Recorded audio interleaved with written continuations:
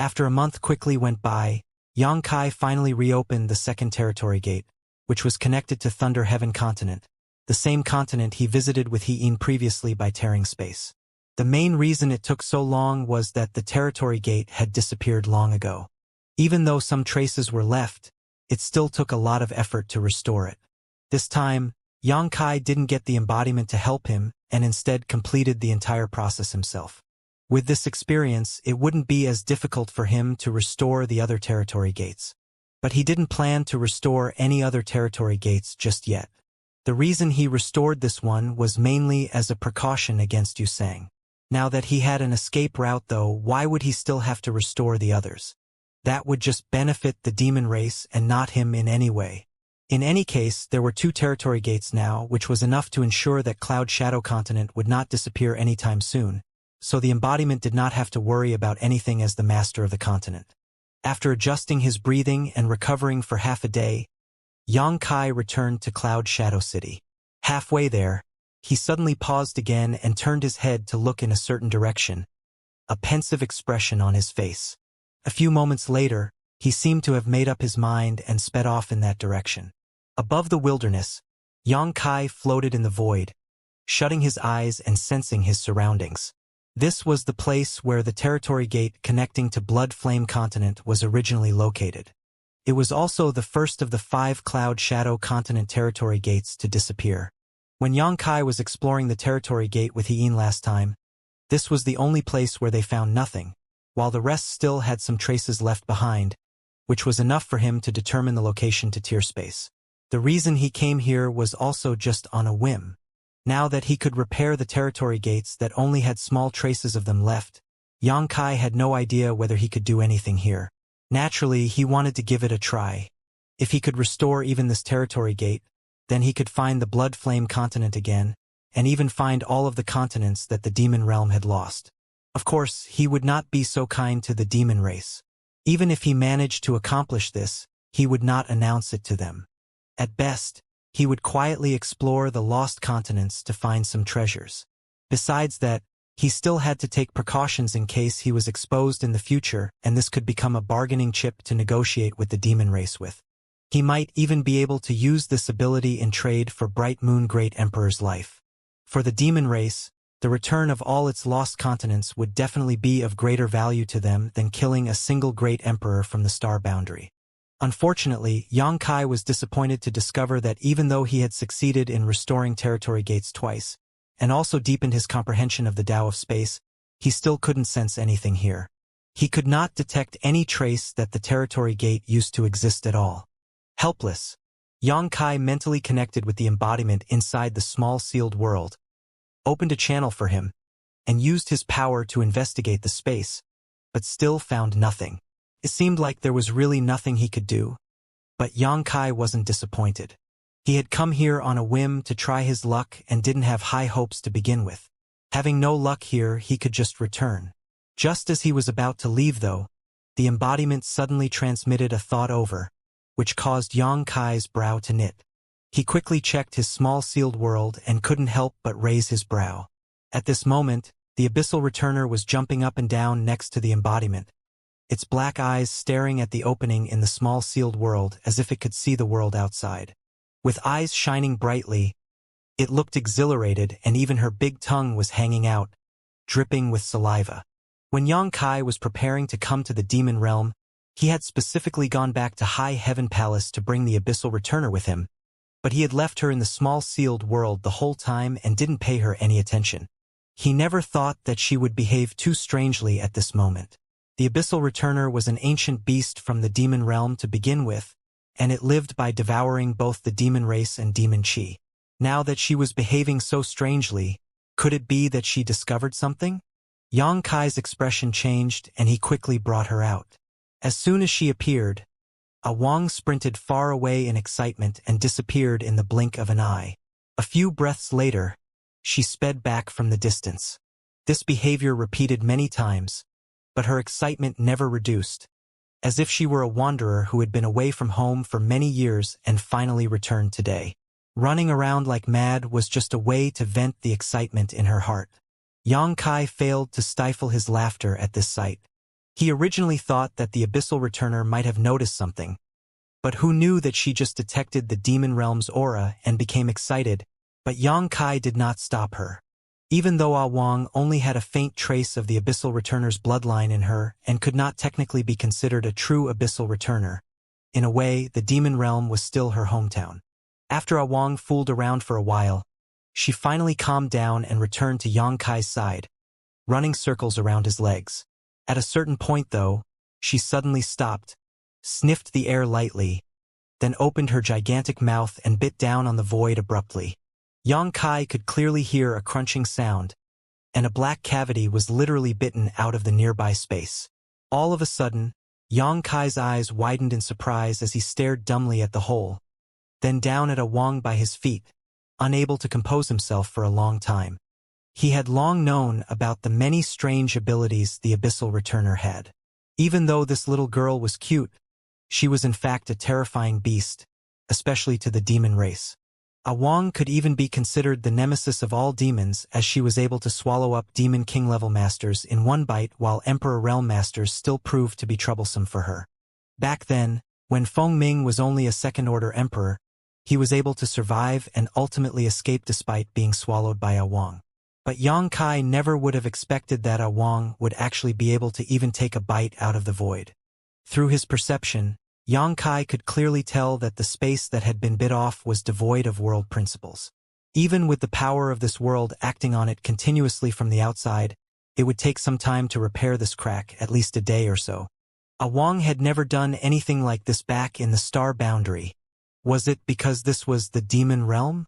The Abyssal Returner had the power to restrain all kinds of the demon chi, so it may also be able to restrain the demon realm's principles. But things hadn't ended yet. After a few more bites, more and more cracks appeared in front of Yang Kai. Yang Kai didn't know whether to laugh or cry at this sight. If he had known this would happen, then why would he have wasted his effort restoring those territory gates? He could have just tossed Ah Wang out and let her chew on the territory gates. Her bite was strong enough to shatter the local world principles and keep them from restoring themselves for a long time, forming another territory gate that existed in a different state. As he was about to reprimand Ah Wang and take her back, though, the embodiment suddenly made a curious exclamation and quickly stopped him. "Don't stop her." Yang Kai frowned and asked doubtfully, "What happened?" Embodiment muttered, "I think I feel the aura of another continent coming from beyond the crack." Yang Kai was visibly shocked to hear this statement. This place was where the territory gate connecting Cloud Shadow Continent and Blood Flame Continent existed long ago. Only, the territory gate had been gone for over 1,000 years and all traces of it had supposedly been lost. Blood Flame Continent had even disappeared from the Demon Realm's map. If the embodiment truly was able to detect the aura of another continent, that proved that they had more hints to trace back to their source, which was undoubtedly Blood Flame Continent. Just as Yang Kai was feeling lost, the dense willow trees and bright flowers lead him to another village. With a solemn countenance, Yang Kai quickly focused his senses, but he couldn't sense the other continent's aura as the embodiment claimed. But that was not a surprise, considering the embodiment was currently the master of Cloud Shadow Continent. Naturally, its perception of this place was countless times stronger than Yang Kai's own. In any case, Yang Kai also began looking around excitedly. Lifting his head, he summoned the embodiment out of the small sealed world, and with a thought, the embodiment immediately used its power as the master of the continent to completely isolate the surrounding 1,000-kilometer region. This way, no one would be able to enter this area, so even if they discovered any secrets here, they would not be exposed. The sound of constant crunching could be heard as Ah Wang chewed on the void ahead. Soon, a black hole about 1 meter in diameter appeared. Yang Kai still did not notice anything, but the aura that the embodiment perceived became more and more obvious. There was in fact the aura of another continent coming through vaguely, which formed a subtle impact on this continent. We really found Blood Flame Continent. Yang Kai couldn't help but sigh. He recalled some information he read before, as well as what Ian had told him. Blood Flame Continent's last territory gate disappeared 1,000 years ago, but before it did, all the Demon King level masters had been evacuated. Even some of the Demon Great Generals and Demon Generals escaped from Blood Flame Continent.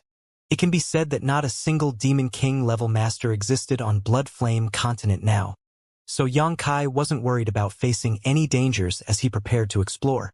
However, the population of a continent was so large that even though the Demon Kings and a large part of the Demon Great Generals and Demon Generals had already left, a large number of demons must have been left behind. Xianxia had no idea how they lived during the past 1,000 years, or whether the disappearance of the territory gate and closure of the continent had any effect on them.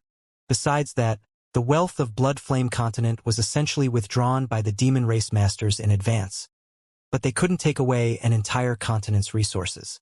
Once Xianxia found Blood Flame continent, it would be equivalent to unearthing the natural resources of an entire continent. The resources of the demon race may be of no use to him, but the embodiment would not turn them down. Especially as the embodiment had now become the master of Cloud Shadow continent and was being influenced by Cloud Shadow source. Its huge body had become filled with demon chi, turning it into a living, breathing demon.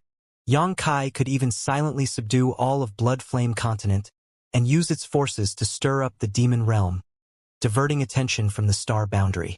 What's more, if he were able to find the Blood Flame continent, it would mean he could find even more lost continents. If he could amass the power of dozens of continents in his hands, he may even be able to challenge a demon saint. In an instant, many thoughts flashed through Xianxia's mind, and, at that moment, he finally felt an aura coming from the void that did not belong to Cloud Shadow continent. Just as the embodiment said, it was the aura of another continent that was leaking across space.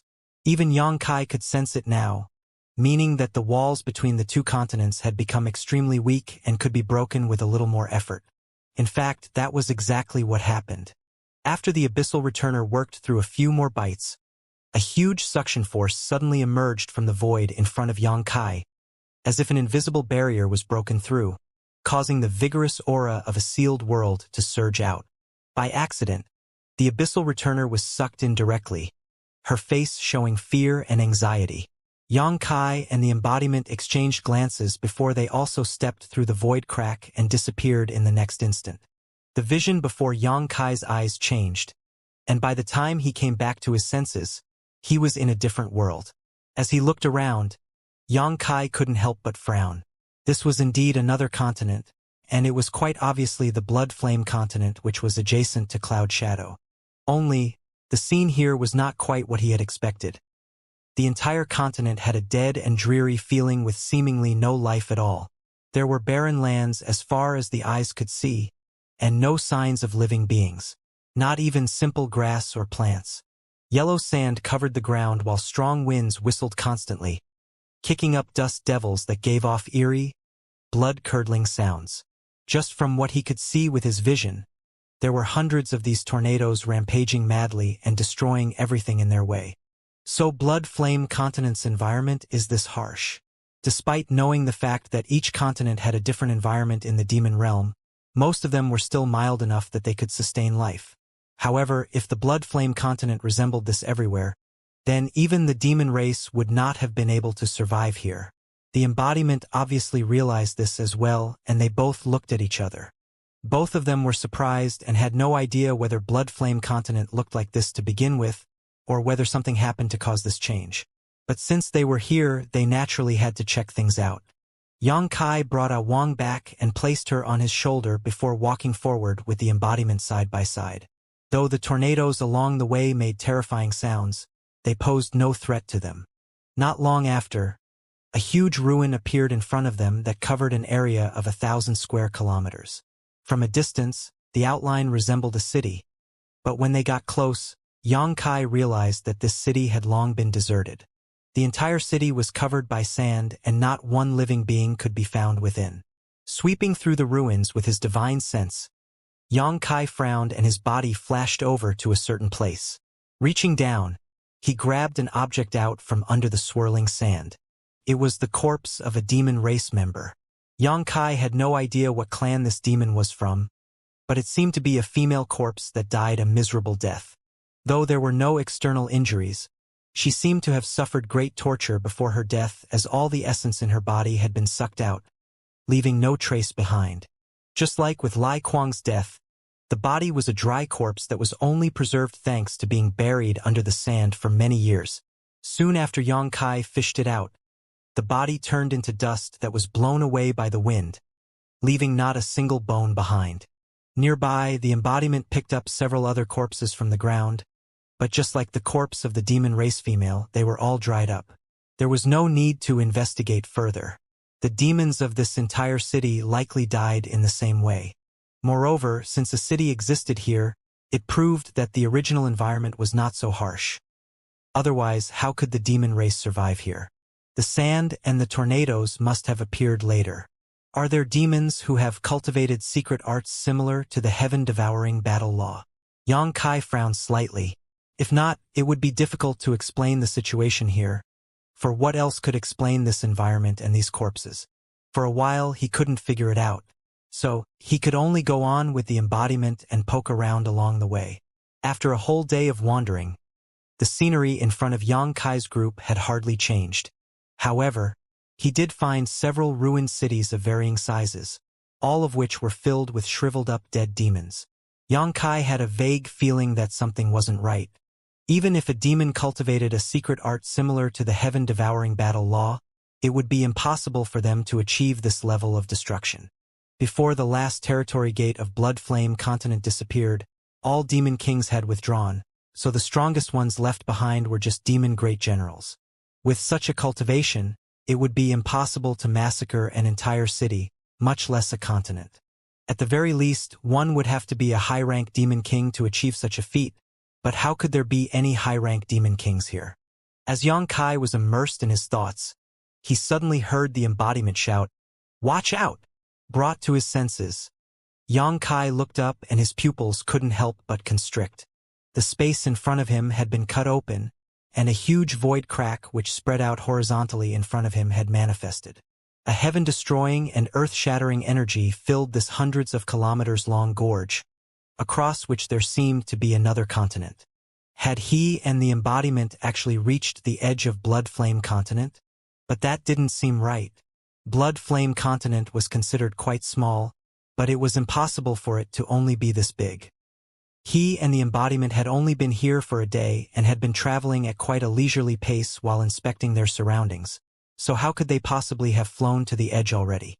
Then, looking at the continent in front of him, Xianxia realized it was actually the same continent they were standing on. Xianxia suddenly had a realization. Blood Flame Continent is breaking apart. The land in front of him was clearly a fragment of the Blood Flame Continent, just like the fragment they were standing on right now. Only what sort of power could actually have shattered a whole continent into countless pieces like this? But remembering that the entire demon realm was in a similar state, Xianxia felt more at ease. In a sense, Blood Flame Continent was a microcosm of the current demon realm. Only there was no vitality here. Could it have been caused by blood flame separation from the demon realm after the disappearance of the last territory gate? That was a possibility, and if that was truly the reason, then it would explain the harsh environment here today. If the demon realm was compared to a person, then each continent was an organ of that person's body. Blood Flame Continent was just like an organ that was separated from the demon realm after the territory gate disappeared, causing it to collapse and devolve into what it was now. If a person's hand was cut off, then it would also just rot away, which was the best reflection of Blood Flame Continent right now. When he thought about this, Xianxia felt shocked again. If this speculation was true, then the future of the entire demon realm was in jeopardy. A person could live after losing a hand. Even without any limbs, a person could survive. However, if even their 5 viscera and 6 organs were to be lost, the disappearance of each continent was equivalent to one of the demon realm's organs, and once enough of them disappeared, it would surely affect the survival of the entire demon realm. Could the demon race's invasion of the star boundary be related to this? With the demon realm gone, the demon race would have nowhere to go, so they naturally had to find a new home, and the star boundary was their target. Xianxia's face paled at that thought. If his suspicions were proven true, then the demon realm would not stop at just a simple invasion. They would not rest until one side or the other had been wiped out. The star boundary could only accommodate a limited number of people, and the demon race's population was so large that even the entire star boundary may not be enough to accommodate them, let alone leave space behind for the residents of star boundary.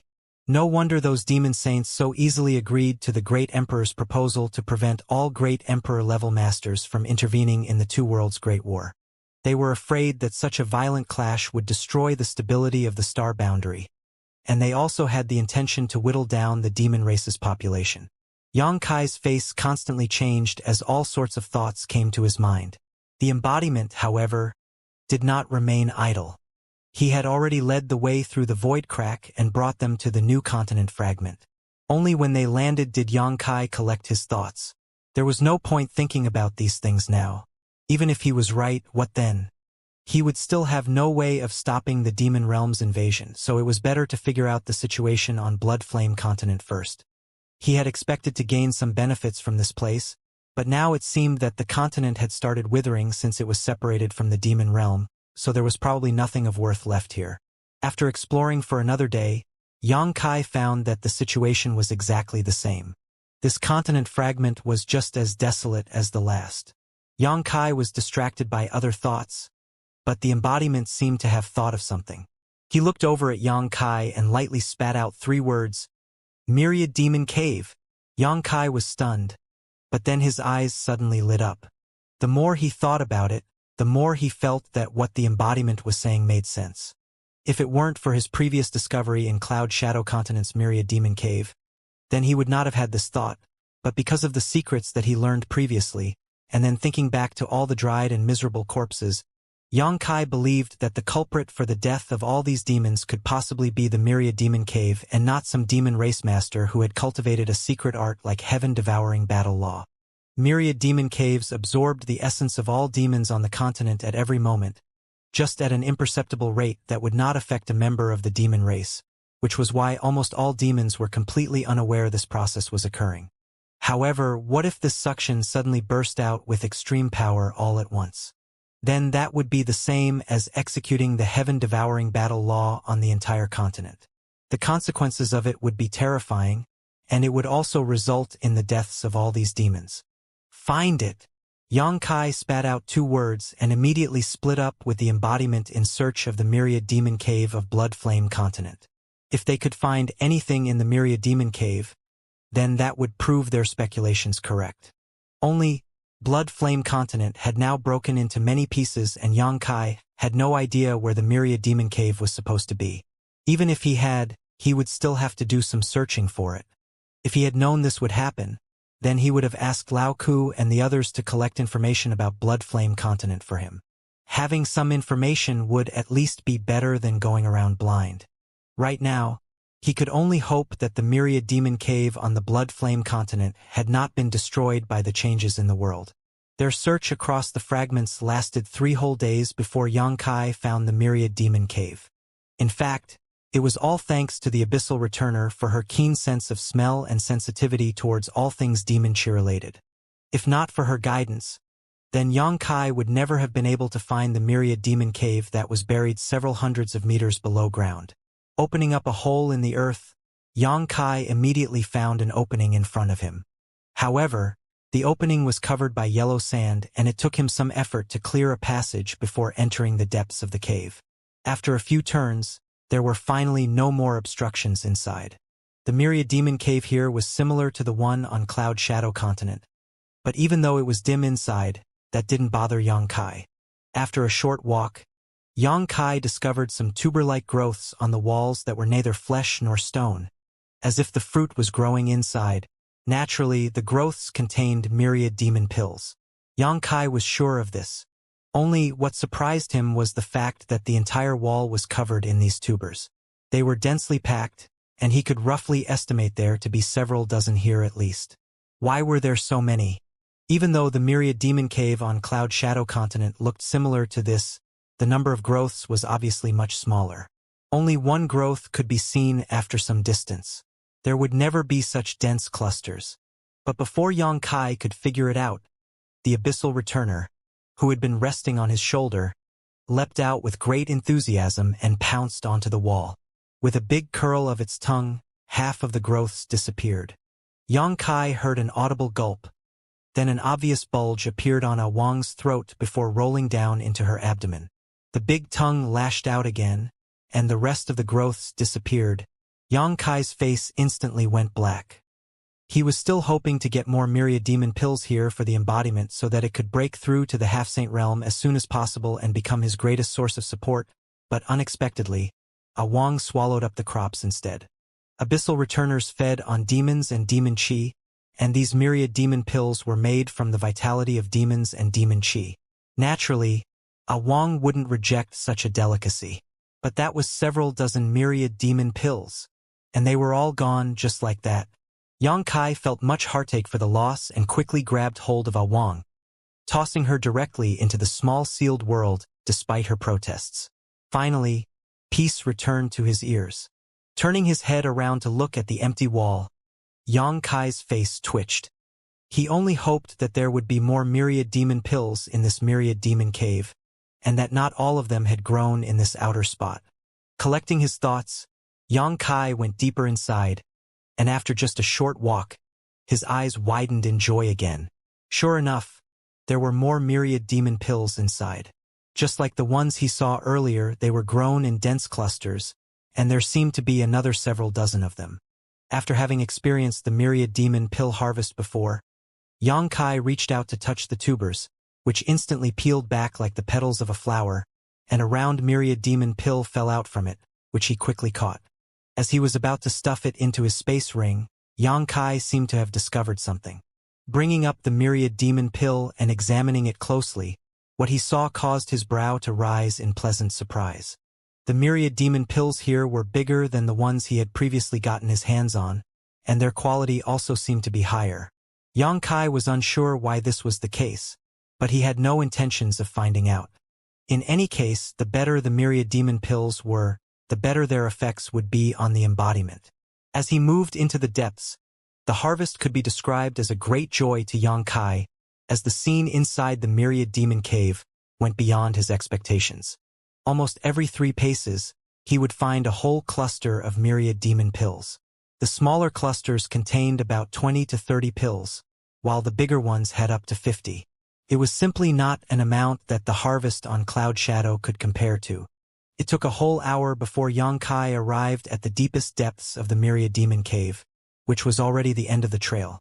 There were no paths forward, and he had already collected all the myriad demon pills he passed along the way.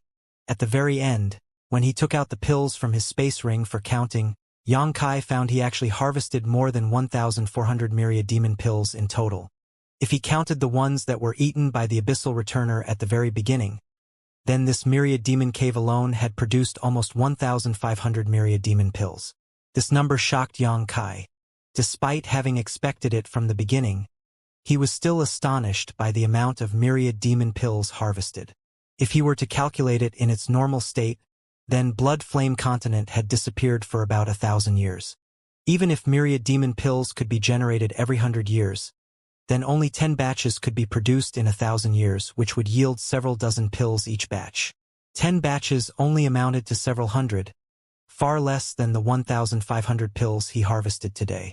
But Yang Kai knew that the myriad demon pills here were not produced under normal circumstances, but were rather the result of the dramatic changes on Blood Flame Continent. These were the results of the myriad demon cave suddenly erupting with immense suction power and wiping out the continent's inhabitants with its devouring abilities. But of course, if the essence of the demon race of the whole Blood Flame Continent were to be converted into myriad demon pills, it would surely be far more than just 1,500, 15,000, or even 150,000. However, this continent was a dying part of the demon realm to begin with, so it was possible that the myriad demon cave did not function properly. The fact that it was able to produce 1,500 high-quality pills in the myriad demon cave was already an opportunity born out of fortune. Asking for more would be too greedy. When Yang Kai came out from the myriad demon cave, the embodiment was still nowhere to be seen. But there was no need to look for it either, as there was a subtle connection between them. If he did not find him in the cave, then the latter would definitely look for him on his own later. On the other hand, this continent they were on, Yang Kai pondered for a long time before making up his mind. Summoning the sealed world bead, under the stimulation of his techniques, A cloud of smoke burst out from it, and it transformed into a humongous creature that resembled a fat tadpole. Only, it was nothing more than an outline without any features other than a gigantic mouth that looked big enough to swallow the heavens and devour the earth. Opening its big red mouth, it bit down on the continent beneath it, and with a crack, a large chunk of the continent went missing. An unexpected change happened to the sealed world bead back then when Xianxia returned to Hung Luo Starfield. Through various coincidences, it gained the ability to transform into this huge creature that could even devour planets. Gun, as Xianxia named him, had already devoured several cultivation stars in Grand Desolation Starfield, causing the space inside the sealed world bead to become extremely vast. Now, all the living beings from those cultivation stars were existing peacefully inside the small sealed world. Since no life was left on Blood Flame Continent, and the continent itself turned into barren land, it was suitable to become fodder for the sealed world bead. After all, the Demon Realm's world principles still existed in this place, which would be very useful for perfecting the internal space of the sealed world bead. Since Blood Flame Continent could no longer return to the Demon Realm's territory, Xianxia naturally wouldn't let such a huge resource go to waste. After a few bites, the continent fragment Xianxia was standing on quickly became smaller, leaving a haunting mass of nothingness where it used to exist. In just a matter of days, the fragment was completely devoured by Gun, leaving no traces behind. Under Xianxia's control, Gun aimed at its next target, the neighboring continent fragment. The embodiment finally returned at that point. He had obviously noticed the movements from this side and understood as soon as he saw Gun. Accepting the space ring that Xianxia tossed over, he swept over it with his divine sense and instantly exclaimed, "So many!" He was clearly surprised by the huge number of myriad demon pills as well. According to Xianxia's estimation, 3,000 myriad demon pills would be enough for the embodiment to break through to the half-saint realm, which meant the goal was already half done. If they could find another place similar to the Blood Flame Continent, then they would be able to gather enough cultivation resources for the embodiment to enter the half-saint realm. The demon realm had lost many continents over the years, with Blood Flame being just one of them. Now, with the help of Ah Wang, finding other lost continents couldn't be simpler. Xianxia had already made the decision to search for other lost continents as soon as they were done here, so he could gather more myriad demon pills. Once the embodiment broke through to the half-saint realm, his work in the demon realm would become much easier. Wasn't this just a perfect opportunity for him? Before coming here, Heaven's Revelation's great emperor, Chu Tianji, told Xianxia that an opportunity was waiting for him in the demon realm, as well as a disaster. Xianxia had a certain degree of trust in Heaven's Revelation's great emperor's words, as there was naturally a reason he was given the venerable title of Heaven's Revelations. Only, if this was the opportunity, what was the disaster? Could it be that his intentions were going to be exposed, and he was going to have a falling out with Yu Rumeng? Going against a demon saint in the demon realm would truly be a great disaster. Gun needed time in order to devour all of Blood Flame Continent's fragments, so Xianxia decided to oversee it himself while the embodiment returned to the small sealed world to begin devouring and refining the myriad demon pills. The myriad demon pills they obtained on Cloud Shadow Continent had all been swallowed up already, but this time, the over 1,400 pills were obtained on Blood Flame Continent, which was no small number. Even with the heaven-devouring battle law, the embodiment would still require 2 months to completely refine this number. Even though the heaven-devouring battle law was powerful, it was not omnipotent. It was bound to have its own tolerances and limits. If too many myriad demon pills were taken at a time, the embodiment would need time to digest their essence so the effects could be maximized. In the blink of an eye, more than 20 days passed. Gun finally managed to devour the entirety of Blood Flame Continent's remnants. Not only had the space within the sealed world bead grown once again, it even adopted some of the demon realm's world principles. The passageway that they came in from before had long disappeared, most likely because it was repaired by Cloud Shadow Continent's world principles. Fortunately, Xianxia had the abyssal returner, so he released her and had her search for traces before biting open a passage. Only then was Xianxia able to return to Cloud Shadow Continent. After gaining his bearings, Xianxia made his way back to Cloud Shadow City.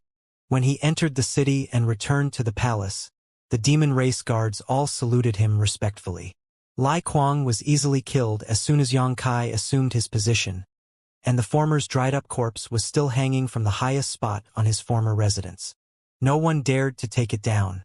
Then, Yang Kai led his forces to fight against Blue Plains continent, securing victory against a supposedly far stronger foe and killing 6 high-rank demon kings, completely subduing Blue Plains continent before he stabilized the last remaining territory gate with his own strength. The events that took place in just a short few months were so shocking that even if they did not participate in them personally, the demons at the palace still heard of them, so they had no reason to be disrespectful. For the demon race, having a powerful boss made them feel proud. Yang Kai didn't see Lao Ku and the others, and had no idea what they were busy with. But he did not intend to look for them. He summoned Xiao Wu and told her to prepare some warm water so he could bathe and change his clothes. Having been out the past few days, Yang Kai had naturally been covered in dust, so now was a good opportunity for him to relax and properly think about his next plan. After a while, a huge pool of water with a comfortable temperature had been prepared along with flower petals sprinkled on its surface to give it a pleasant fragrance. Leaning against the sides of the pool, Yang Kai immersed his body in the water. With one hand draped over the edge, he casually picked up some jade slips from the side and looked through them. These jade slips had been handed to him by Xiao Wu earlier. He was told that they were the information that the scouts from the 2 continents he sent out to hunt for news had brought back. All of these slips had been collected by her as Yang Kai wasn't around. Yang Kai did not specify what sort of information he wanted the scouts to obtain, only instructing them to report on all matters whether big or small. After all, he was searching for news related to Bright Moon Great Emperor, so Yang Kai didn't dare to act overtly. He only hoped to be able to find any spider's threads or horse tracks that led to Bright Moon Great Emperor's location through this myriad of information. Looking through each jade slip, most of them seemed to consist of trivial matters.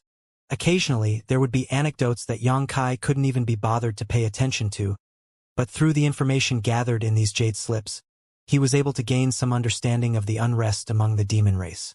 The demon race had never been a quiet and peaceful race. Even as they were at war with the star boundary, internal struggles did not cease. Rather, the flames of war never settled. This day, the demon king of this continent would enter into a conflict with the demon king of that continent, and the next day, the demon king of that continent would find helpers to get revenge. In short, many places were in utter chaos. This convinced Yang Kai even more that the demon saints intended to thin the demon race population through the help of various means. Otherwise, all they had to do was toss all these demons onto the 2 worlds' battlefields. However, one of the jade slips revealed information that made Yang Kai a little concerned. The matter recorded on the jade slip was that regarding a place called Eternal Sky Continent. This continent originally had 6 territory gates that were connected to 6 different continents. But more than a year ago, 4 of the territory gates suddenly disappeared. Not only that, but the remaining 2 territory gates were heavily guarded. No one was allowed to enter or leave.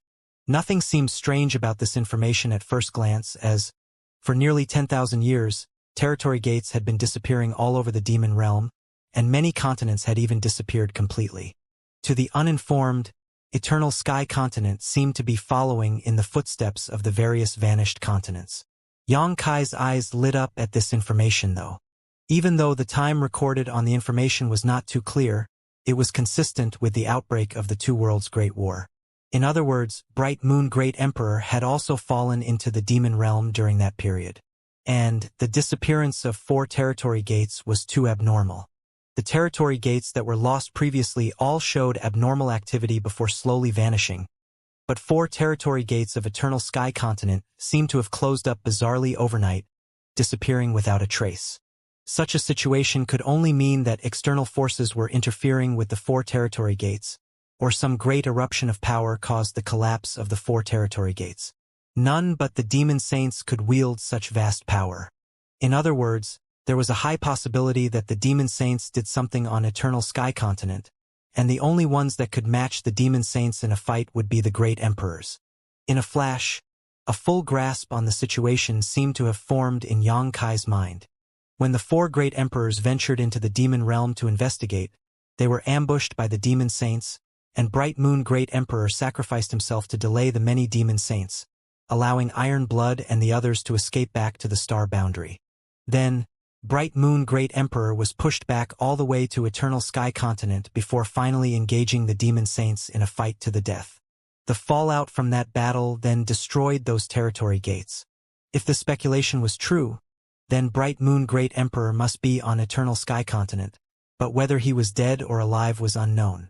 However, Bright Moon was a great emperor who had gained the star boundary's recognition.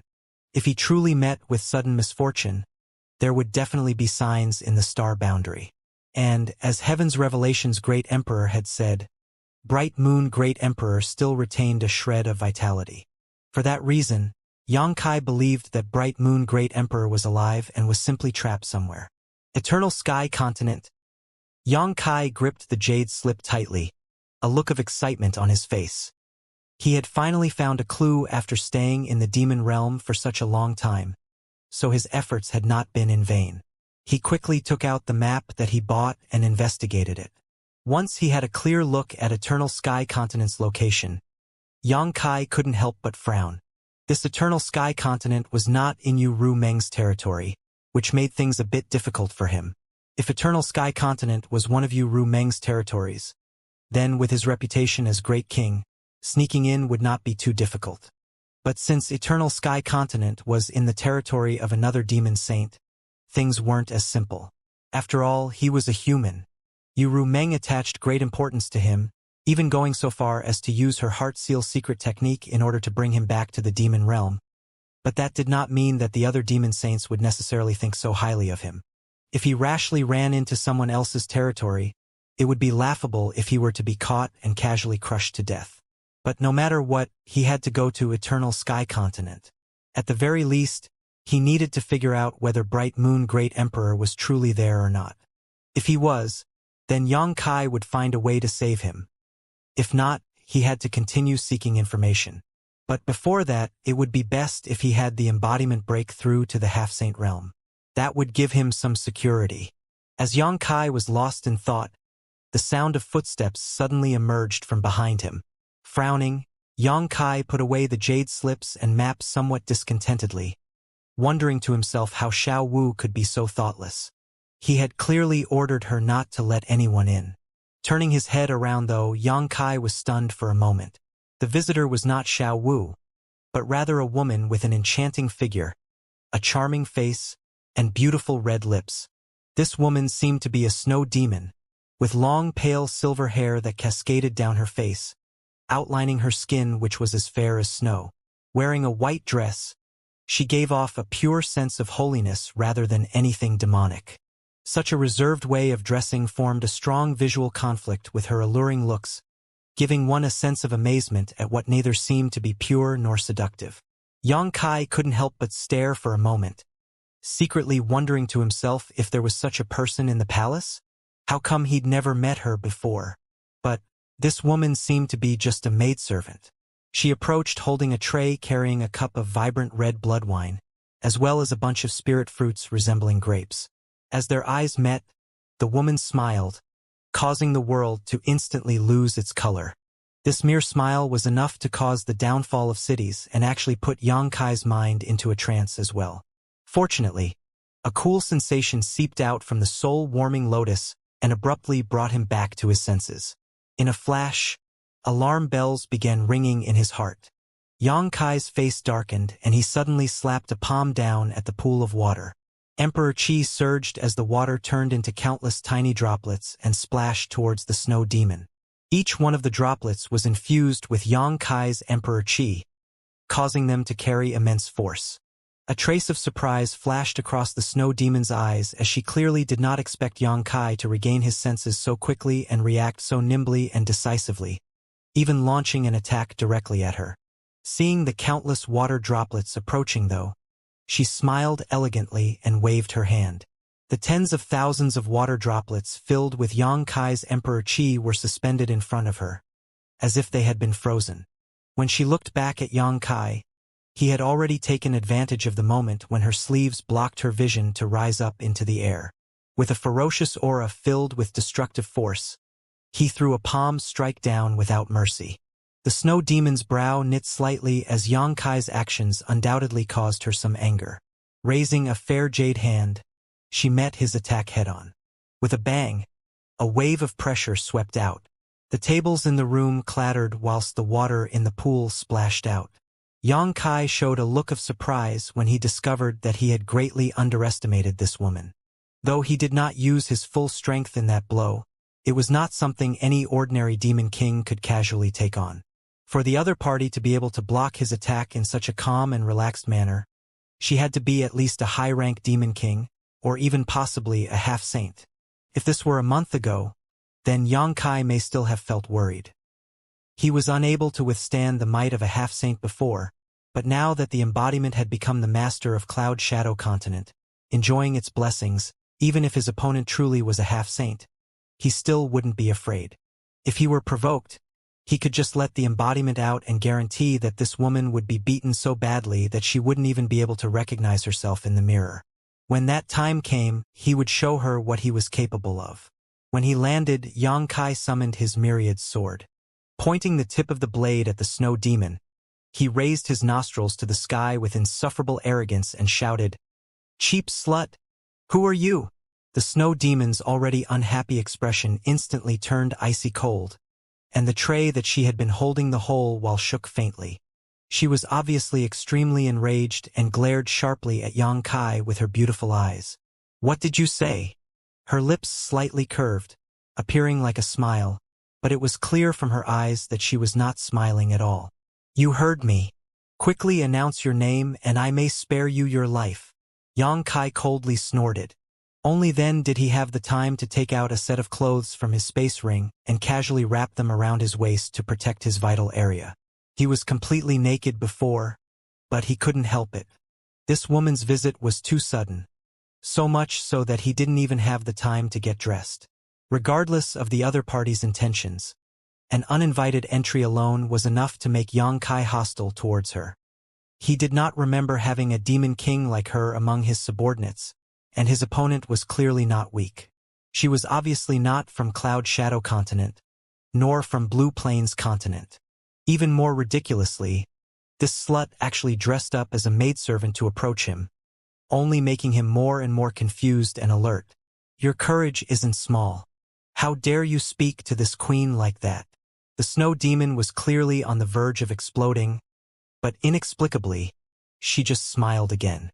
"You're the one whose courage is great, daring to barge in even while a man is bathing. A single woman being in the room with a single man? Aren't you afraid that something will happen?" While speaking, he even deliberately ran his eyes over her body, as if he was eager to profane it with his gaze. The snow demon answered indifferently, "And what is it that you wish to happen?" Xianxia laughed. "When the mood strikes, whatever can happen will happen when the spear points at its mark." The snow demon's expression became odd as she looked at him, but then she suddenly covered her mouth and laughed like a trembling flower branch. Though she appeared pure and holy, it did not mean that she did not understand Xianxia's words. However, the way she laughed made her seem seductive and charming. "What are you laughing at? You think this is funny? I'll knock your teeth out if you dare laugh again." Xianxia cursed her out loud and in his heart, still flaring his nostrils at her. How could women in this world be so bold and outrageous? Yu Meng was like this, now this snow demon was also like this. Even though he was practically naked at the moment, that did nothing to deter her. It was a long while before the snow demon put away her smile and slowly shook her head, the hair behind her back dancing along to her movements like a silver spirit. "I was planning to give you a severe punishment, but seeing how amusing and interesting you are, I'll let you off with just a light one." After a pause, she tilted her head and looked at Xianxia. "But then again, if Yu Meng were to know how you teased this queen, what do you think she would do to you?" Xianxia frowned. "It's still not clear who will do what to whom here yet." Xianxia's arrogant stance stunned the snow demon for a moment, as if she did not expect him to show no regard for even Yu Meng. As her beautiful eyes carefully examined Xianxia, she slowly revealed a look of surprise. How extravagant of her that she'd actually be willing to spend so much on you. Xianxia was puzzled by her words, But before he could inquire further, Xiao Wu, who was outside, stumbled in alongside Li Shiqing, who lived next door. They had clearly heard the commotion, so they ran over to investigate. But when she saw Yang Kai's almost naked body, Li Shiqing immediately covered her eyes and turned around. Hualala! 2 rows of soldiers also rushed in from outside with Lao Ku in the lead, filling up the room in an instant. Though the previous exchange between Yang Kai and the snow demon was short, they did make a great deal of noise. If even that were not enough to attract Lao Ku's attention, then that would have been a dereliction of duty. After all, he was the city palace's commander. "Great King, what happened?" Lao Ku asked in an alarmed voice. Yang Kai immediately cursed. "You group of wastes! If you can't even realize when someone sneaks inside, what does this king need you for?" Even though the snow demon was a half-saint, and not someone Lao Ku could compete with, it was still very inappropriate to allow her to barge into his room. At the very least, he should have been aware of it. Only then did Lao Ku see the silver-haired woman with the alluring figure in the room, and a layer of sweat instantly built up on his forehead. Swiftly, he cupped his fists and pleaded, "Please calm your anger, great king." Looking up once more, his eyes that were looking at the snow demon's back were filled with an outpour of rage. Yang Kai waved his hand impatiently. "What are you still standing around for? Take her down." He had been unable to test this woman's depth earlier, but now he could use Lao Ku's hand to probe her. Lao Ku immediately accepted the order, and while holding in his building anger, his demon chi surged and sent a palm towards the snow demon's shoulder, changing into a claw mid-strike. He clearly intended to capture her before considering anything else. Lao Ku's anger-fueled strike was no joke. Despite his advanced age, Lao Ku was still a high-rank demon king after all. But the snow demon remained nonchalant, staying calm as she stood there unmoving. Then, her body suddenly turned to her side and her beautiful eyes looked askance at Lao Ku, a light smile hanging on her lips. For eyes suddenly met, and Lao Ku's pupils shrank to the size of a needlepoint. The burgeoning aura of a high-rank demon king disappeared into nothingness like a snowflake under the blazing sun. The claw that was less than a meter away from the snow demon's slender shoulder stopped abruptly, and the mad winds it stirred up simply blew past the snow demon's silvery hair. Time seemed to freeze. More and more sweat gathered on Lao Ku's forehead, which converged into beads the size of beans before sliding down his face, his body trembling uncontrollably. Xiao Wu also could not help but cover her mouth as she looked shocked at the snow demon's profile. Seeing this situation, Yang Kai frowned. He glanced at Xiao Wu, then at Lao Ku. All of a sudden, things seemed to become a bit complicated as he could clearly see the fear in Lao Ku's eyes. Did Lao Ku recognize this woman? What were her origins, to be able to cause so much fear in a high-rank demon king? Sure enough, she was a half-saint, wasn't she? But just as he was lost in thought, Lao Ku quickly withdrew his hand and fell to his knees, bowing his head low and shouting in a trembling voice, "Lao Ku greets Holy Venerable." Hualala! The demons who were all originally watching the snow demon vigilantly also fell to their knees. Yang Kai's eyes bulged so much they practically popped out of their sockets as he stared at the snow demon in front of him with utter confusion and shock. Holy Venerable! He heard what Lao Ku called this woman just now. Only the 12 demons who stood at the top of the world were qualified to possess the title of Holy Venerable. Even the half-saints under them were not qualified to be called so. This woman is actually a demon saint? Yang Kai was instantly drenched in cold sweat as things were really not looking good. He originally thought that the intruder was merely a half-saint and that if he joined hands with the embodiment, with the convenience of them occupying Cloud Shadow Continent, they wouldn't have to fear a half-saint too much. But if they were facing off against a demon saint, the situation was very different. Even with Cloud Shadow Continent's blessings, Yang Kai and the embodiment would probably still be easily pinched to death by this opponent. Yang Kai was now cursing incessantly in his heart. If you're a demon saint, then make it clear from the beginning. What are you doing sneaking in dressed as a maidservant? It was no wonder why Lao Ku and the others did not notice anything. For a demon saint, sneaking in unnoticed by a bunch of demon kings was as simple as taking a stroll in their backyard.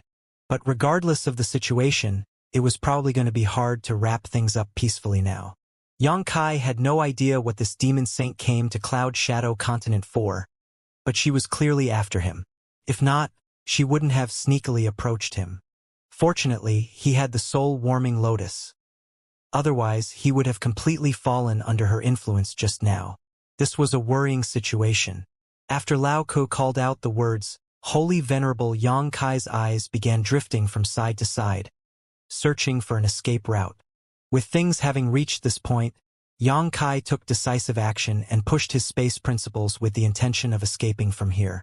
No matter what his opponent's intentions were, a demon saint wasn't someone he could possibly fight against now. If he were truly to fall into her hands, then even death would be an extravagant hope. Unlike Yu Rumeng, who was restrained by the Heart Seal secret technique and would not harm him no matter how he treated her, this woman was completely free of such worries. Who knows whether she had any sort of torture session prepared for him? The moment Yongkai tried to push his space principles, though, the snow demon suddenly turned her head around and smiled. "Where do you think you're going?" Saying so, she raised her hand gently and flicked a finger toward Yongkai's direction. A prison formed around him, sealing off this section of the world. Yongkai's body, which was just beginning to flicker, was knocked back from the void.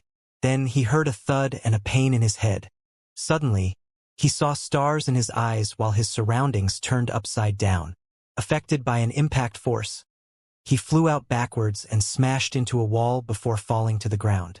When Yongkai regained his footing, he grimaced in pain for quite a while, reaching a hand up to stroke his forehead, feeling a large bump on it.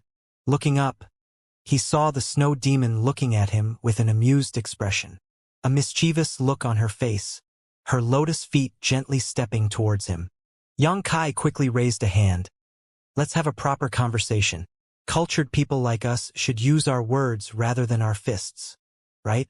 The snow demon revealed a light but charming smile, but Yongkai only felt that her smile was more vicious than any reaper's blade. He laughed bitterly in his heart that his luck was truly bad. He was just minding his own business in the main palace when a demon saint suddenly snuck in. Now, the only one who could save him was Yu Rumeng, but that woman was still back on Enchantment Continent, which was over 100,000 kilometers from here. By the time she received the news, his corpse would probably have gone cold. "Use our words rather than our fists?"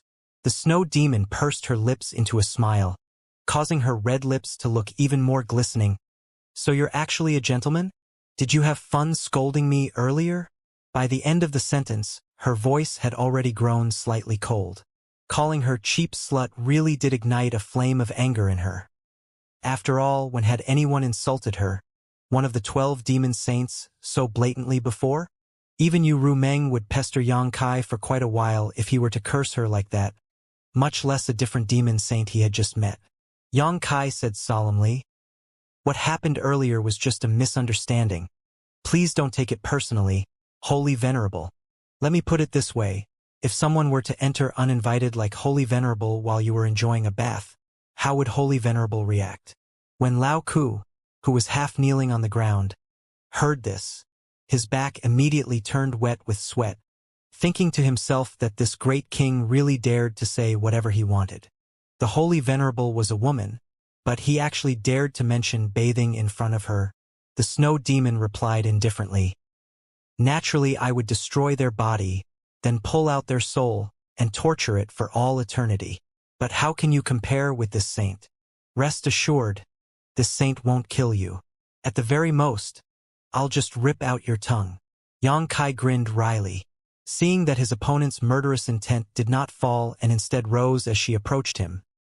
He knew that there was no way to escape some suffering today. At that moment, his will to resist swelled, fueled by his anger and indignation. "This king may not be as strong as you, but I'm afraid ripping out my tongue won't be that easy. If Holy Venerable insists on this course of action, then this king will have no choice but to resist to his death." Raising the myriad's sword horizontally in front of him, his expression instantly became tranquil as an ancient well. The snow demon giggled.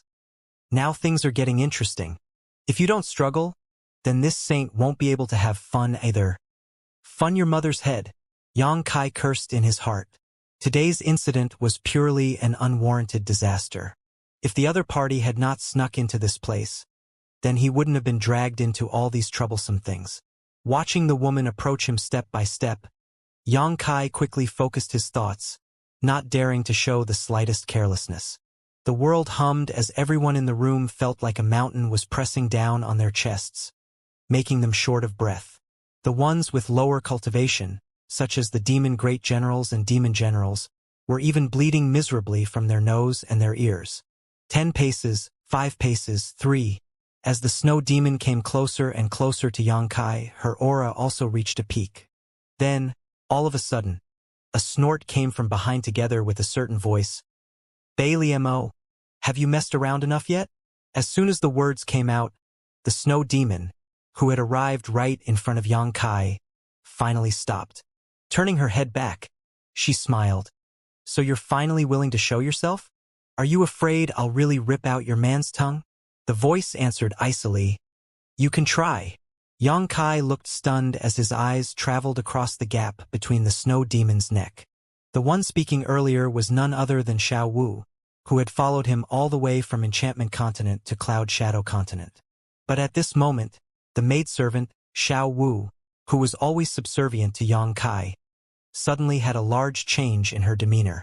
Even though the crisscross of scars on her face remained, a terrifying aura now surged from her body, and her bearing suddenly became extremely imposing. Her eyes were filled with anger, as if they were overlooking the masses from above the clouds. Yu Ru Meng. The aura emanating from Xiao Wu's body at the moment clearly belonged to Yu Ru Meng. A thought flashed in Yang Kai's mind, and he immediately understood what happened. Soul descent.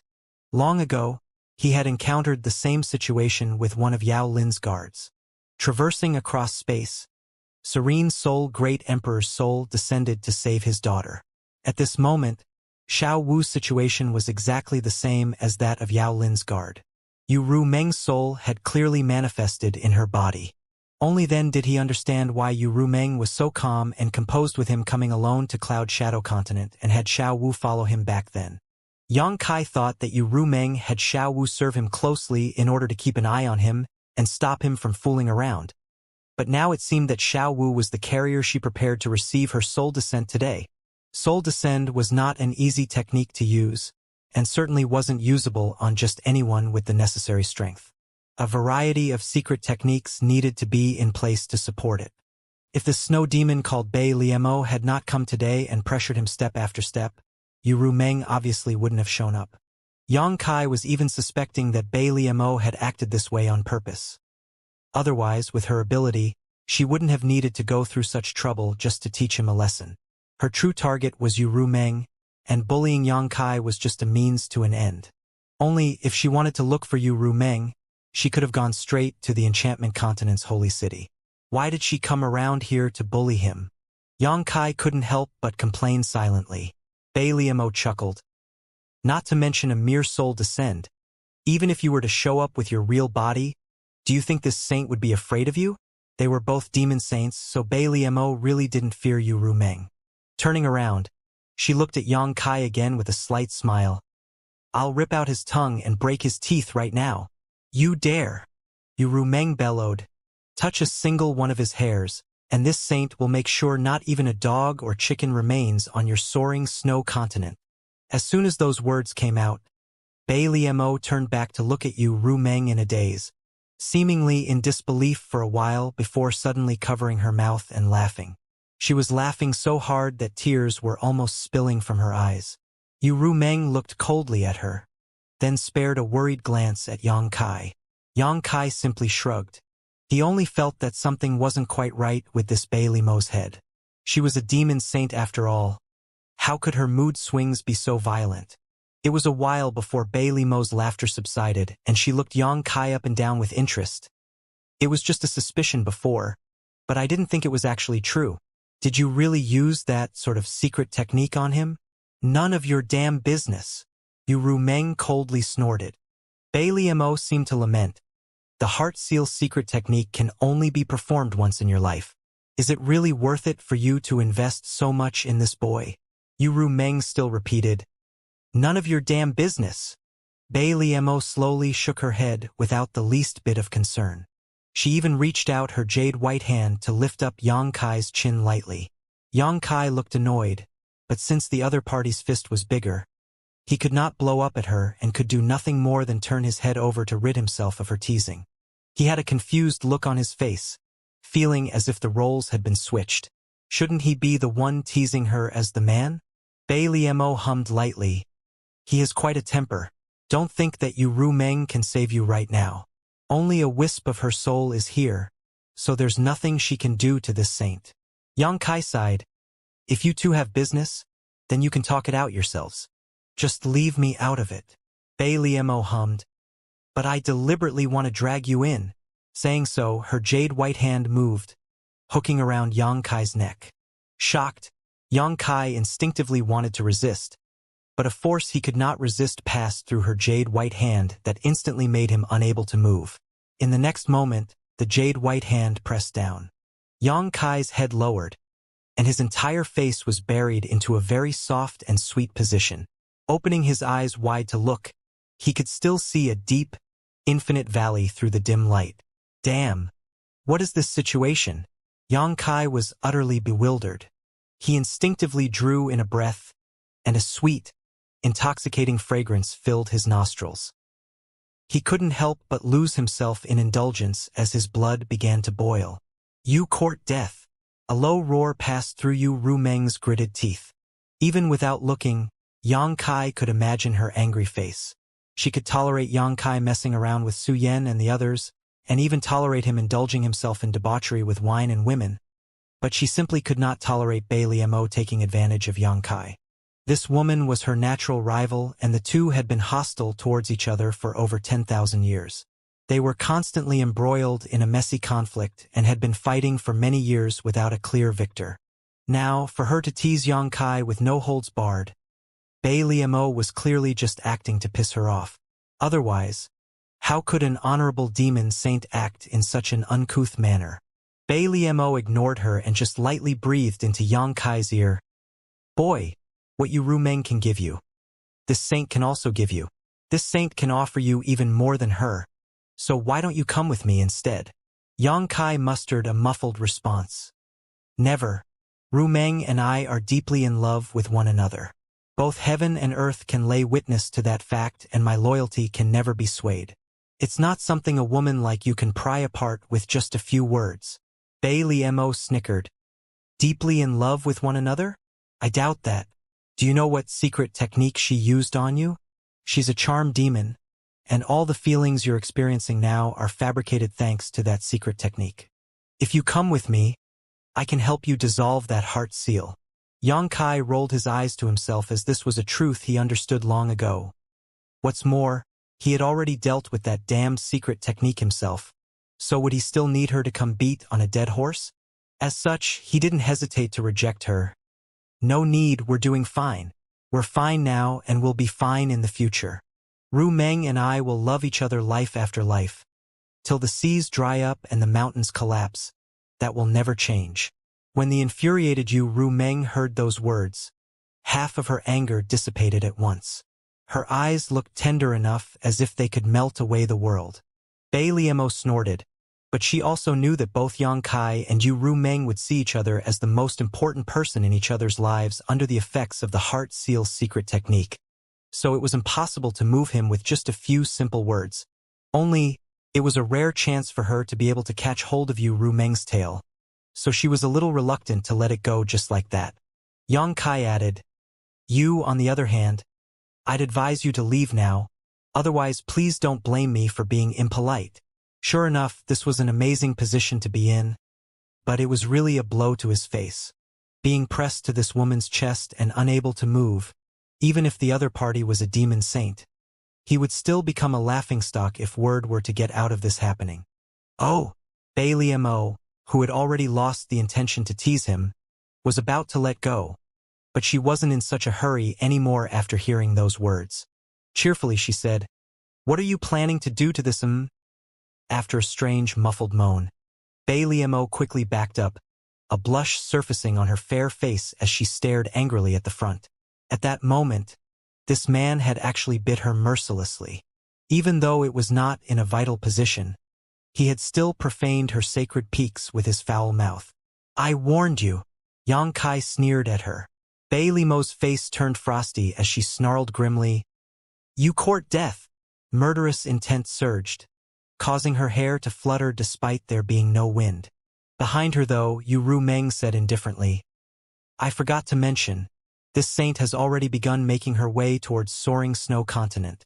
If you don't want this saint to shatter your precious home, you better start behaving. Bei Limo may not be too concerned if it were any other continent, but soaring snow continent was very important to her. It was where she was born, raised, and rose to fame. This time, it was also because of soaring snow continent that she came looking for Xianxia. If Yu Rumeng really shattered her main continent, then it would have a huge impact on her. Bei Limo knew that with Yu Rumeng impeding her, there was no way she could do anything to Xianxia, unless she was ready to completely fall out with her. As such, she couldn't help but snort coldly and grit her teeth, glaring at Xianxia. This queen will settle accounts with you next time. After withdrawing her murderous intent, she turned around and looked at Yu Rumeng. Let's talk. What do you want to talk about? Yu Rumeng asked her. Bei Limo smiled. Then divine sense surged as she began discussing something with Yu Rumeng. No one knew about the contents of the two demon saints' conversation. Only, from the changes in the two's expressions, it was clear that there was an argument before a compromise was finally reached. It was only after some time that Bei Limo declared, It's settled, then.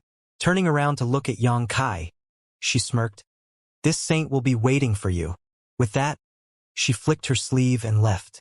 Crazy bitch, Xianxia muttered before reaching up to rub his forehead. He had his forehead flicked by her earlier, and now a large bulge had swollen up on his head that did not ease even now. That woman was also heavy-handed. If she had flicked anyone else this hard, half of their life would probably have been lost. All of you withdraw. Yu Rumeng waved her hand and ordered. Lao Ku and the others quickly accepted the order and retreated. Once the door was shut, Yu Rumeng turned to Xianxia and asked with concern, Are you all right? With fear lingering on his face, Xianxia slowly nodded his head. I'm fine. But what's the situation with that woman? Yu Rumeng sighed. She came to seek you out for help. Xianxia sneered. Then I don't see the least bit of sincerity from her. After a moment of silence, he simply asked, Territory gates? If there was anything he could help the demon saints with right now, it would be to repair and maintain their failing territory gates. There was no way his actions on Cloud Shadow could be hidden from the watchful gaze of others. Right now, Cloud Shadow Continent had two functioning territory gates, one of which was stabilized by Xianxia while the other had been restored by him. Yu Rumeng had also mentioned in the past that strange things had been happening to the territory gates of many continents. What was true of Yu Rumeng's territory was naturally true of the territories of other demon saints. Since Xianxia had the ability to repair these gates, it was only natural that these demon saints would have their eyes on him. Only Bei Limo's territory was very close to here. Since she was neighbors with Yu Rumeng, she had been the first to rush over. In other words, even if Bei Limo did not come today, there would still be a Nan Limo and a Dong Limo looking for him in the future. Yu Rumeng nodded. It is exactly for that reason. She wants you to go to her territory and restore her lost territory gates, as well as stabilize the ones that are failing. Did you agree to it? Xianxia frowned. Yu Rumeng sighed. What else could I do? These things will have to happen sooner or later. Even though she had Xiao Wu follow Xianxia in preparation for encounters like this, she herself was clear that he would eventually attract the attention of other demon saints with his abilities, so she might as well take a proactive approach rather than allow those demon saints to band together and pressure her. What's more, with such abilities to back Xianxia up, no one would dare to take his life in the demon realm. What price did she have to pay? Xianxia asked. 5,000 myriad demon pills. Quoi? That's a lot. Xianxia raised his brow and said with no trace of politeness, I want half. Yu Rumeng was amused. What do you need myriad demon pills for? Even though Xianxia experienced cultivation dissonance in the star boundary and possessed demon essence, myriad demon pills should still be useless to him. It would only cause him harm to refine them. Why do you care? Just tell me whether it's a yes or a no. Ru Meng was aware of the embodiment's existence, but he didn't intend to tell her about the details at this time either, lest she think too much. But then again, Cloud Shadow Continent was Ru Meng's territory. Now that the embodiment had refined Cloud Shadow Source and become the master of this continent, if Ru Meng were to personally visit, she would definitely find a few clues. After all, it wasn't easy to deceive a demon saint. But right now, only a wisp of her soul was visiting across space. So Xianxia wasn't afraid of exposing anything. Fine. I'll give it all to you, alright? Even though 5,000 myriad demon pills was a huge sum, equivalent to the harvest of several dozens to 100 continents added together, it still wasn't enough to enter Ru Meng's eyes. She had been a demon saint for many years, so the myriad demon pills she had on hand were countless. Following these words, Ru Meng shot Xianxia a glance that caused him to shiver and avert his gaze. If it were Ru Meng in her own body, then this would have been a pleasing sight to behold that would arouse one's heart. But the key point was that her soul descent target was Xiao Wu. Even though this girl's figure was not bad, the crisscrossed centipede-like scars on her face were a little revolting. So how could Xianxia dare to look at it more? But unexpectedly, Ru Meng wouldn't relent. She walked right to him and grabbed his collar with one hand. Looking up at him, she gritted her teeth. Why aren't you looking at me? Is it because you think I'm very ugly right now? Xianxia shot a quick glance at her before averting his gaze again.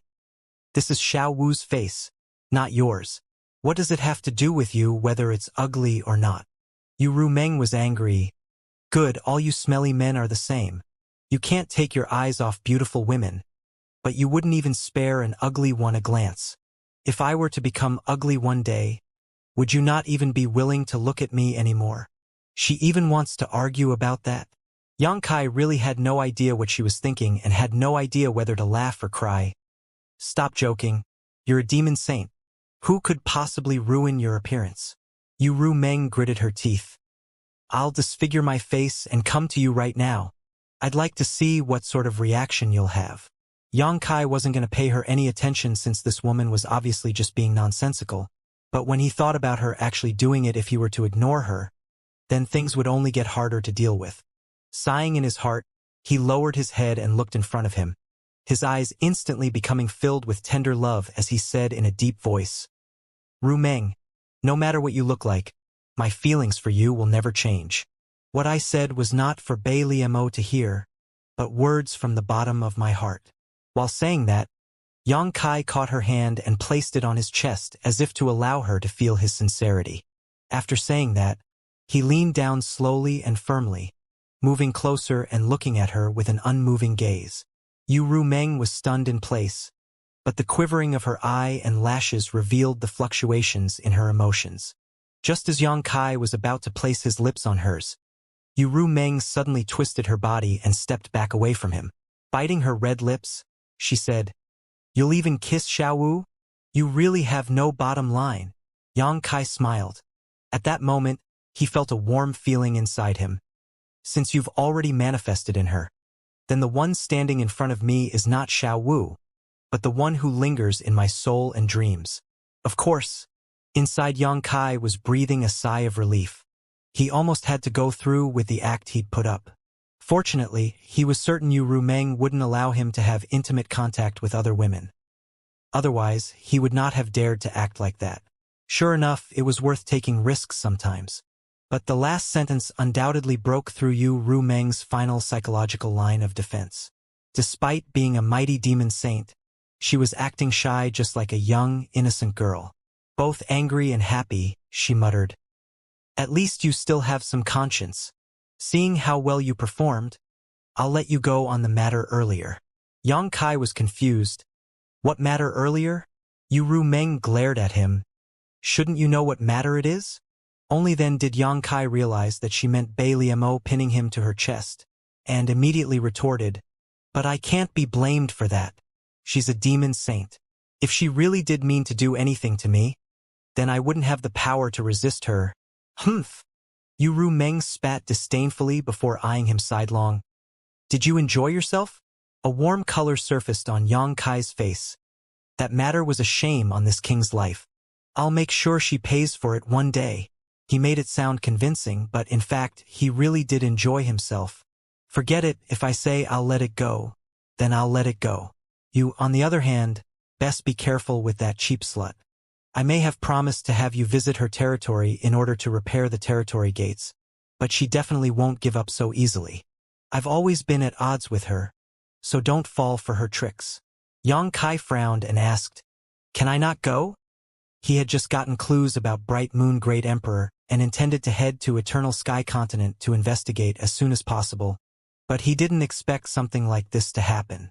He had no idea whether Eternal Sky Continent was in Bei Limo's territory or not, but if it was, then he wouldn't mind. Otherwise, it would be a waste of time.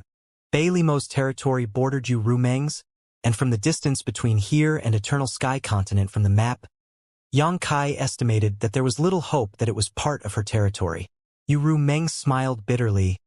You won't be able to hide from this one. The reason why I took the trouble of bringing you back to the demon realm was for the territory gates. If the other demon saints know you have this ability, then how could they just leave you alone? You'll have to work hard for a while. For a long time to come in the future, you may end up running around each and every continent in the demon realm. As for your safety, you don't have to worry too much about that. They won't put a finger on you with me around.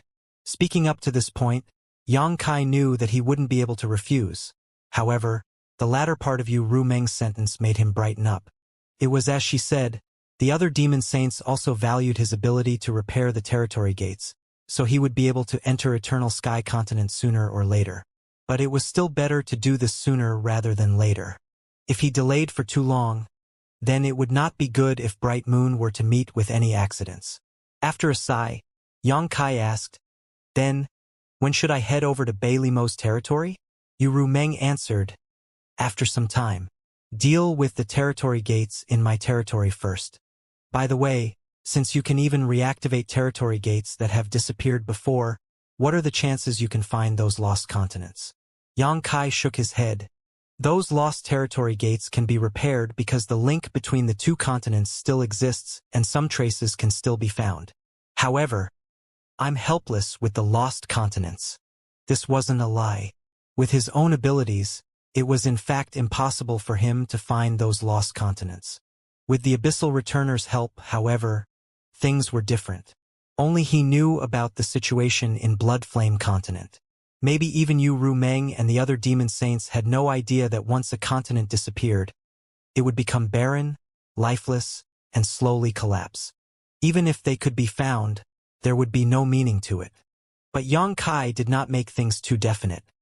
Perhaps I can do something about it if I can gain deeper comprehension in the Tao of space. Yu Rumeng wasn't too disappointed about this and just told Yang Kai to try his best, not asking anything more. After that, Yang Kai asked her about matters relating to the Two Worlds Great War and got to know that the battle had escalated over on that side. Half-saint and pseudo-great emperors often appeared on the battlefield and fought to the death, causing casualties on both sides. This fact stunned Yang Kai. It hadn't been that long since the outbreak of war, yet the fighting had already become so intense. If this lasted for a few more years, then he had no idea whether the star boundary could hold on. Before coming to the demon realm, he wasn't too sure about the demon realm's background and strength, but after arriving here he discovered that the number of top masters in the demon realm was truly abundant compared to the star boundary. Even if they were to fight a mutually destructive battle, the demon realm wouldn't suffer a loss. Once the demon saints and the great emperors entered the battlefield, it would be the final showdown. Time. In the end, it was all about time. Yang Kai was worried and had no idea what he could do here in the demon realm to help the star boundary. Even if he could shake up the demon realm with Cloud Shadow Continent's power, that measly bit of disturbance would not be able to shake the demon realm's foundation. Yu Rumeng left soon after, so Yang Kai picked up an unconscious Xiao Wu and carried her back to her room. A soul descent did not come without side effects on Xiao Wu's body. Even though Yu Rumeng had already greatly restrained her power, the soul of a demon saint was still not something that Xiao Wu could withstand. So, after Yu Rumeng left her body, Xiao Wu collapsed limply. Yang Kai had no doubt that if Yu Rumeng were to really fight with Bai Liemo, then no matter who won, Xiao Wu would surely lose her life. After settling Xiao Wu down, he left the room just to see Li Shiqing standing timidly in the doorway. Her eyes suddenly met, and Li Shiqing had a somewhat complex yet fearful expression on her face. "Is there anything you need?" Yang Kai tilted his head at her. Li Shiqing pursed her red lips and seemed to want to talk, but paused again. Even after struggling for a while, she still did not make a sound. Impatient, Yang Kai turned around to leave, but he didn't expect her to grab onto his sleeve to stop him. Yang Kai sighed. "Just speak if there's something you want to say. Don't pester me if you don't need anything. I've dealt with enough for the day." Li Shiqing braced herself and said, "Can I follow you?" "Follow me? Where?" It was impossible that she had heard anything from his conversation with Yu Rumeng just now, so what did these words mean? "I mean, can you take me with you whenever you leave in the future?" Li Shiqing looked up and shot him a quick glance before quickly dropping her head again.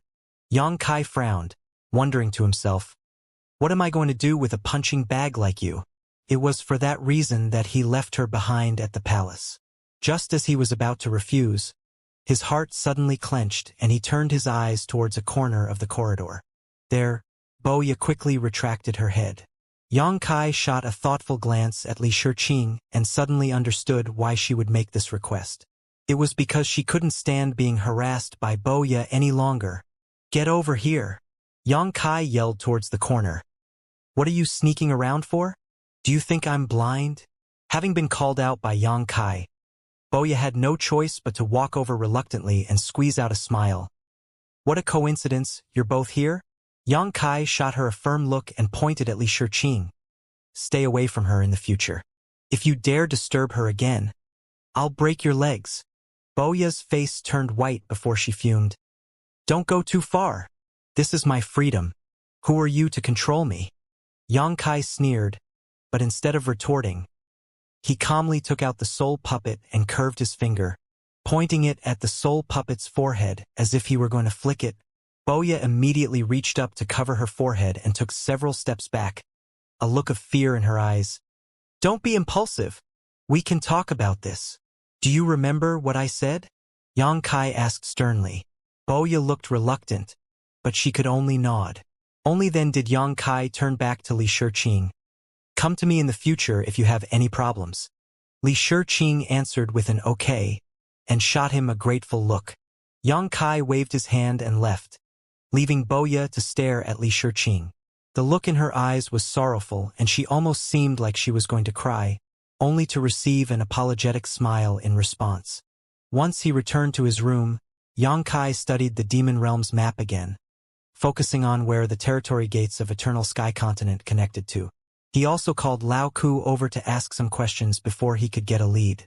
The next day he set off alone. Since he had already agreed with Yu Rumeng that he would deal with the territory gates in her territory, Yang Kai naturally wouldn't delay things. The two-world Great War had already escalated, and the battle between the two races could turn cataclysmic at any time. There was not much time left for him and Bright Moon Great Emperor. Yu Rumeng controlled roughly 50 continents, nearly half of which had half-saints overseeing them.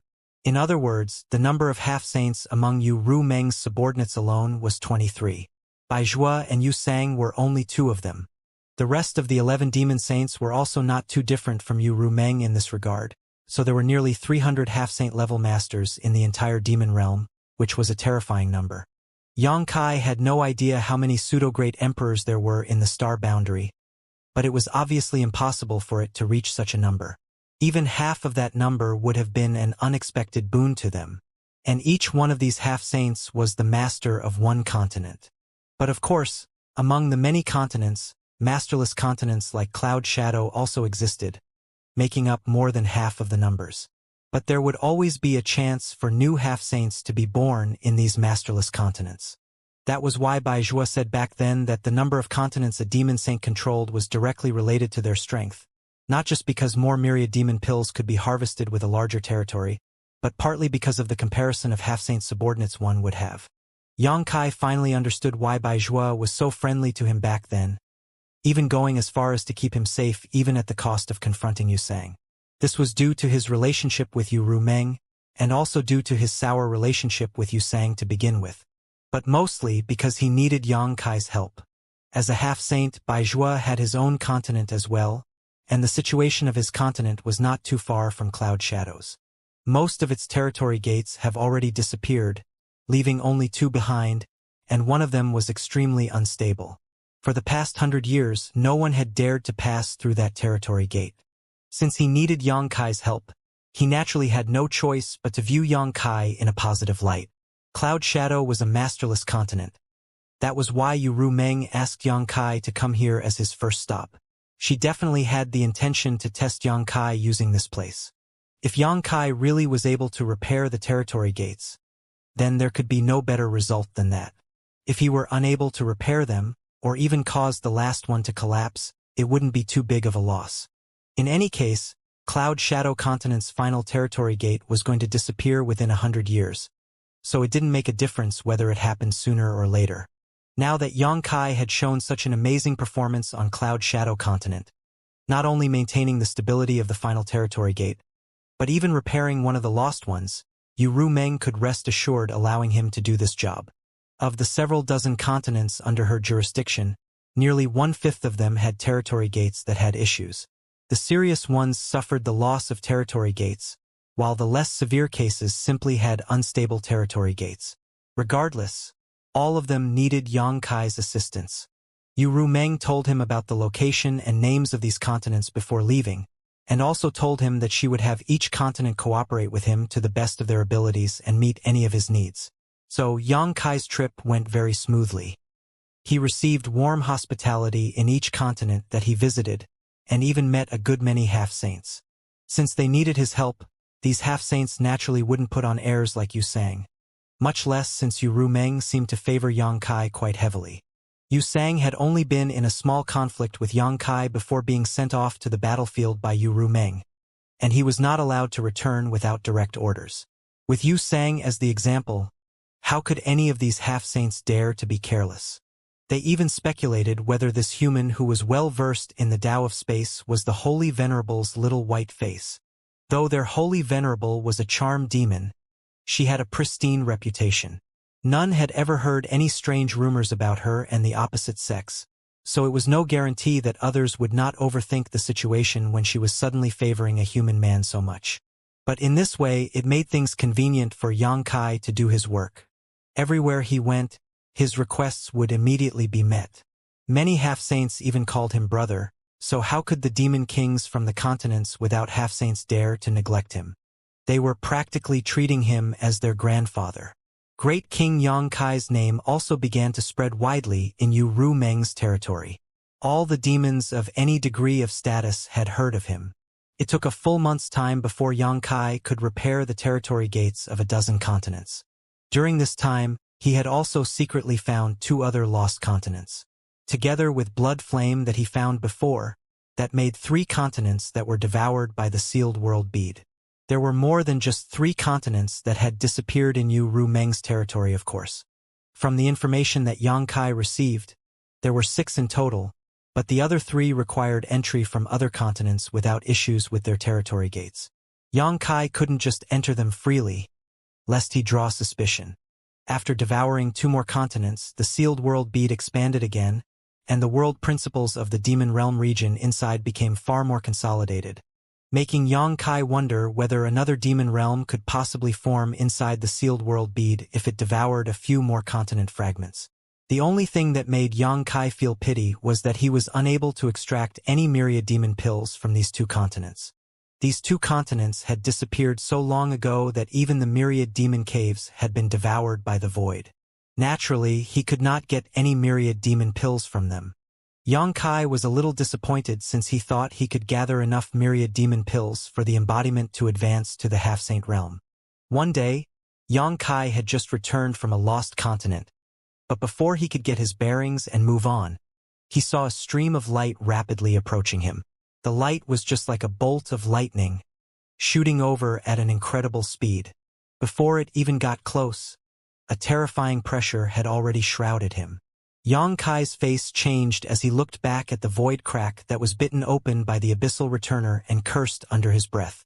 Since he was searching for the lost continents, Yang Kai had the demon kings of this continent scatter 100 kilometers away in order to cordon off this place, giving them the excuse that he did not want to be disturbed while investigating the Lost Territory Gate here. These demon kings wouldn't know what he had been doing here either way, and in just a few days, the gap that was bitten open by the abyssal returner would restore itself, leaving no trace behind. But how could Yang Kai have anticipated that someone would actually come here at this exact moment? And from the aura, it seemed to be a half-saint.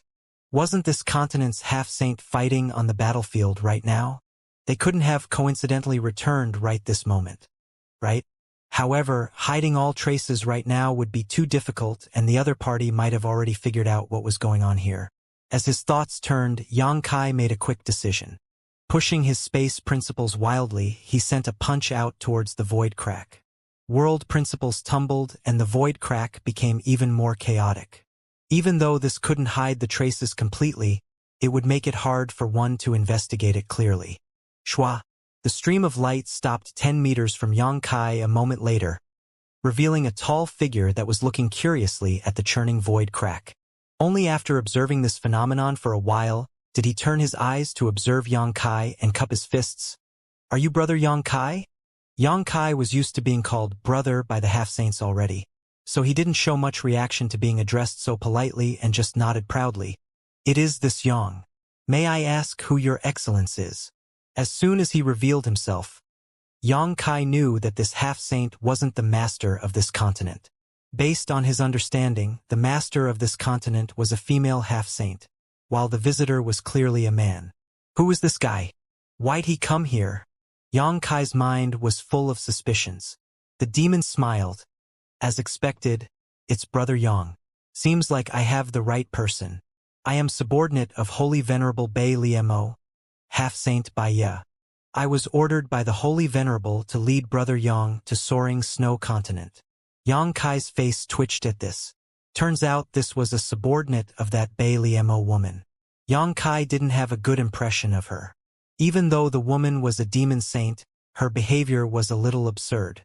If Yu Rumeng had not used her soul descend last time, there was no telling what kind of loss Yang Kai might have eaten at Bei Liemo's hands. But since the other party was being so polite, Yang Kai couldn't greet him with a grimace and had no choice but to cup his fists politely. "So it is Brother Bai Ye." After a pause, he couldn't help but laugh. Holy Venerable Bei Liemo seems to be the anxious type. Yu Rumeng had already discussed with her and promised that Yang Kai would go to her territory once things were settled on her side. But Bei Liemo actually sent a half-saint over to fetch him. To put it nicely, Bai Ye was here to welcome him, but in reality he was acting as an escort, which left an unpleasant feeling in Yang Kai's gut. Bai Ye could not understand the meaning behind his words and smiled instead. Since Brother Yang is capable of repairing the territory gates, it is only natural for Holy Venerable to regard you highly. I'm hoping Brother Yang can excuse that. After a pause, he added, "Not only Holy Venerable, we brothers and sisters are also looking forward to Brother Yang's appearance." The brothers and sisters that he mentioned were naturally the other half-saints like him. A flowery palanquin requires more than one to lift. Since even a half-saint was being so polite with him, there was nothing Yang Kai could say but to smile. Brother Ye is too polite. Since the two holy venerables have already come to an agreement, this Yang will naturally do his best. Bai Ye then glanced back at the churning void crack and frowned. "Has Brother Yang finished with everything here?" "Almost. I will still be a few more days." He would have to wait for the gap to close completely before he left. Otherwise, there was no guarantee something would not go wrong. "A few days won't be a problem." Bai Ye smiled and turned his eyes back to the twisting void crack. "I have long heard of Brother Yang's profound attainments in the Tao of space, and it seems the rumors are true." As he said that, his face suddenly turned stern. After seriously identifying his location, he looked astonished and asked, "If I remember correctly, the continent this territory gate connects to has long disappeared. Could it be possible that Brother Yang is able to connect with it?" The space principles around the crack seemed to be surging abnormally and leading towards a distant, obscure place. Even though Baya was not proficient in the Tao of space, he could still figure out some clues with his half-saint cultivation. He thought to himself that it was no wonder the Holy Venerable regarded this human so highly, even to the point of sending a half-saint like him to greet him personally. Baya was greatly dissatisfied when he received this task, thinking that he, a dignified half-saint, would actually have to travel hundreds of thousands of kilometers in order to meet a mere human. Regardless of how capable this human may be, Baya couldn't help but wonder whether the Holy Venerable was regarding him too highly. However, he could not ignore Bei Limo's orders and had no choice but to rush over unwillingly. But now, it seemed like this human did have some noteworthy skill. If Xianxia could really find and retrieve the lost continents, then what would it matter if he had to suffer a small grievance? Xianxia smiled at his words and shook his head. Not yet. I've only been making attempts under Holy Venerable's orders. Even though I've found some clues, I am still unable to determine the void coordinates of the continent on the other side. Void coordinates? Baya had a suspicious expression. Xianxia explained with a smile. Even though the continent has been lost, it must exist somewhere out in the void. The difficult part is reaching it. If its location in the void can be determined, then there may be an opportunity to open a corridor to it. Before building such a corridor, though, it is essential to determine the exact void coordinates of the continent. Baya nodded skeptically. Even though he was a half-saint, he did not understand the Tao of space very well, so he had no way of confirming if the words Xianxia had just spouted off so seriously were true or false. As such, he gently nodded and said, "Brother Yang's methods are profound." If the words he said to him before were just perfunctory, then at this moment there was an added sincerity in his praise. Just the opportunity of finding those lost continents was astounding in itself. If Xianxia could really pull this off, then he would have done an outstanding service to the entire demon realm. Perhaps he could even gain the approval of that person. If that came to pass, even though he was just a human, he still wouldn't be someone that could be taken lightly. Baya had already quietly made up his mind that even if he couldn't befriend Xianxia, he should at least not treat him disrespectfully. If there's nothing else Brother Baya needs, then why don't you go on ahead to Cloud Shadow Continent first? I will return there in a few days, we can leave together then. Baya was slightly taken aback, but since Xianxia had already said so, he naturally couldn't be thick-skinned and stay, so he smiled and nodded. A good idea. Then I'll be awaiting Brother Yang's return. Please. Xianxia gestured with his hand. Only after seeing Baya leave was Xianxia able to breathe a soft sigh of relief. It had been a tense moment just now. If Baya had been a little more suspicious and insisted on entering the void crack to investigate, then his attempt to conceal the truth would have been exposed. Fortunately, this guy wasn't too willing to offend him, allowing Xianxia to get through the matter for now. But with this, Xianxia realized a problem. In Yu Rumeng's territory, he could mobilize all the resources he wanted to in order to conceal what he was doing, but if he went to Bei Limo's territory, he wouldn't have any security at all. That was also the reason why he had the bright idea to have Baya wait for him at Cloud Shadow Continent. He had to make a return trip to Cloud Shadow Continent and bring along some of his own men to make his work more convenient. Xianxia waited there for a few days until the Demon Realm's world principals finished repairing the corridor before moving back to Cloud Shadow Continent. After riding the Tiger Head chariot through several territory gates, Xianxia made it back to Cloud Shadow City. Without delay, he summoned He-In and gave her a few instructions. Accepting his orders, she swiftly left to carry them out. Baya had already been here for a few days and was received by Lao Ku with great care. When he saw Xianxia return, Baya quickly came out to greet him. They chatted for a while, but the urgency in his voice amused Xianxia. Fortunately, there was no need for Xianxia to dally. Even if Baya wasn't there to urge him, he was also in a hurry to head to Bei Limo's territory. So as soon as He-In returned and whispered a few words to Xianxia, he nodded and proposed, "Let us depart." After walking out of the city palace, there were already a few thousand demons gathered outside, 50 of which were mid-rank and low-rank demon kings, while the rest were demon great generals and demon generals. Baya looked curiously at Xianxia, wondering what his intentions were in gathering so many soldiers at this moment. Could it be that he wanted to bring them to Soaring Snow Continent? Yang Kai had clearly also keyed in on his doubts and smiled. Please don't mind, Brother Baiya. It's not that this king does not trust Holy Venerable Bailey Mo. It's just that I need some assistance to help facilitate the repair of the territory gates. And these people are already used to working with this king, so it is more convenient if they accompany me. I'm afraid replacing them with others will delay progress. Baiya said with an odd expression. I'll leave that up to you then, Brother Yang. Obviously, Holy Venerable won't refuse either. He claims that it's not because he doesn't trust Holy Venerable, but he's clearly being distrustful of her. Only, since you're already going to Soaring Snow Continent yourself, do you really need to bring this trash too? If Holy Venerable really does have any ill will towards you, don't mention a few thousand men, even tens of thousands wouldn't be of any help. Baiya really couldn't figure out what this man was thinking. But he didn't want to say much on this matter either and simply gave in to Yang Kai's wishes. Yang Kai then turned to Lao Ku and Kusan. During the period when this king is away, make sure you take care of things properly in Cloud Shadow. If anyone dares to try anything untoward, inform this king immediately. Yang Kai wasn't really worried, but the thought of Yu Sang suddenly returning from the Two Worlds Great War concerned him. Even though the possibility was low, it was still necessary to take precautions. Naturally, Lao Ku and Kusen received his order respectfully. Only then did Yang Kai wave his hand and shout, "Let's go!"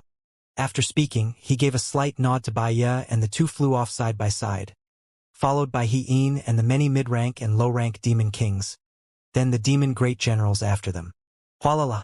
They formed a long line like a dragon, causing many of the demons in Cloud Shadow City to stop and watch, wondering what was going on at the city palace. Not long into their flight, a demon great general suddenly rushed up to them using a secret technique and stopped beside He-In, transmitting a few words to her using his divine sense. He-In gently nodded and dismissed him with a wave. What is it? Yang Kai turned his head to look at her. He-In responded, Great King will know if he looks behind. Yang Kai looked back, only to see a white light tailing them from more than a dozen kilometers away, neither too slowly nor hurried. Inside the light, a delicate figure could vaguely be seen. Yang Kai couldn't help but feel his brow twitch at this sight, wondering to himself what this silly girl was up to and why she was chasing after him.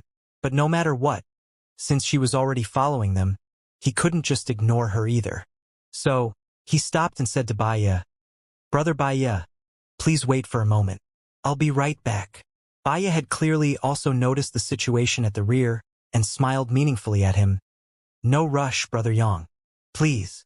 If there's no rush, then what were you rushing for just now? Yang Kai complained in his heart as he turned around and flew backwards. Once he stopped, the few thousand demons also stopped mid-air, and the one who was following the group from behind also had to stop. Arriving at the other side, Yang Kai stared at Li Shiqing and asked, What are you following for? Li Shiqing dropped her head and muttered, I don't want to stay there alone.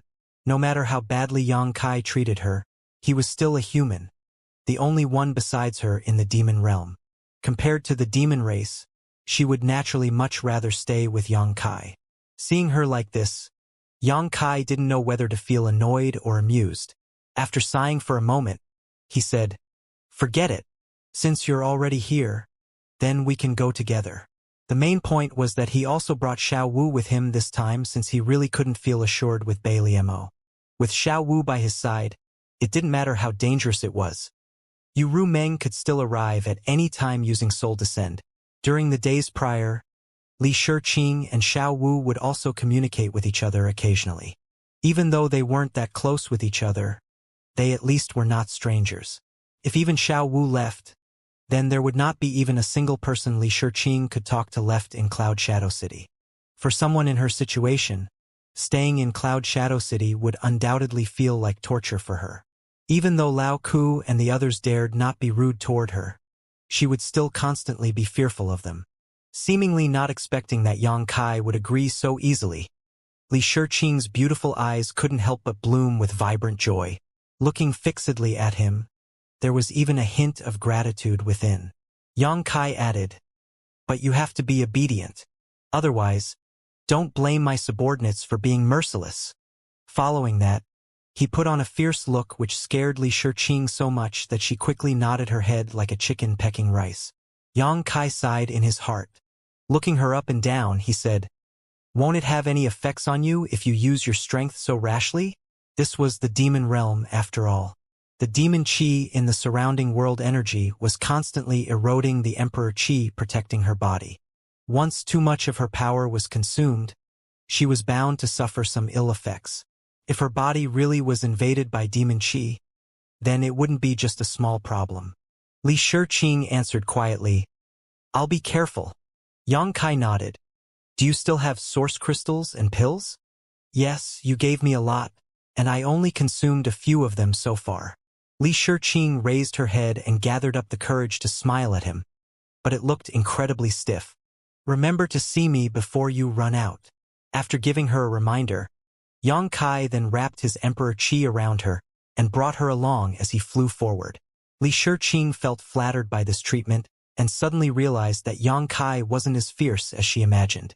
When Baiya saw Yang Kai return, he smiled, seemingly admiring his fortune in love. Yang Kai couldn't be bothered to pay him any attention. After passing him together with Li Shiqing, he brought along Xiao Wu as well, which left Baiya to grit his teeth at the back, red lips wriggling a few times. Even though no sound came out of his lips, there was no doubt from the shape of his mouth that he was cursing him. Naturally, it was impossible for the speed of a few thousand people marching to be quick, so it took a full day of traveling before they could distantly see a territory gate. Baiya showed a puzzled look and shot forward to catch up with Yang Kai suddenly. "Brother Yang, why are you going this way? The distance to soaring snow continent will be further on this route. We should pass through another territory gate instead." Yang Kai laughed. "Indeed, it's closer if we take another territory gate. But this king has some other business to attend to on the way, so I'm hoping Brother Baiya won't be impatient." When he heard him say that, Baiya could only gently nod in response. In any case, his mission was only to bring Yang Kai to soaring snow continent, so a little delay or taking a detour wouldn't matter too much. The army of a few thousand people had just passed through the territory gate and entered Blue Plains continent, when a group of mounted demons came over from the distance with the two at the front possessing towering demon chi. They were both clearly high-rank demon kings. The number of demon race masters following them were nearly identical to their side, and were all rushing towards them. As soon as both sides met, the two men heading the group cupped their fists in unison. "Greetings, great king." Then, they glanced at Baiya before their faces turned serious and they bowed. "Greetings, Sir Baiya." They were confused and had no idea how Yang Kai came to associate with Baiya. Naturally, they knew of Baiya as he was one of the half-saints under Holy Venerable Bei Liemo, and his relationship with Yusang was neither good nor bad. They couldn't be described as friends, but they did occasionally interact with each other. The two who came here were naturally high-rank demon kings of Blue Plains continent. One of them was Tu Cha Luo, and the other was called Baja. They had already received a communication from Cloud Shadow continent, so they gathered their men in a hurry and rushed over to rendezvous with Yang Kai. They had no idea what Yang Kai intended to do, but when they saw Baiya and the elite demons behind Yang Kai, their doubts were more or less cleared. Thinking their great king intended to attack a different continent, they couldn't help but feel as if pressure as heavy as a mountain was pressing down on them. Baiya gently nodded but did not say much. Even though high-rank demon kings were not considered bad by any standards, he really didn't need to care much about them as a half-saint. Yang Kai didn't say much either and just waved his hand. "Form rank!" Without stopping, the demon beasts filed in and galloped forward. The army of several thousand swelled to over 10,000 in an instant. Just the number of demon kings alone went up to over 100, while the high-rank demon kings were lesser in numbers, but there were still 3 of them. Under Tu Cha Luo and Baja's command, the demons from Blue Plains quickly joined with those from Cloud Shadow continent, while the 2 of them moved next to Hien and privately had a few words with her. After finding out that Yang Kai had received Holy Venerable Bei Limo's regards thanks to his ability to repair territory gates, Tu Cha Luo and Baja couldn't help but breathe a sigh of relief that their trip was merely to deal with the territory gates on that side. They really thought that they were about to start a war with some continent, but it turned out they were just going to repair territory gates. However, didn't it seem like the situation was blown out of proportion? Was there really a need to travel with such a large entourage? But the two of them weren't the only two who were unable to understand the situation. Baya had a hard time understanding it as well. Looking back at the army numbering around 10,000 troops, if he hadn't known what was going on, then he would have thought that Xianxia was sending his army to battle with soaring snow continent with ill intent towards the Holy Venerable. Realizing that this was the matter Xianxia said he had to deal with earlier, he didn't know whether to laugh or cry for a moment. After passing through the territory gate, they went through one continent after another. Even though an army of 10,000 was not considered large, it definitely wasn't small either. 2 days later, when Xianxia passed through a certain territory gate, a cold aura hit him head-on. Looking around, he couldn't help but feel dumbfounded. The continent in front of him was a world of ice and snow. The silvery landscape was pure white without any trace of a stray color. Snowflakes the size of goose feathers were constantly descending from the sky, and the hot breath exhaled from one's nose and mouth was clearly discernible. In the distance, the up and down ridges of several mountains looked just like a dancing white dragon. Clouds tussled between the mountains, making for a magnificent view. After coming to this place, it was as if one's body and mind had been purified. Without Baya needing to explain anything, Xianxia knew that they had arrived at soaring snow continent. Bai Liamo was a snow demon and loved this kind of icy environment the most, which was somewhat similar to the Dragon Clan's second elder Fu Juan. Her icy island was just like the spectacle in front of him, but naturally, a single island wouldn't have the beauty and majesty of an entire continent. The 10,000 soldiers following behind arrived one after another through the territory gate, and the ones who were here for the first time all seemed lost in thought.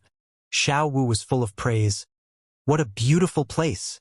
Li Shiqing nodded hard beside her. Baya smiled at Xianxia.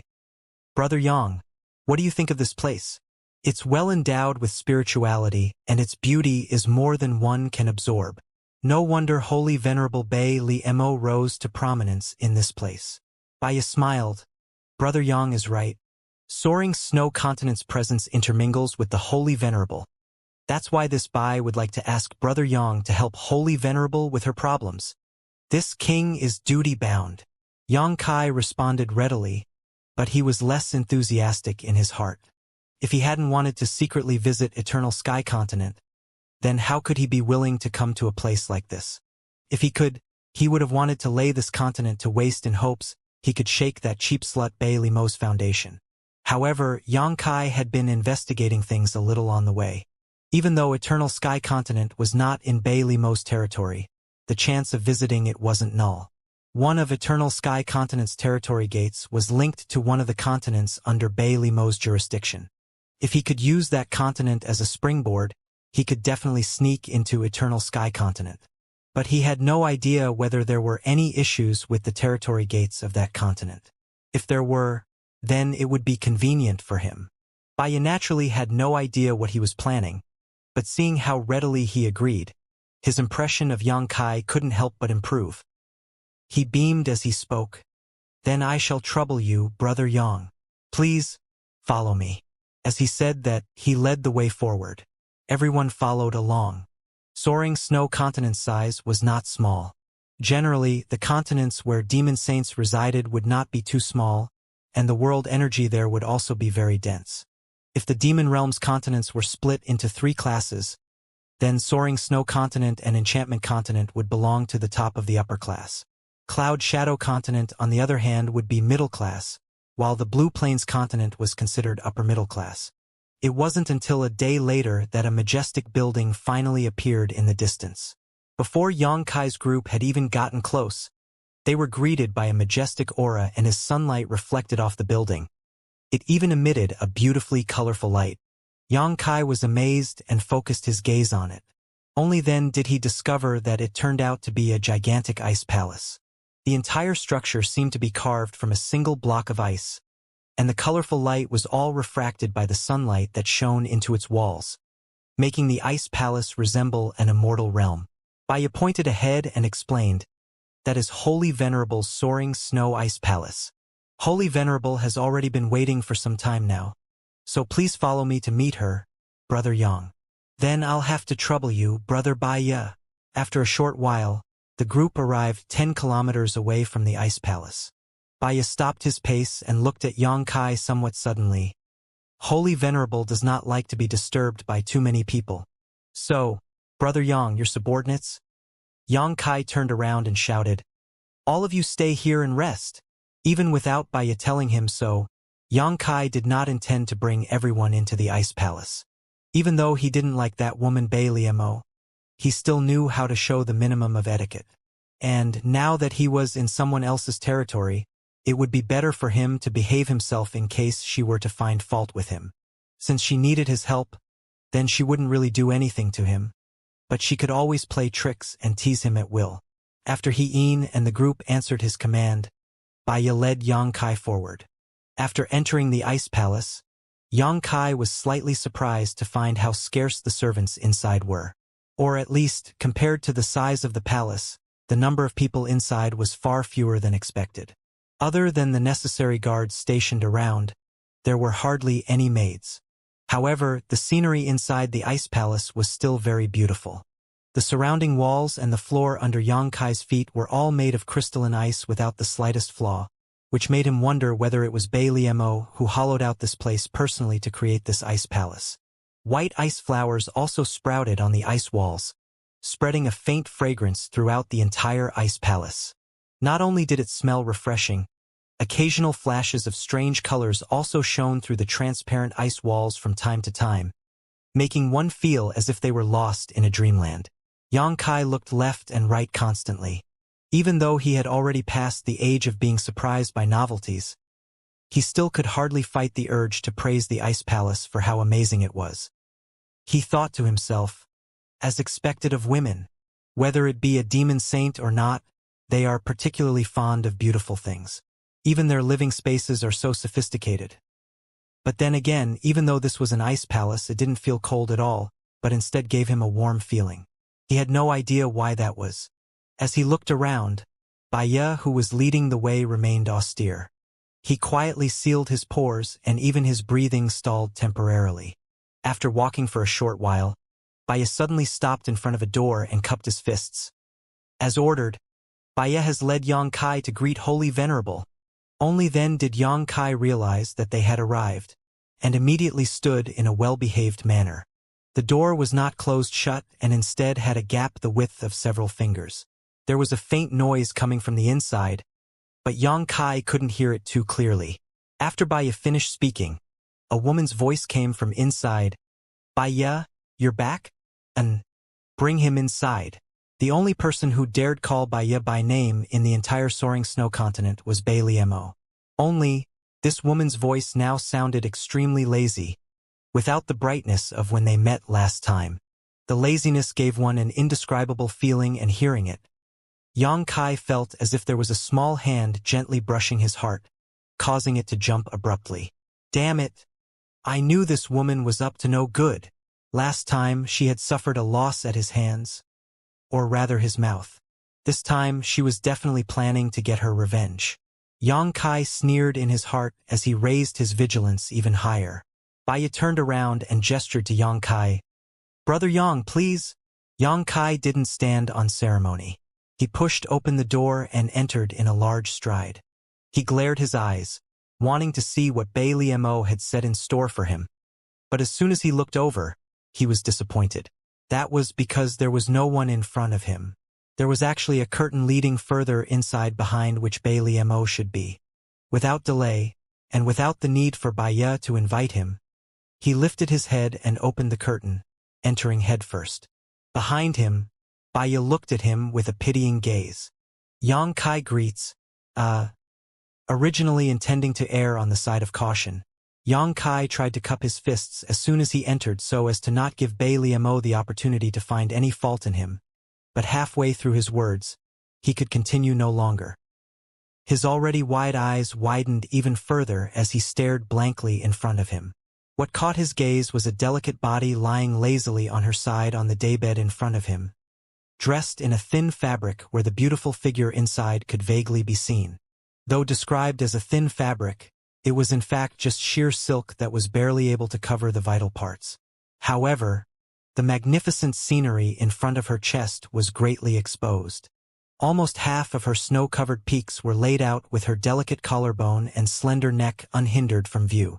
The sight of the two fair and beautiful legs below was enough to dazzle a man's eyes, and a slit ran practically all the way up to her full moon.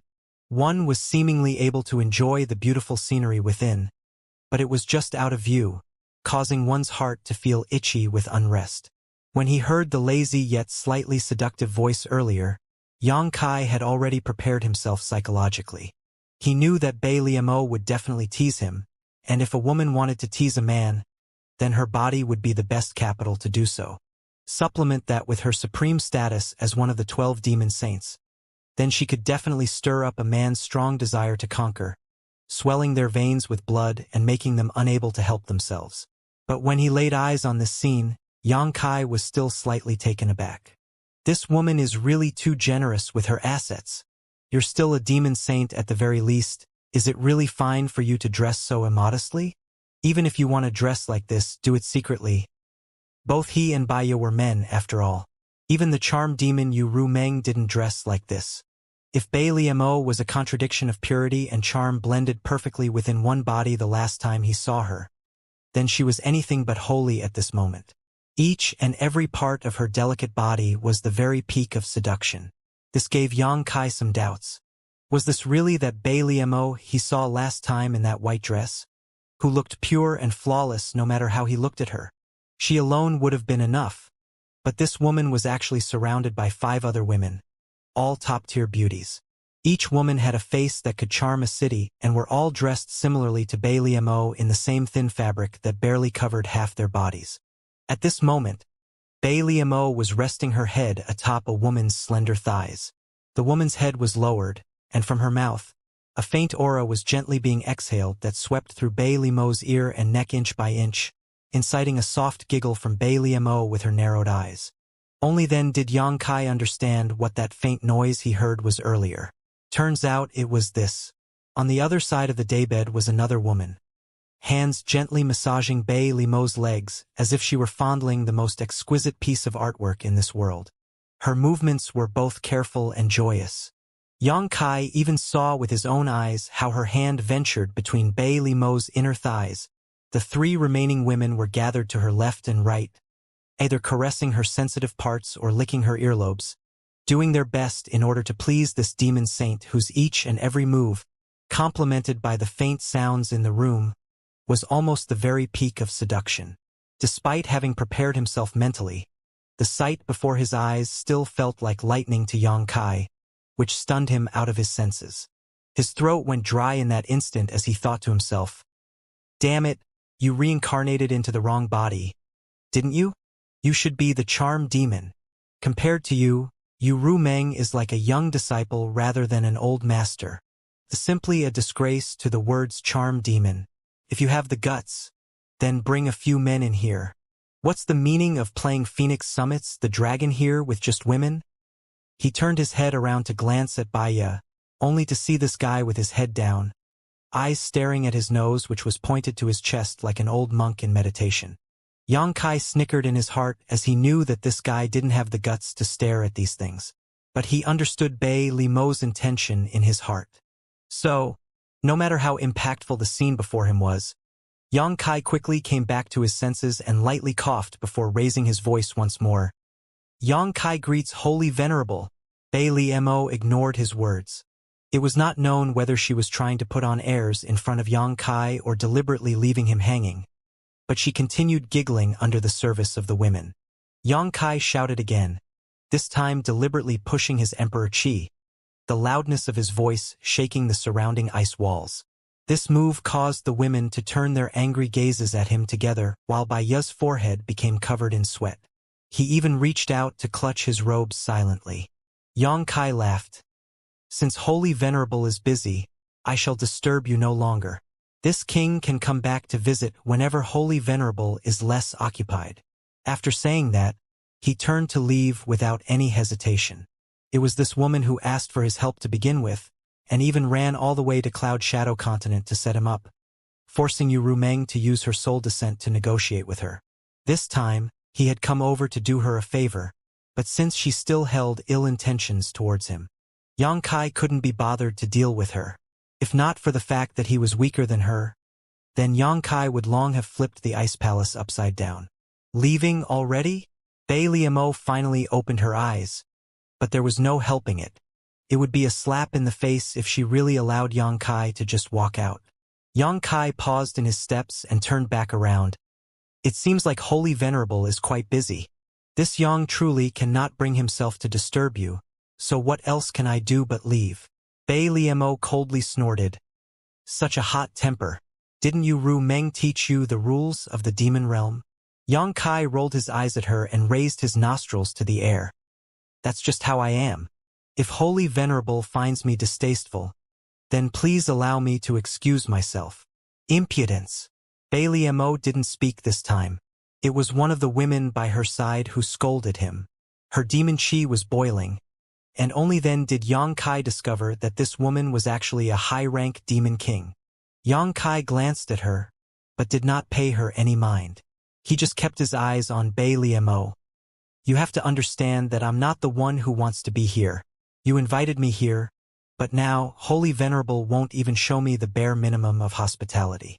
Why should this king stay here and be humiliated? Please, allow me to return to Cloud Shadow Continent. Even more sweat coated by Ye's forehead as he whispered, Brother Yang, Holy Venerable does not mean to slight you. Only every day at this hour, Holy Venerable will. Liemo waved her hand. No need to explain. What he said was right. It was indeed this saint who neglected him. Saying so, she shot a look at the woman by her side. When the demon king who scolded Xianxia earlier saw this, she quickly moved a chair from the side and placed it in the opposite corner of the daybed. Liemo did not move her body, but instead motioned at Xianxia with her lips. Sit. Xianxia weighed his options but still decided to walk back without resistance and sat down boldly. The main point was that he wouldn't be able to run from here, and if he continued pushing the matter he would only provoke Liemo. When that time came, he would have nowhere to back down to. Baya couldn't help but breathe a sigh of relief at the situation. Only then did he cup his fists. Holy Venerable, since Brother Yang has already been brought before you, this subordinate will excuse himself. Go. Liemo shut her eyes again and answered indifferently.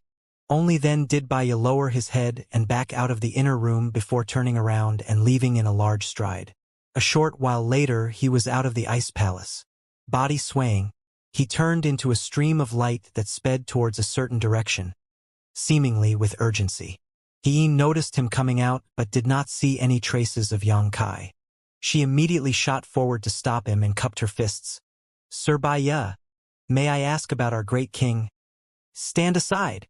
Baya waved his hand and swept Hien away with a powerful force, flashing off like lightning without the slightest pause. Hien was shocked. Only then did she start to feel a sense of fear after the fact. Though she had no idea why Baya was angry, there was something wrong with his demeanor just now. His eyes were actually crimson red, and the way he looked at her had a trace of visible lust. She didn't know Baya very well, but she also knew that with Baya's powerful cultivation, he wouldn't have shown it in such an obvious way even if he was truly feeling lust towards a woman. And there was definitely no shortage of women by Baya's side either, so there was definitely no need for him to reveal such a look to her. What happened? Hien was completely dumbfounded. 100 kilometers from the Ice Palace was a huge city. Just like Enchantment Continent's holy city, this was Soaring Snow Continent's holy city. It only took several breaths of time before Baya arrived at this place, after which he went straight to his own mansion. Sweeping through it with his divine sense, he flew straight into the residence of his favorite concubine and kicked open the door with a bang. The concubine was dressing and primping herself in front of her mirror, admiring her own reflection. So when she heard the sudden commotion, her expression turned angry. But when she saw who it was, her expression immediately turned to joy as she got up and asked, "Sir, how come you're here?" But before she could finish, she was lifted up by Baya at the waist and thrown onto the bed, causing her to yelp in surprise. The next instant, she felt a pair of large hands roam around her body and tear off her dress. A few moments later, Delicate and gentle coos spilled incessantly from the room. An hour later, the concubine had already fallen asleep limply, but even more women entered the room. On the bed, it was as if Baya had lost his mind. He showed not the slightest pity for the fairer sex and displayed his manly virility to its utmost. His desire spurred on as he enjoyed the dozen concubines in the mansion to his pleasure, truly sharing reign and dew impartially among the women. It wasn't until a full day later that Baya felt the heat gradually disappear from his body.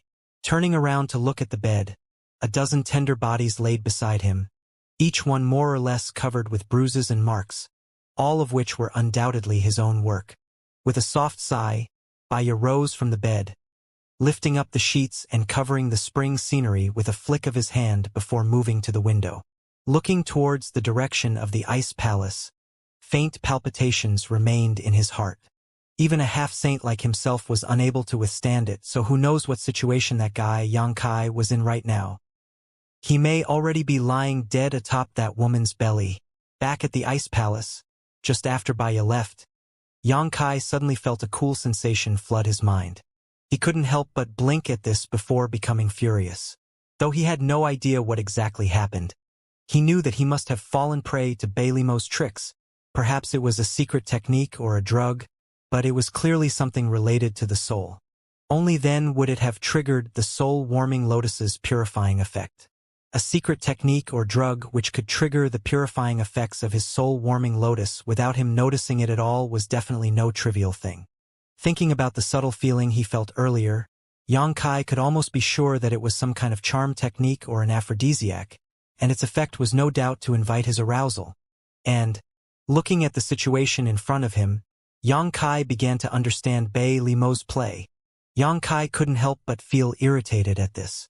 This cheap slut was dressed so outrageously and acted so intimately with those women in order to tease him, and actually used an aphrodisiac on him as well. Wasn't she trying to push him over the edge? It was simply too shameless. But Xianxia could also vaguely guess her reasons for doing this. One of them was because of the time when he bit her more than a month ago in Cloud Shadow City. Yu Rumeng was present then, and it was she who took the initiative to flirt with him, so she really couldn't do anything to him. But still, how could she so easily let the matter rest after being slighted by someone else as an honorable demon saint? She didn't blow up back then but waited for him here instead. Secondly, he was Yu Rumeng's man in name, and the two of them had the heart seal secret technique active between them. Baileymo had a sour relationship with Yu Rumeng, so she naturally wanted to humiliate her through him. If she truly was able to humiliate him here, then Yu Rumeng would also lose face if word of what happened here were to spread outside. At that thought, Xianxia sneered in his heart. If you want to play this game, don't blame me for being unjust. You asked for this. Faint sounds of decadence could be heard intimately. The women serving Baileymo were undoubtedly unable to help themselves from their arousal. Their breathing was quick and their faces were flushed. It was not known whether they were also being affected by that unknown aphrodisiac, but they were all looking at Baileymo with strange looks in their eyes. After Xianxia sat down, Baileymo did not have any intention to speak either. She just treated him as air. At first, Xianxia was sitting with his back straight and hands on his knees without moving his eyes away. But as time passed, he would occasionally look up at the wondrous parts of the women's bodies, and lingered mostly on Baileymo's body in particular. His breathing also quickened gradually and his eyes were becoming bloodshot. Even though his movements were extremely subtle to the point where they were almost imperceptible, how could he hide from Baileymo's observation? Even with her eyes closed, none of Xianxia's movements could escape her senses. Lips curving up slightly, she couldn't help but reveal a concealed smile. As it seemed that no one was paying him any attention, Xianxia's boldness also grew. After another while passed, he was now blatantly staring forward with wide eyes, and his throat would bob occasionally, gulping. He had to say that the scene in front of him really was easy on the eyes. Even though Xianxia knew of Baileymo's intentions, and had also eliminated the influence of that aphrodisiac with the help of the soul-warming lotus, he still couldn't help but feel as if his mouth was getting a little dry after watching up to this point, which was enough to prove the reality of his reactions and state of mind. Suddenly, Bailey Mo let out a soft moan and slowly opened her eyes. Her beautiful eyes were as bright and dazzling as the stars in the sky. Stretching her tender lotus root arms, she twisted her waist and changed to another position before continuing to lie down. Facing Xianxia directly, her current position caused the pair of jade peaks on her chest to look even more majestic. She glanced at Xianxia with a smile, as if she just remembered that someone like him was in the room. Let's not neglect our guest. As she spoke, she lightly waved her hand. As soon as those words came out, the woman who scolded Xianxia earlier walked out from Bailey Mo's side in light lotus steps, and with a twist of her body, sat down on Xianxia's lap, wrapping both arms around his neck and looking smilingly at him with a delicate gaze. Warm and fragrant soft jade entered his arms, and a shocking suppleness graced his thighs.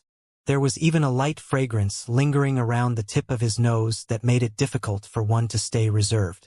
Xianxia gulped down hard and felt a little at a loss as to what to do. Looking at Bailey Mo, he asked hesitantly, "Holy Venerable, this isn't appropriate, is it?" Bailey Mo looked up and said lazily, "What's not appropriate?" Xianxia looked awkward.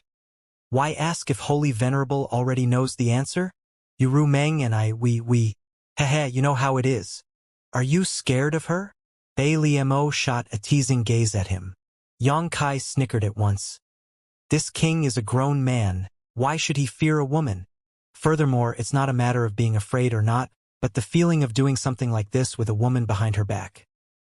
Looking at the woman in his arms, this demon king had undoubtedly been affected by the aphrodisiac. Her breathing was hot, and she was wriggling her tender body restlessly while sitting in his arms. She even took the initiative to grab one of Xianxia's big hands and bring it over to her chest as she bit her red lips and moaned like a song. Xianxia gulped hard again and continued what he was saying earlier. "I'd be letting her down." Despite saying that, his big hand was rubbing hard and immediately caused the female demon king to fall limp in his arms. Bailey Mo chuckled. "In the end, you're still afraid of her, but rest assured, they won't expose what happens here today. This saint also won't run her mouth outside, so news of this won't reach her ears. There's no need for you to be so reserved either. What man doesn't have 3 wives and 4 concubines? This saint asked you to come to help me restore the territory gates, so this saint naturally won't neglect you." Xianxia licked his lips, seemingly hesitating for a moment before nodding. "Then many thanks, Holy Venerable, for your kindness." Lowering his head and surveying the demon king in his arms, he allowed his hand to freely roam up and down her body, causing her to gasp incessantly. With eyes like wolves and tigers, Xianxia casually said, "But I have to say, Holy Venerable must not think that this king is scared of Ru Meng just because her cultivation is beyond mine. This king really isn't afraid of her. It's not like I've never beaten her when she was being disobedient." When Bailey Mo, who was playfully watching the good show, heard what he said, her eyes couldn't help but light up in surprise. "You've beaten her?" Xianxia said proudly. "More than once." The boasting look on his face made it look as if he had done something amazing. Bailey Mo forcefully suppressed her laughter. "How did you beat her?" This was interesting news. To think one of the 12 demon saints of the demon realm would actually be beaten by a human who was only equivalent to a mid-rank demon king. You Ru Meng. So this day comes for you as well." In an instant, Bailey Mo felt that her hard work today had paid off. To actually be able to get a hold of secret information like this, she would have to probe him carefully so that she could tease Ru Meng with this the next time she saw her and see whether she still had the confidence to defy her. Sneering, Xianxia landed a big slap on the plump bottom of the demon king in his arms, giving off a loud paw and causing her flesh to ripple, as well as drawing a cry of surprise from her lips. Bailey Mo's eyes were even brighter now. Resisting the urge to throw her head back in laughter, she lifted her upper body slightly. "Tell me more." Xianxia blinked his eyes before looking around the room. "No can do, there are many eyes here." Bailey Mo fumed. "If I tell you to say it, then say it." Xianxia thought about it before suddenly reaching his hands out and throwing the demon king out of his arms. Standing up, He dragged away another demon king that was serving at Bei Limo's feet before lifting up his own robes and sitting boldly by Bei Limo's feet. Bei Limo looked coldly at him, but she did not have any intention to stop him. However, there was an intrigued smile on her lips. Xianxia lowered his head to look at Bei Limo's jade feet, then moved all the way up between the two legs and her chest before stopping, the final destination of his hot gaze being Bei Limo's eyes. Since Holy Venerable wishes to know, then this king will tell you quietly. Bei Limo pursed her lips into a smile. Good. So, how are you going to tell this saint quietly? Xianxia smiled, slowly leaned over, and moved his head towards her as if to whisper, but his hands had already taken advantage of this opportunity to catch Bei Limo's ankles, kneading and playing with them. In any case, in this woman's mind, he had already been affected by her aphrodisiac and had his consciousness fogged by lust, so taking advantage of her like this would also be natural. Bei Limo's body stiffened slightly, but the look of intrigue in her eyes deepened. The smooth feeling of her skin, which was as pure as jade, was just like the most exquisite work of art in the world. So much so that Xianxia had to lament that this cheap slut really was a demon saint in the end. Indeed, such a fine piece of work was qualified to compare with Yu Ru Meng. As he caressed her skin, his big hands had already reached up her calf, climbing all the way up and moving straight towards her inner thighs. Not only did the demon kings by their side not feel anything wrong with his bold actions, they instead showed eager expressions and hot gazes. Under the effects of the aphrodisiac, their reason was already starting to fog. Otherwise, how could they allow Xianxia to profane their holy saint in such a way? Normally, if Xianxia even dared to come within 10 steps of Bei Limo, he would definitely be attacked by them. Xianxia felt a little as if he were riding a tiger at the moment, and he no longer knew what to do next. He originally thought that Bei Limo would stop him, or even drive him away the moment he tried to sit next to her. With that, he would be able to leave with ease. Xianxia really did not wish to stay a moment longer with Bei Limo, and he felt completely devoid of security. He never would have expected that not only did this woman have no intention to drive him away, but also made no comment when he tried to take advantage of her. What is this situation?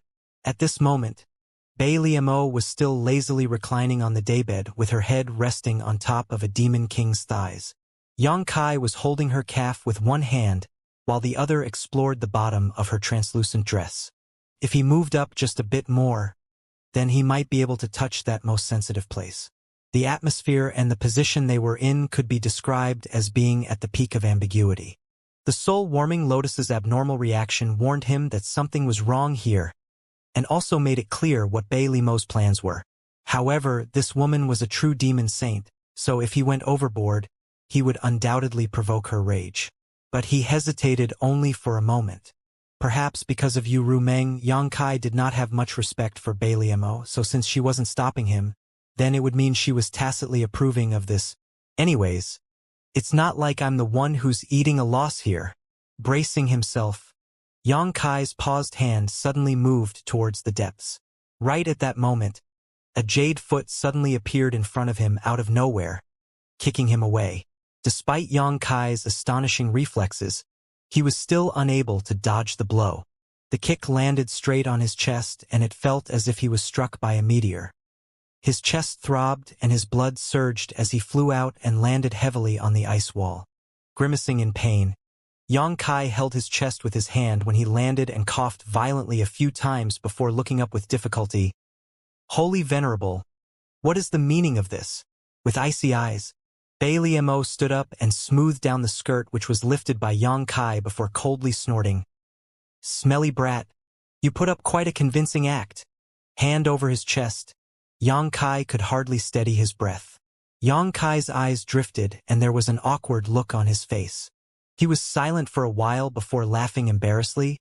So you noticed? Since Bei Limo had already said so, she must have already concluded that he was acting. Playing dumb now would be meaningless.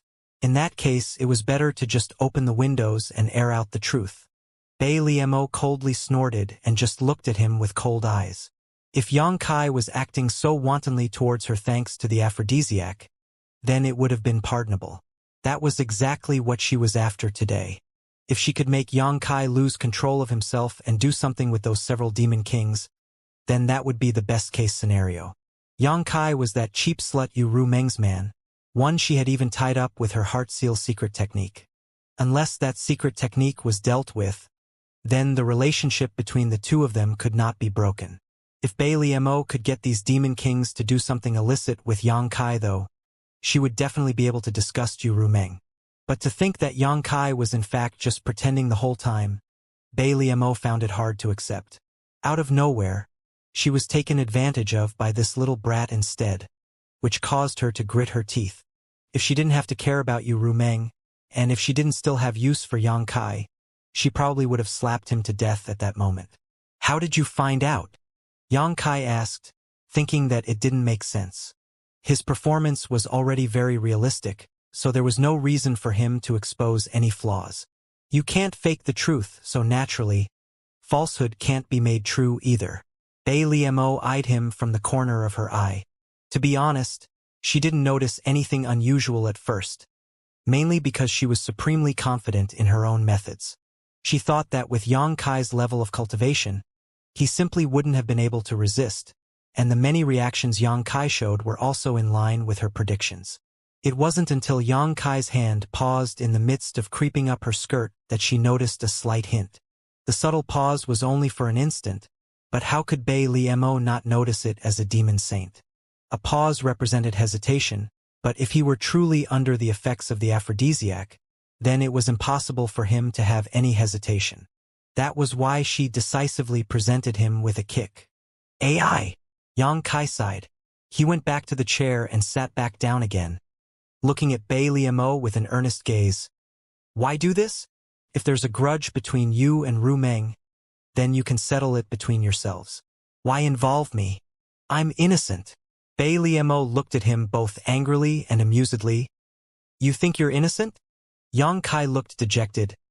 Am I not? Even though he knew that it was impossible for her to actually do anything to him, he too had business to settle during this trip to her territory, so Yang Kai didn't want to stiffen their relationship too much. Bailey Mo sneered. If you weren't Yu Ru Meng's man, then this saint wouldn't have even put you in her eyes. But who asked you to be that cheap slut's man? Yang Kai's expression turned sour. Holy Venerable is still one of the top existences of the demon realm in the end. Must your speech be so uncultured? Bailey Mo raised a brow at him. What? Am I not even allowed to scold her? You seem quite protective of her. Yang Kai asserted. Holy Venerable is also a woman. If someone were to insult Holy Venerable in such a manner, how would Holy Venerable feel? Bailey Mo snickered. You think that cheap slut has never cursed me behind my back? I don't care whether Ru Meng has scolded you behind your back or not, but I'll have to ask Holy Venerable to please conduct yourself with dignity in front of me. Bailey Mo was taken aback for a moment, seemingly not expecting that Yang Kai would actually dare to speak to her in such a manner. But when she thought back to how he tried to molest her just now, she realized that this human's boldness had already broken through the heavens. What is it worth now for him to say such words?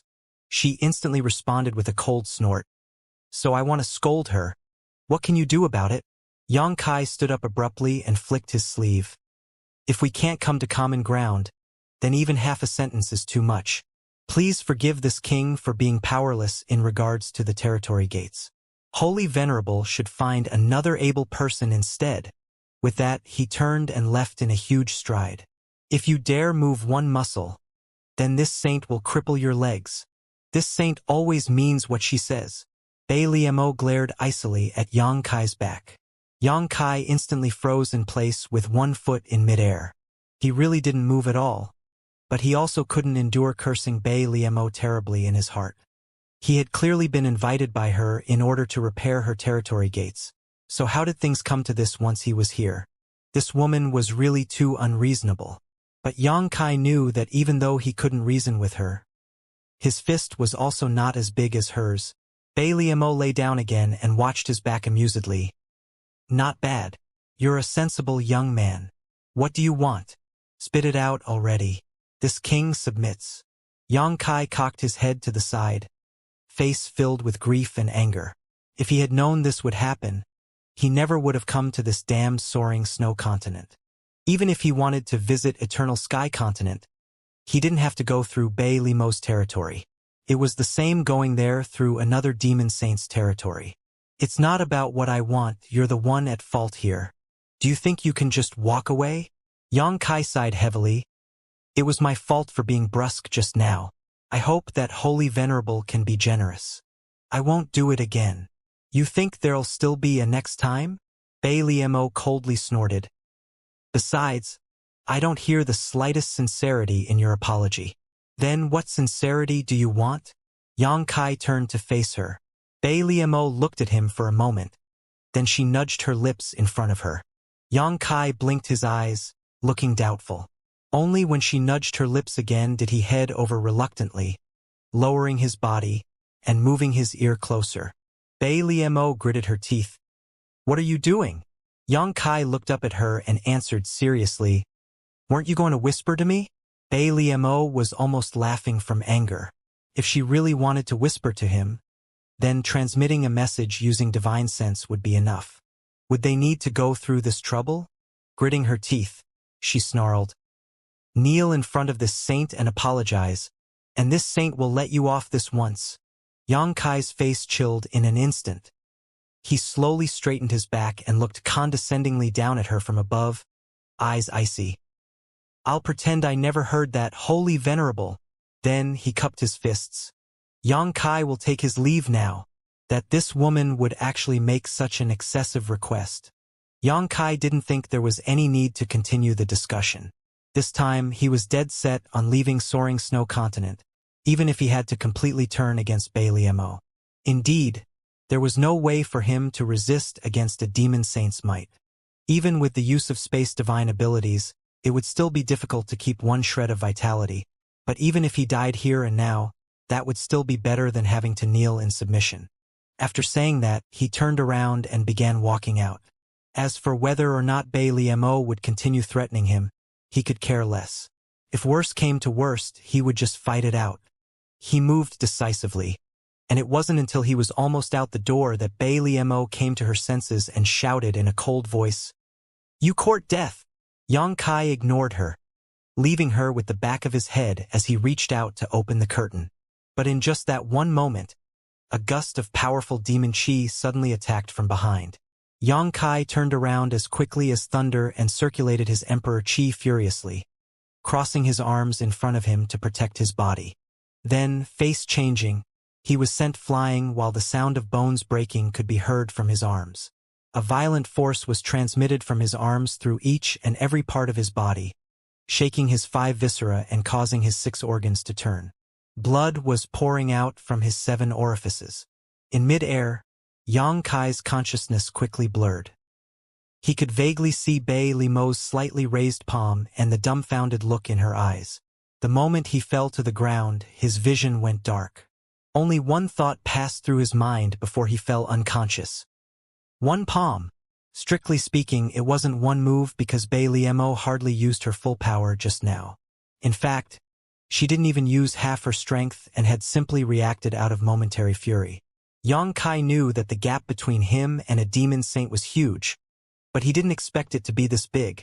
On the other side, Bei Limo quickly climbed up from the daybed and looked fixedly at where Yang Kai fainted, beautiful eyes blinking and showing a rare hint of nervousness.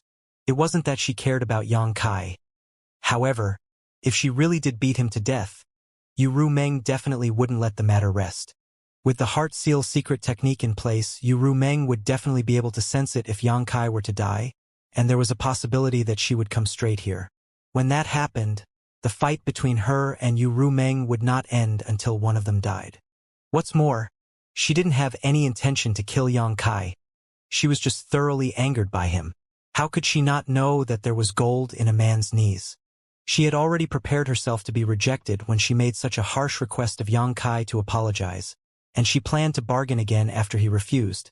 But how could she have anticipated that this brat would actually leave just as he said he would, not putting her in his eyes in the slightest? After becoming angry out of shame, she threw out a palm at him. She didn't use her full power, and that was at most 20% of her full strength. But she had no idea whether he could withstand such a blow or not. After being stunned for a few breaths, Bailey Mo caused a cold aura in the room to ripple out with a flick of her raised hand, and the demon kings who had been in a confused state immediately shuddered and sobered up in unison. "Go see if he's dead," Bailey Mo commanded. It was still the same high-rank demon king who scolded Xianxia earlier who went over to his side to test his breath with her hand. Then, she checked his pulse for a moment before raising her head and declaring, "He's still alive." Only then did Bailey Mo breathe a sigh of relief and nod. "That's good." After a pause, she added, "How are his injuries?" The demon king answered, "Several bones from his arms and his chest are broken. His 5 viscera and 6 organs are slightly shifted, but otherwise nothing serious." "Nothing serious?" Bailey Mo was astonished. The fact that Xianxia was able to survive 20% of her power alone was enough to shock her, but now even his injuries were nothing serious? Even though she did break several of his bones, she wasn't without elixirs here. As long as he took some pills, he would be able to recover after recuperating for a few days. But how could this be? Even if it were a high-rank demon king who received her palm just now, they would probably have died on the spot. Yet despite the fact that this boy's cultivation was only equivalent to a mid-rank demon king, how could he be so resilient? The demon king who was checking Xianxia's body suddenly exclaimed in surprise, her beautiful eyes flashing with a strange color. "What's wrong?" Bailey Mo looked up. "This man's body is very strong." As she said so, the demon king actually began squeezing and pinching Xianxia's chest, as if she were going to give him a thorough examination. Seeing this, Bailey Mo also went forward and placed her hand on Xianxia's chest before probing with her demon chi. A moment later, she revealed an astonished look, but she also finally understood how Xianxia was able to take a slap from her and not perish. Just as the demon king said, this young man's body was unbelievably strong. His muscles were solid, and his bones were also incomparably firm. Such a body alone was already comparable to a top-quality demon artifact. Moreover, there was golden blood full of vitality and vigor flowing through his veins, which granted him very powerful regenerative abilities. But what shocked Bailey Mo even more was the fact that she could actually sense an indescribable sense of divinity from the blood in Xianxia's body. Her beautiful eyes focused on Xianxia's face, seemingly having thought of something. Then, pinching one of Xianxia's fingers, she made a small cut at the tip. At once, a drop of golden fresh blood oozed out. Bailey Mo drew a drop of the fresh blood with her hand and sucked it into her mouth, face revealing a look of surprise. Divine spirit blood. This little brat actually has a divine spirit's bloodline? And, judging from the taste of the blood and the energy contained within, this is an extremely high-level divine spirit. It might even be from a dragon or a phoenix. Bailey Mo couldn't help but click her tongue in surprise. But with that, she felt relieved. Since the blood flowing in Xianxia's body contained such strong vitality and recuperative power, that proved that receiving this injury was in fact no threat to him, not to mention there being no need to take any elixirs. It wouldn't take him long to be able to fully recover all on his own. Holy Venerable, this man is too impudent. Should this subordinate kill him? The demon king looked up at Bailey Mo and asked solemnly. Bailey Mo glanced at her. "Do you want to kill him?" "Sure, but he's Yu Ru Meng's man. If you kill him, then even this saint won't be able to protect you." When the demon king heard this, her face couldn't help but change. She looked at Xianxia with a puzzled expression. This man actually turned out to be Yu Ru Meng's man? If she had not heard these words from Bailey Mo's mouth, then she definitely wouldn't believe it. The other demon kings were also taken aback as if they had heard some extremely shocking news. Bailey Mo was silent for a moment before suddenly turning around. "Throw him into the ice prison and keep him under close supervision. Tell him this saint will let him out when he's ready to apologize properly." Even though she injured Xianxia and knocked him out, in the end, he was the one who put her in such a humiliating situation.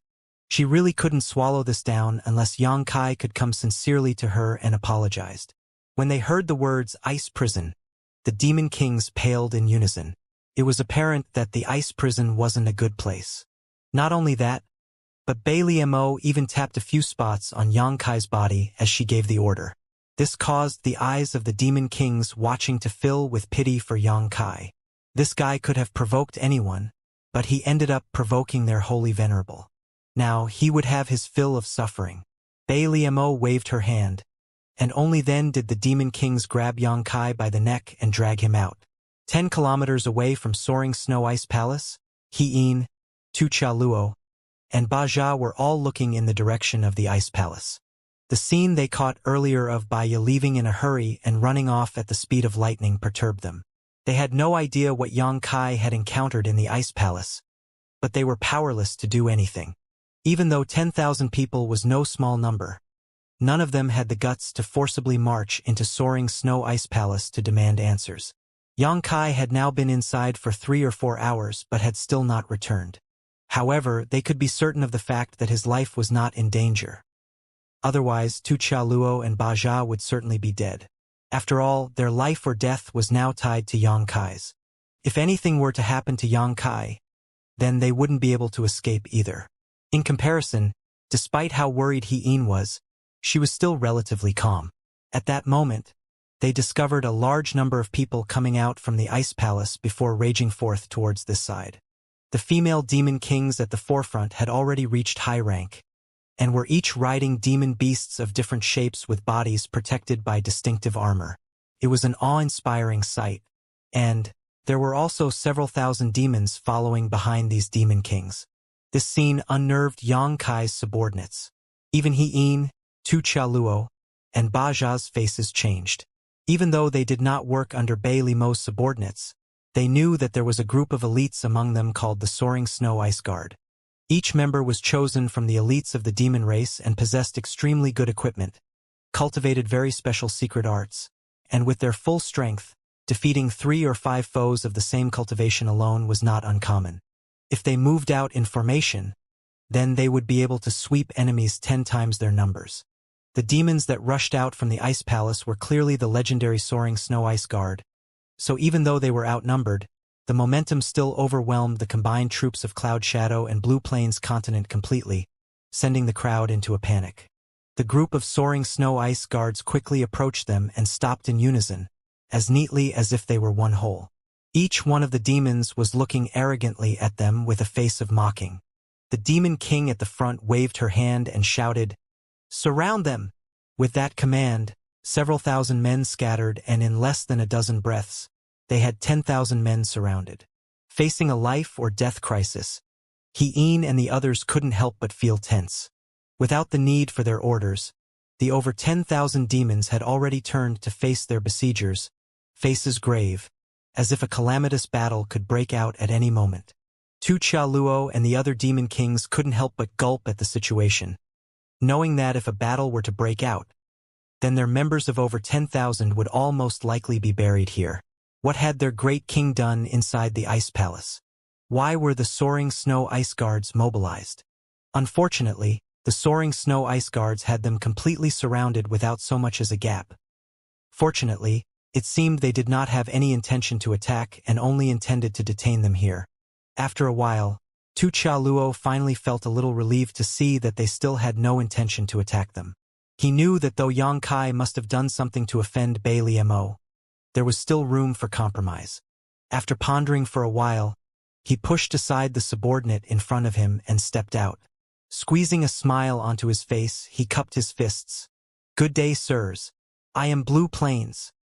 Just as he said a few words, a whip shadow suddenly came down on him from overhead. The incomparable swiftness of the whip even caused the faint sound of thunder to break out behind it. Tu-Cha-Luo's face changed.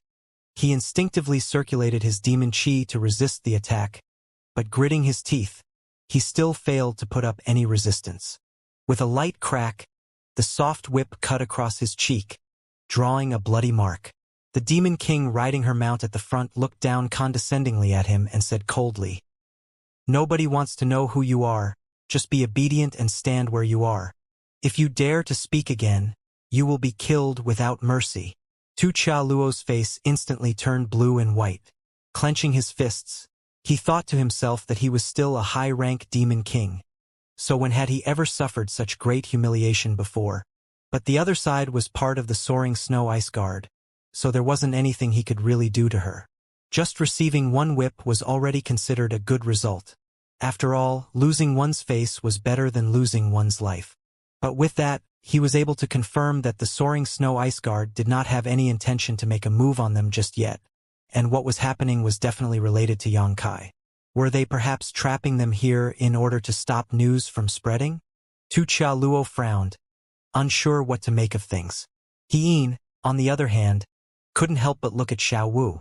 If anyone could help them out of this crisis, then it could only be Yu Rumeng. Last time, Yu Rumeng manifested in Xiao Wu's body. Then this time, she could naturally come through soul descend as well. If that happened, even if it may be just a wisp of Yu Rumeng's soul, these soaring snow ice guards still wouldn't dare to make any moves. Seemingly having sensed her gaze, Xiao Wu also looked towards her, but she slowly shook her head. Hien's eyes couldn't help but dim. She knew in her heart that even if Rumeng was a holy venerable, she couldn't use soul descent so casually. Last time, she had only manifested under Bei Limo's provocation. Since they were not in any danger at the moment, there was no need for her to go as far as to use soul descend. Below the soaring snow ice palace lay the 18-level frozen nether ice prison.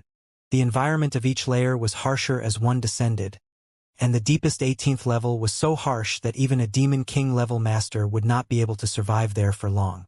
The frigid energy in the air alone was enough to freeze one's soul and send them unto death's embrace. Many demons who had committed great sins were kept within the ice prison. Generally, one could enter but never leave. The only end for the captives here was to freeze to death. When the female Demon King arrived here at the ice prison while carrying Xianxia under Bei Limo's orders, there was immediately someone who went over to greet her respectfully. This person was also a Demon King and even a high-rank Demon King. From the stony luster of his face, he should be a stone demon. However, it was clear that his status could not be compared to the one carrying Xianxia. He came over to greet her as soon as he saw her, and the two casually exchanged pleasantries before the stone demon turned a curious gaze at Xianxia. Another one? What is this one in for? Offending the holy venerable. The female Demon King held Xianxia up for display. The stone demon grinned. He's got guts? Taking a good look at Xianxia, he was instantly surprised. This guy? He's human? Naturally, the female Demon King knew what he wanted to ask. An actual human.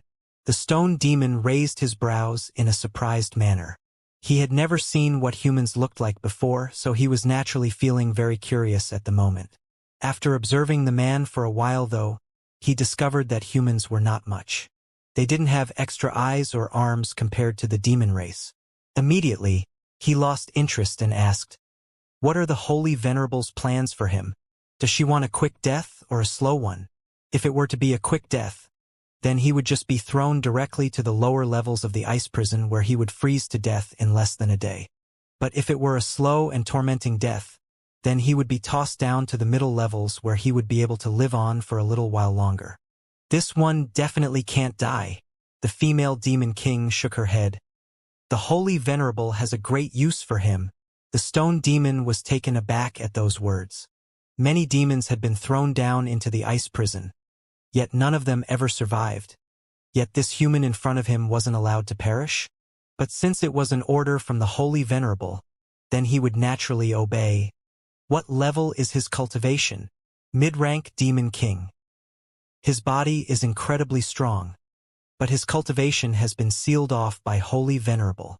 Sealed cultivation, is it? The stone demon looked at Xianxia with sympathy, wondering how in the world he aggravated the Holy Venerable to the point of being thrown into the frozen nether ice prison with his cultivation sealed. After a moment of contemplation, he said, "The 7th floor it is, then. With his current condition, any lower and he may not be able to survive. I'll leave it to you to decide." After passing Xianxia over, the female Demon King instructed. Holy Venerable said to tell him once he wakes up that whenever he's seriously repented his wrongs, Holy Venerable will release him. A cold feeling washed over from all directions. Yang Kai awoke and was dazed for a while before suddenly remembering what happened before he fell unconscious. He quickly jumped up and assumed a defensive posture before exploring his surroundings vigilantly. He couldn't help but be stunned by the sight he saw. This was no longer the room that Bei Liamo was in, but rather what seemed to be an ice room with crystal-clear ice walls on all sides that were smooth enough to reflect oneself. With an area of around several tens of meters, it seemed like a cell. The cold chill that was seeping into his bones gave him goosebumps. Yang Kai frowned. What sort of damned place was this? His memories stopped at the moment when Bei Limo's palm slapped him unconscious. As for what happened afterwards, he really wasn't sure. Thinking about it now, he still had some lingering fear of the might of a demon saint. It truly wasn't something he could resist at his current level. Hehehe, you're awake? A sinister laugh suddenly erupted behind him. Shocked, Yang Kai quickly turned around to look. At the same time, he found it a little hard to believe because of how close the voice sounded. If the other party had not said anything, then he never would have noticed them. It was only now that he realized the problem with his body. As soon as he examined himself, his face turned dark in an instant. There actually turned out to be several restrictions placed on his body.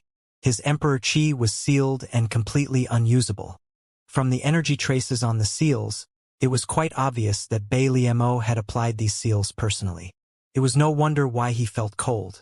Without Emperor Qi to protect his body, and with such a harsh environment, it would be strange if he didn't feel cold.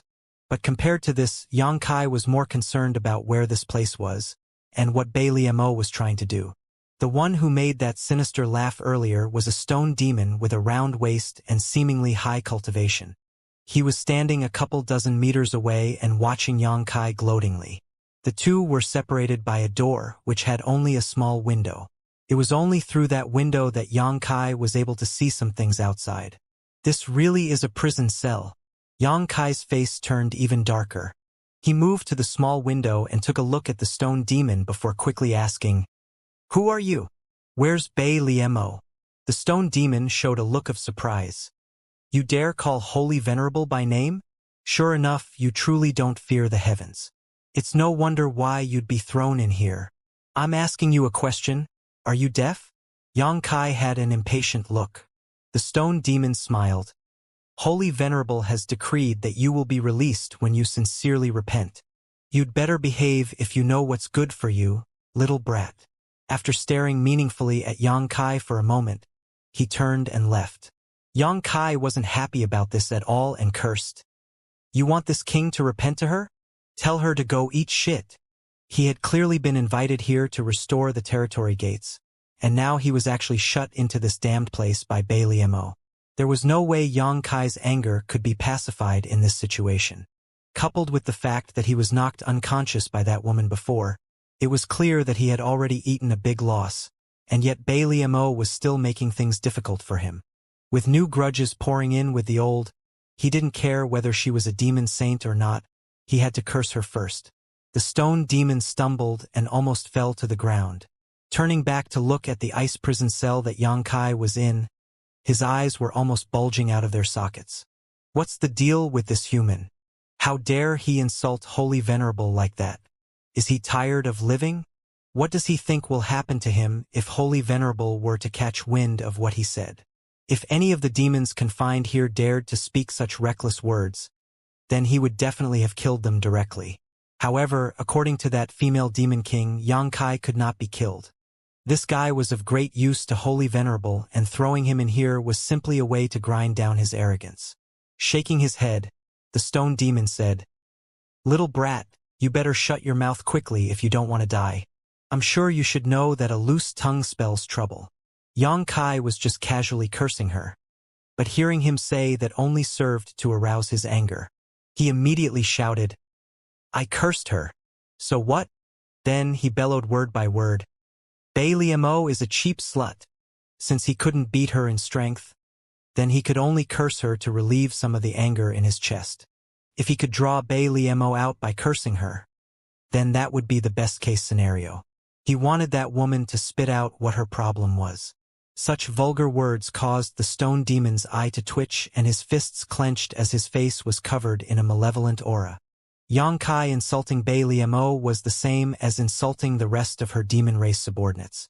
It was fine if he never heard it, but since he did, how could the stone demon not do anything about it? He wanted to teach Xianxia a lesson, but after giving it a second thought, he resisted the impulse. He was worried that he would accidentally beat Xianxia to death. After all, this human's cultivation was sealed by the Holy Venerable. Xianxia may not be able to withstand a few punches from him, so the stone demon just sneered, "Go ahead and yell if you want to. I hope you'll still have the energy to keep yelling in a while." As expected, Xianxia cursed his heart out in an amazingly loud voice that was full of energy. Vulgar and insulting words flowed from his lips incessantly and echoed through the 7th floor of the ice prison. He was not the only one confined here on the 7th floor. There were at least 100 other demons here. When they heard someone cursing Bei Liemo, all of them showed looks of horror. Each of them lay against their cell windows and peered in Xianxia's direction, seemingly curious to see who it was that truly didn't fear the heavens. Even though they were confined here and knew that there was no chance of survival for them, none of them ever dared to insult Bei Liemo in such a way. If anyone dared do such a thing, then the matter wouldn't be settled with just their lives. There were many ways to make a person prefer death over life in this world. Even though the stone demon left, he was still constantly paying attention to Xianxia's movements. The veins on his forehead were also jumping at Xianxia's torrent of unceasing insults. Bei Liemo had not been cursed more in her life than she has in this day alone, and it was completely without repetition. The stone demon really had his eyes open to the world. How could someone curse another with such vulgar words and righteous indignation? The human yelled for a whole hour before finally stopping. The stone demon's patience was also almost running out, and it was only when he heard Xianxia go quiet that he was able to breathe a heavy sigh of relief. He thought to himself that Xianxia probably couldn't hold on any longer. After all, he had his cultivation sealed. Even though the 7th floor was not too deep, one with their cultivation sealed still would not last long there. It was amazing enough that he had the energy to yell for up to an hour. Compared to Xianxia's cursing skills, the stone demon admired his stamina even more. But now that Xianxia had finally reached his limit, his ears finally had peace. But in fact, things weren't as the stone demon had hoped. Just after an incense stick of time, Xianxia began cursing again. This time, the curses escalated and became even more unpleasant than before. The veins on the stone demon's temple could not help but throb again. The reason why Xianxia stopped for an incense stick of time was merely that he was checking his body's condition. The injuries he sustained from Bei Liemo were not considered too severe, just a few broken bones. Even though his cultivation was sealed, his body's ability to recover did not disappear. If he rested for a few days, he should be able to recover completely. The only problem for him now was his inability to use his Emperor Qi. Xianxia tried just now to see whether he could break out of the cell, but under the premise of him being unable to use his Emperor Qi, his physical power alone wasn't enough to break these walls. It was true that this damned place was freezing cold, and the intense coldness was also not something that an ordinary person could bear. However, Xianxia's physical body was incredibly strong, so he didn't have to fear the cold here too much. Bei Liemo wanted to use this method to make him lower himself and admit his wrong, but unfortunately, she miscalculated. The frozen nether ice prison was a grim and quiet place to begin with, where the only end awaiting the demons confined here was death. So silence was normal. Many of the prisoners here just sat quietly as they waited for death. But as soon as Xianxia arrived, the place became as lively as a crowded food market. If he was tired of cursing, then he would take a break. Once he had regained his energy, he could continue cursing. Several times, the stone demon wondered whether Xianxia was finally unable to hold on, and yet in just a while that human brat would become lively again. This went on for 2 whole days. This made the stone demon realize a problem. It seemed he had underestimated the strength of this human's physique. The 7th floor definitely wasn't the right place for him. Previously, the female demon king had only told him that Xianxia's body was very strong. That was why he placed him down on the 7th floor. But now, it seemed that he would have to send him to the lower levels to shut him up. With that in mind, he quickly transmitted a message to the female demon king briefly explaining the situation here. On the top floor of Soaring Snow Palace, under a transparent ice dome, Liemo was dressed in a light and elegant dress, looking over the railing, overlooking the beautiful scenery of Soaring Snow Continent. Suddenly, Liemo turned her head and asked, "Can that boy finally not hold out anymore?" The female demon king looked at Liemo with hesitation, an awkward look on her face as if she did not know what to say. Liemo said indifferently, "Just speak. What's his situation now? Just teach him a small lesson. Don't actually kill him." Only then did the female demon king begin in a small voice, "Please don't worry, Holy Venerable. That human is doing well right now." "Well?" Liemo looked at her in surprise. She frowned. "How well do you mean?" The female demon king dawdled for a while, not wanting to explain too much. But under Liemo's imposing gaze, she still spoke. "The 7th floor does not hinder him in the slightest. As soon as he woke up, he'd been shouting, and it has already gone on for 2 days. Liemo scoffed. "So he still has the strength to shout? Seems like he's really doing quite well." After a pause, she asked, "So, what has he been shouting about?" The female demon king originally breathed a sigh of relief, but when she heard Liemo's question, she knew that she couldn't hide it from her any longer. Gritting her teeth, she said, "He has been insulting Holy Venerable." Liemo's expression cooled at that as she snapped, "He's actually cursing me." The female demon king was terrified. "Please calm your anger, Holy Venerable. I will go and wash out his mouth right now." Liemo raised a hand. "No need. It's not as if I'll lose anything from him cursing me a bit. But what has he been saying?" As things had already come to this, the female demon king could only transmit a message to the stone demon to ask. A moment later, she apprehensively repeated Xianxia's words of abuse, of which bitch or cheap slut could be considered cute. As for the real insults, things such as rotten meat that even a wild dog would turn its nose away from, and far worse continued to ring out. Liemo only listened for a moment, yet she was already shaking from rage. Gnashing her teeth, she snapped with a cold look in her eyes, "Throw him into the 13th floor. I want to see whether he still has the energy to curse me then." The 18 floors of the frozen nether ice prison got colder and colder as one went further down, with a great leap in intensity at every 6th floor. For example, the degree of cold between the 6th and the 7th floor definitely could not be described in the same words, as was the case for the 12th floor and the 13th floor. Liemo was clearly angered by Xianxia's vicious words. Otherwise, she would never have thrown him into the 13th floor.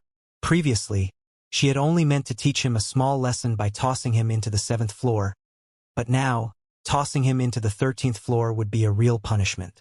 For him to resort to cursing when he couldn't beat her fairly, wasn't this man a little too petty? And in just a dozen breaths after the order was given, the stone demon arrived at Xianxia's cell and looked at him with a pitying gaze through the window. Xianxia wiped the spittle away from his mouth and pointed his nostrils at him. "What?" The stone demon shook his head and sighed. Having no intention to say anything more to this lunatic, he simply took out a token and opened the cell's seal. Then, after opening the door, he cocked his head at Xianxia. Xianxia grinned.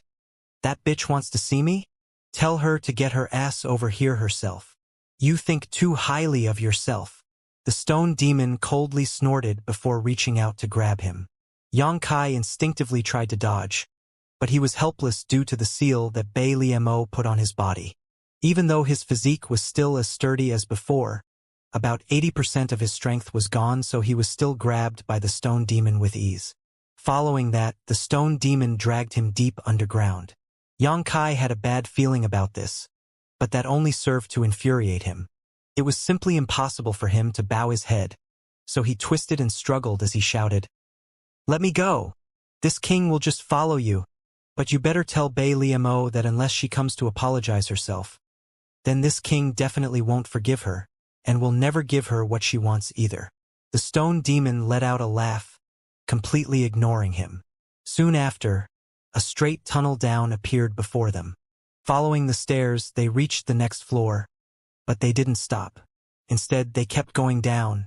Only then did Xianxia realize that this ice prison did not consist of just a single floor, but it was rather made up of many, and each level down had a harsher environment.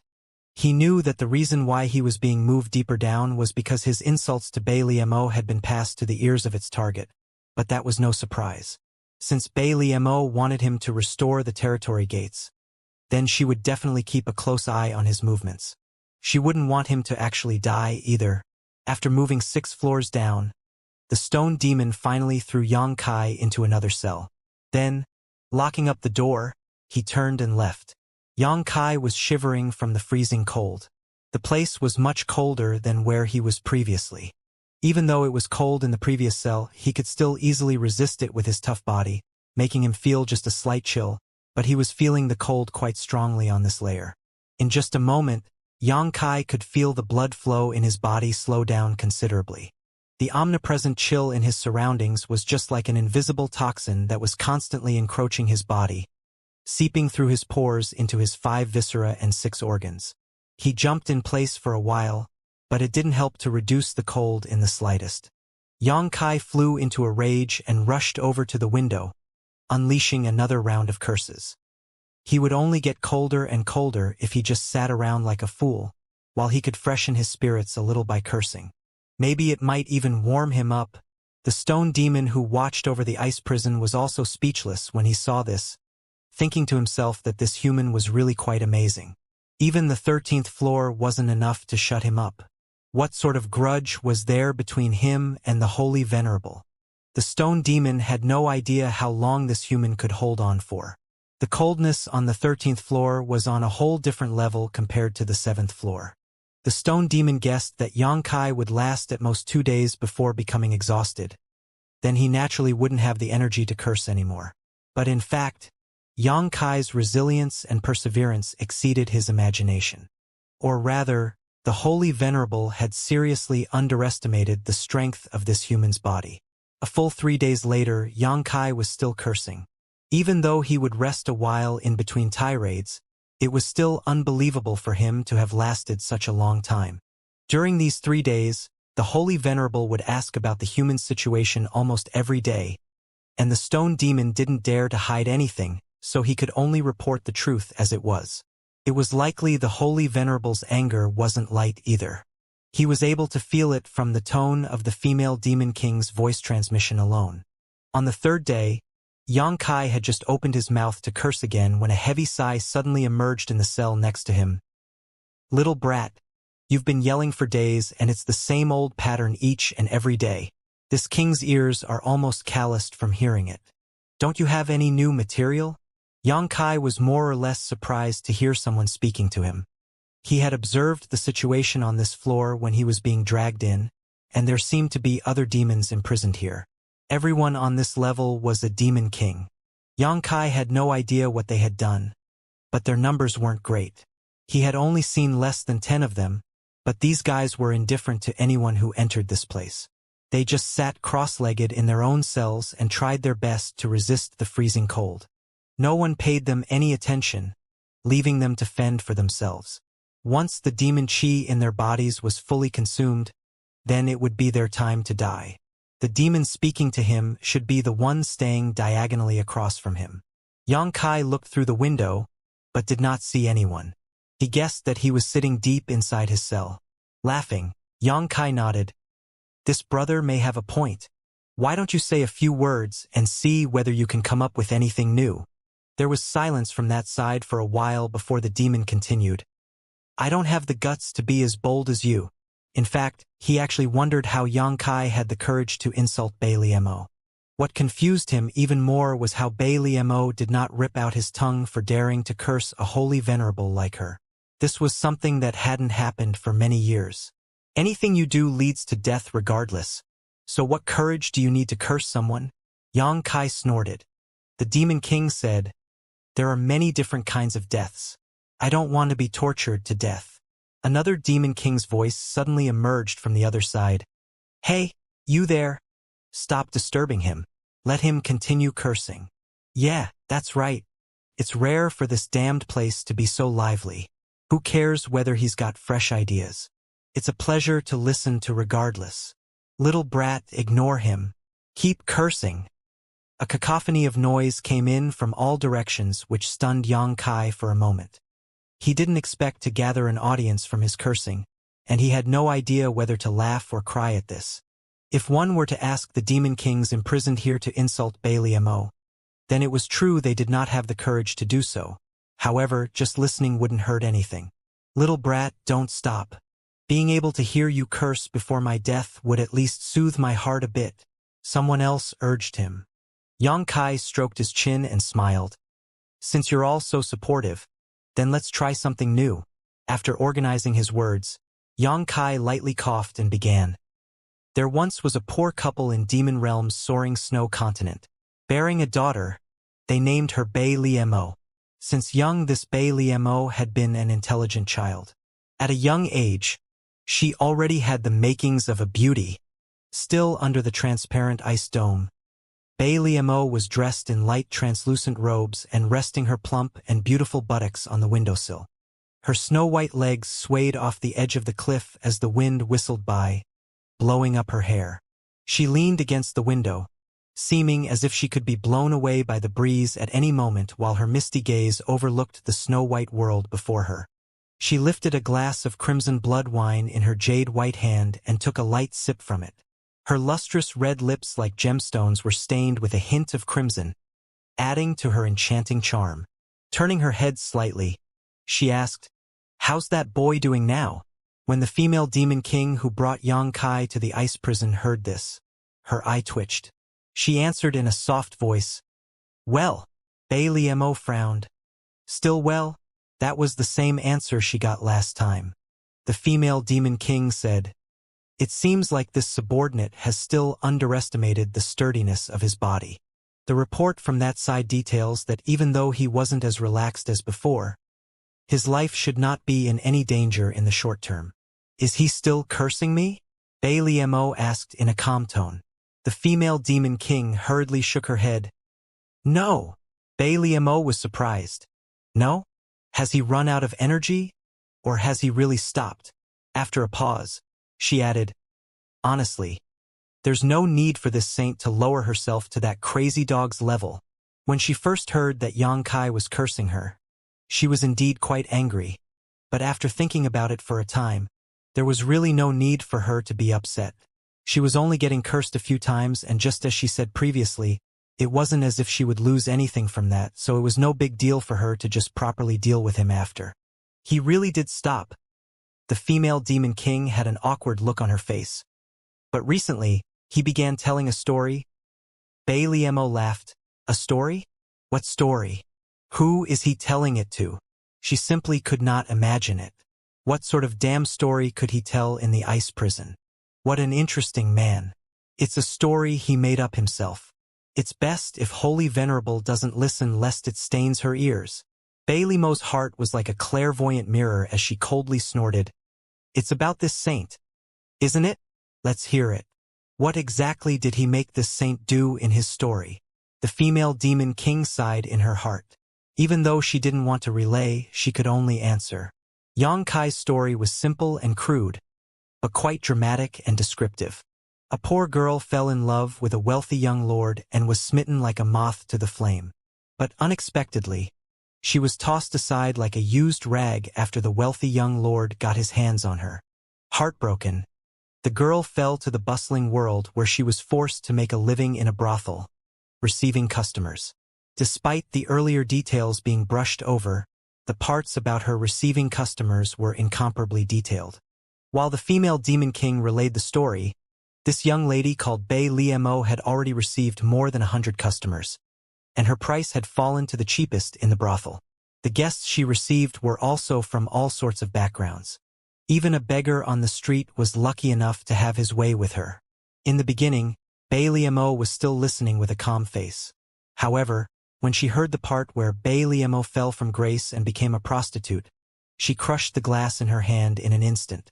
When the old beggar appeared, Mo's face was already cold to the extreme. Even though she knew that Yang Kai was just making up a story to disgust her, she simply could not tolerate it. She had never seen such an abominable man before. Turning around, she came down from the windowsill and the look in her eyes was cold to the bone. Enough! The female demon king fell to her knees and said in fear, "Please calm your anger, holy venerable. This subordinate will go and rip out his tongue." Liemo sneered. "Wouldn't that be too cheap for him? Throw him into the 18th floor. I want him to experience a life worse than death." The female demon king suddenly raised her head. "But holy venerable Rumeng." Liemo turned her cold gaze over, instantly causing her subordinate to swallow her next words. After staying on the 13th floor for about a week, the stone demon appeared at Yang Kai's window again. Yang Kai was just getting to the good part, but he wasn't surprised to see this man and merely sneered, "Going down again?" The stone demon looked him up and down, then raised a hand to give him a thumbs up with a look filled with admiration. No matter what, this boy before him was definitely a talent. No one had ever made the holy venerable change her order so many times, and to increase the punishment more and more at that. In a way, this human had set a precedent.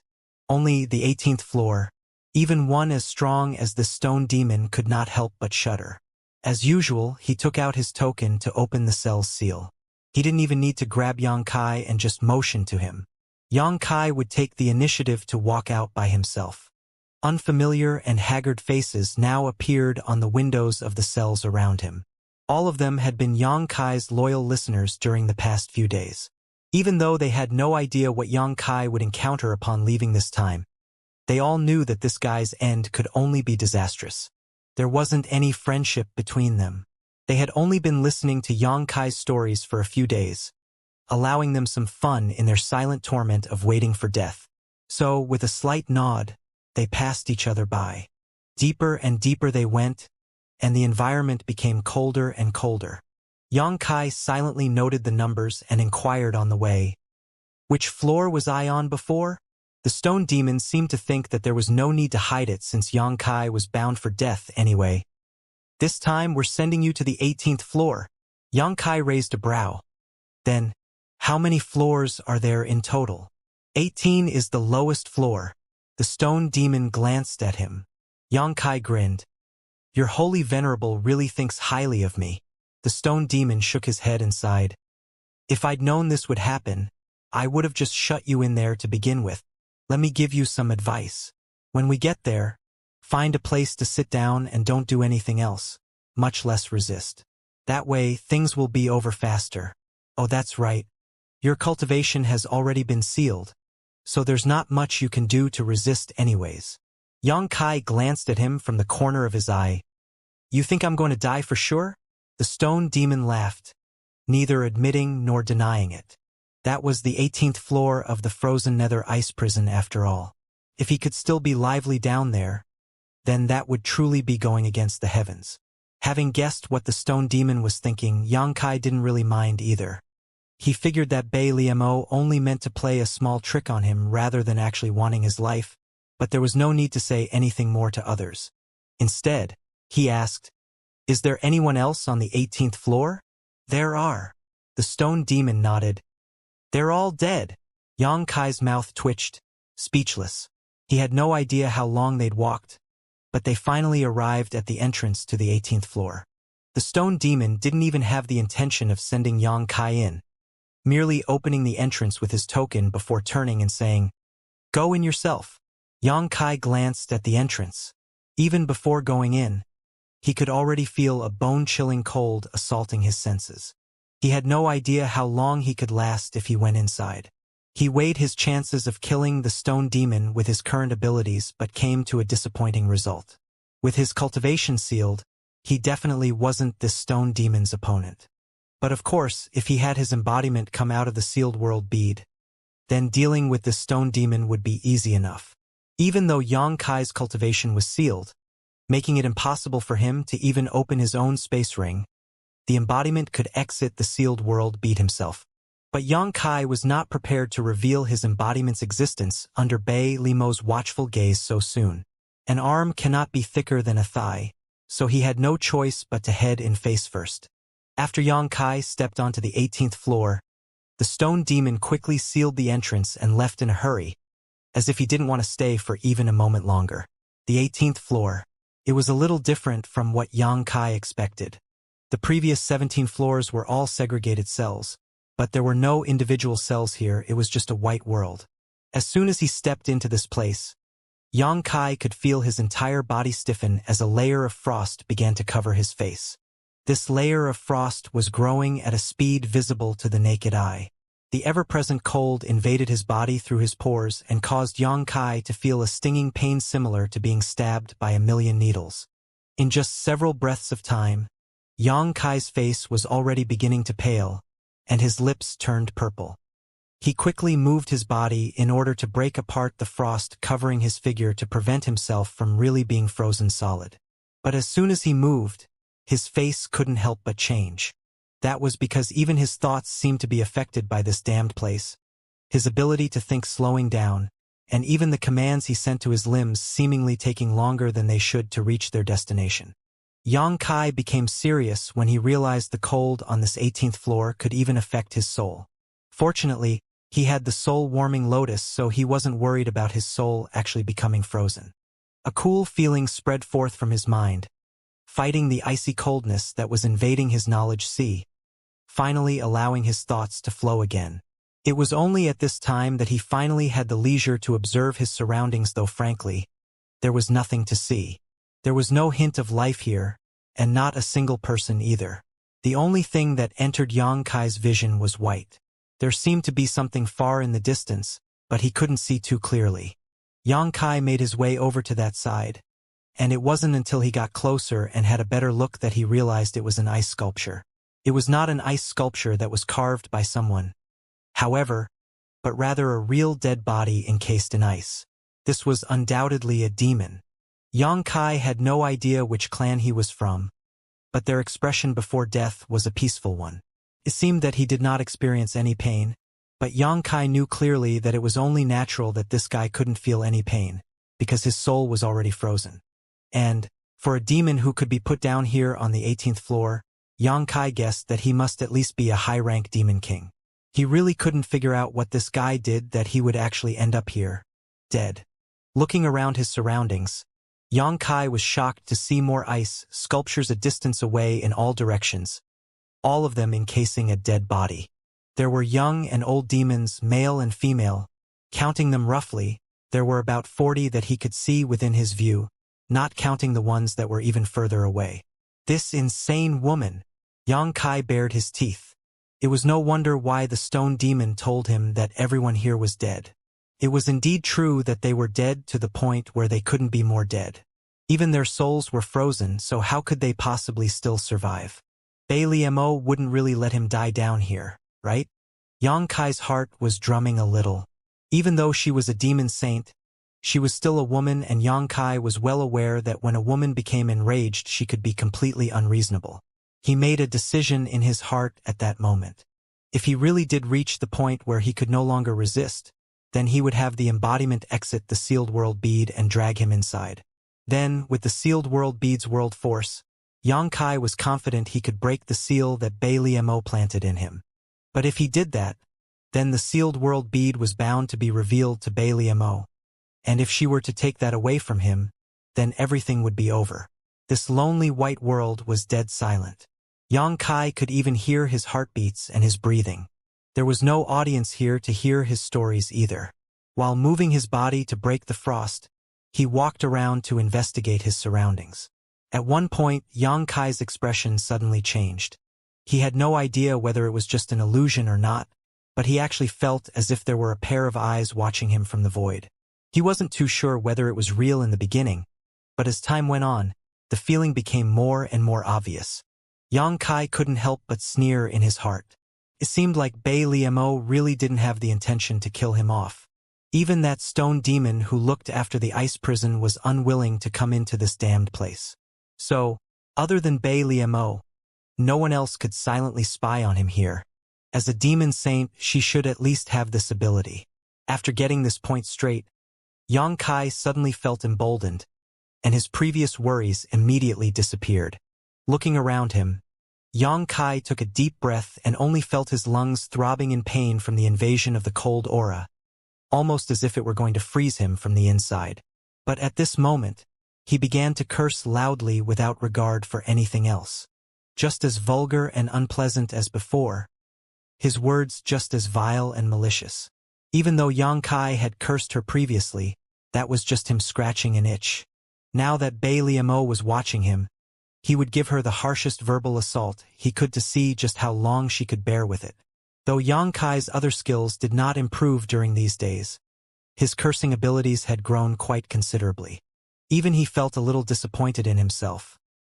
After all, a man cursing a woman just because he couldn't defeat her was really nothing worth being proud about.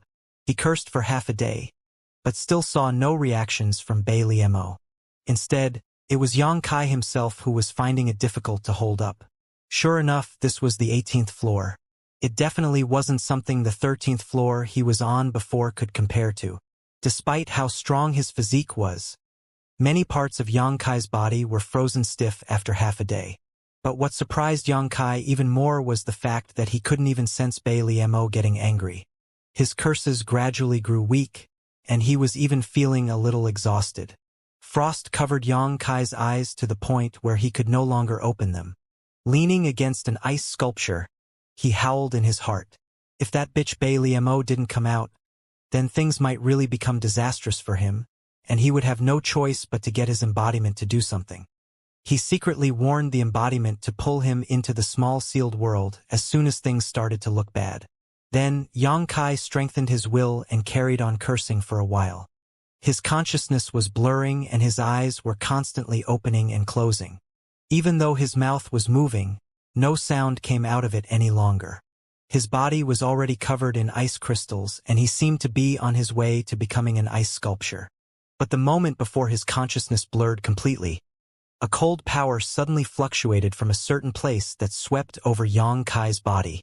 The frost that was covering his figure melted at a speed that was visible to the naked eye, and there was also an invisible power that now shielded him, preventing the ice principles and energy of this place from invading him again. Yang Kai suddenly opened his eyes and let out a chuckle. "I knew you wouldn't do anything to this king." Slowly getting up, he stretched his muscles for a bit.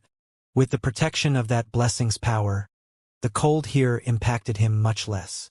Squinting at his surroundings, he called out coldly, "Show yourself. Is there any point in sneaking around?"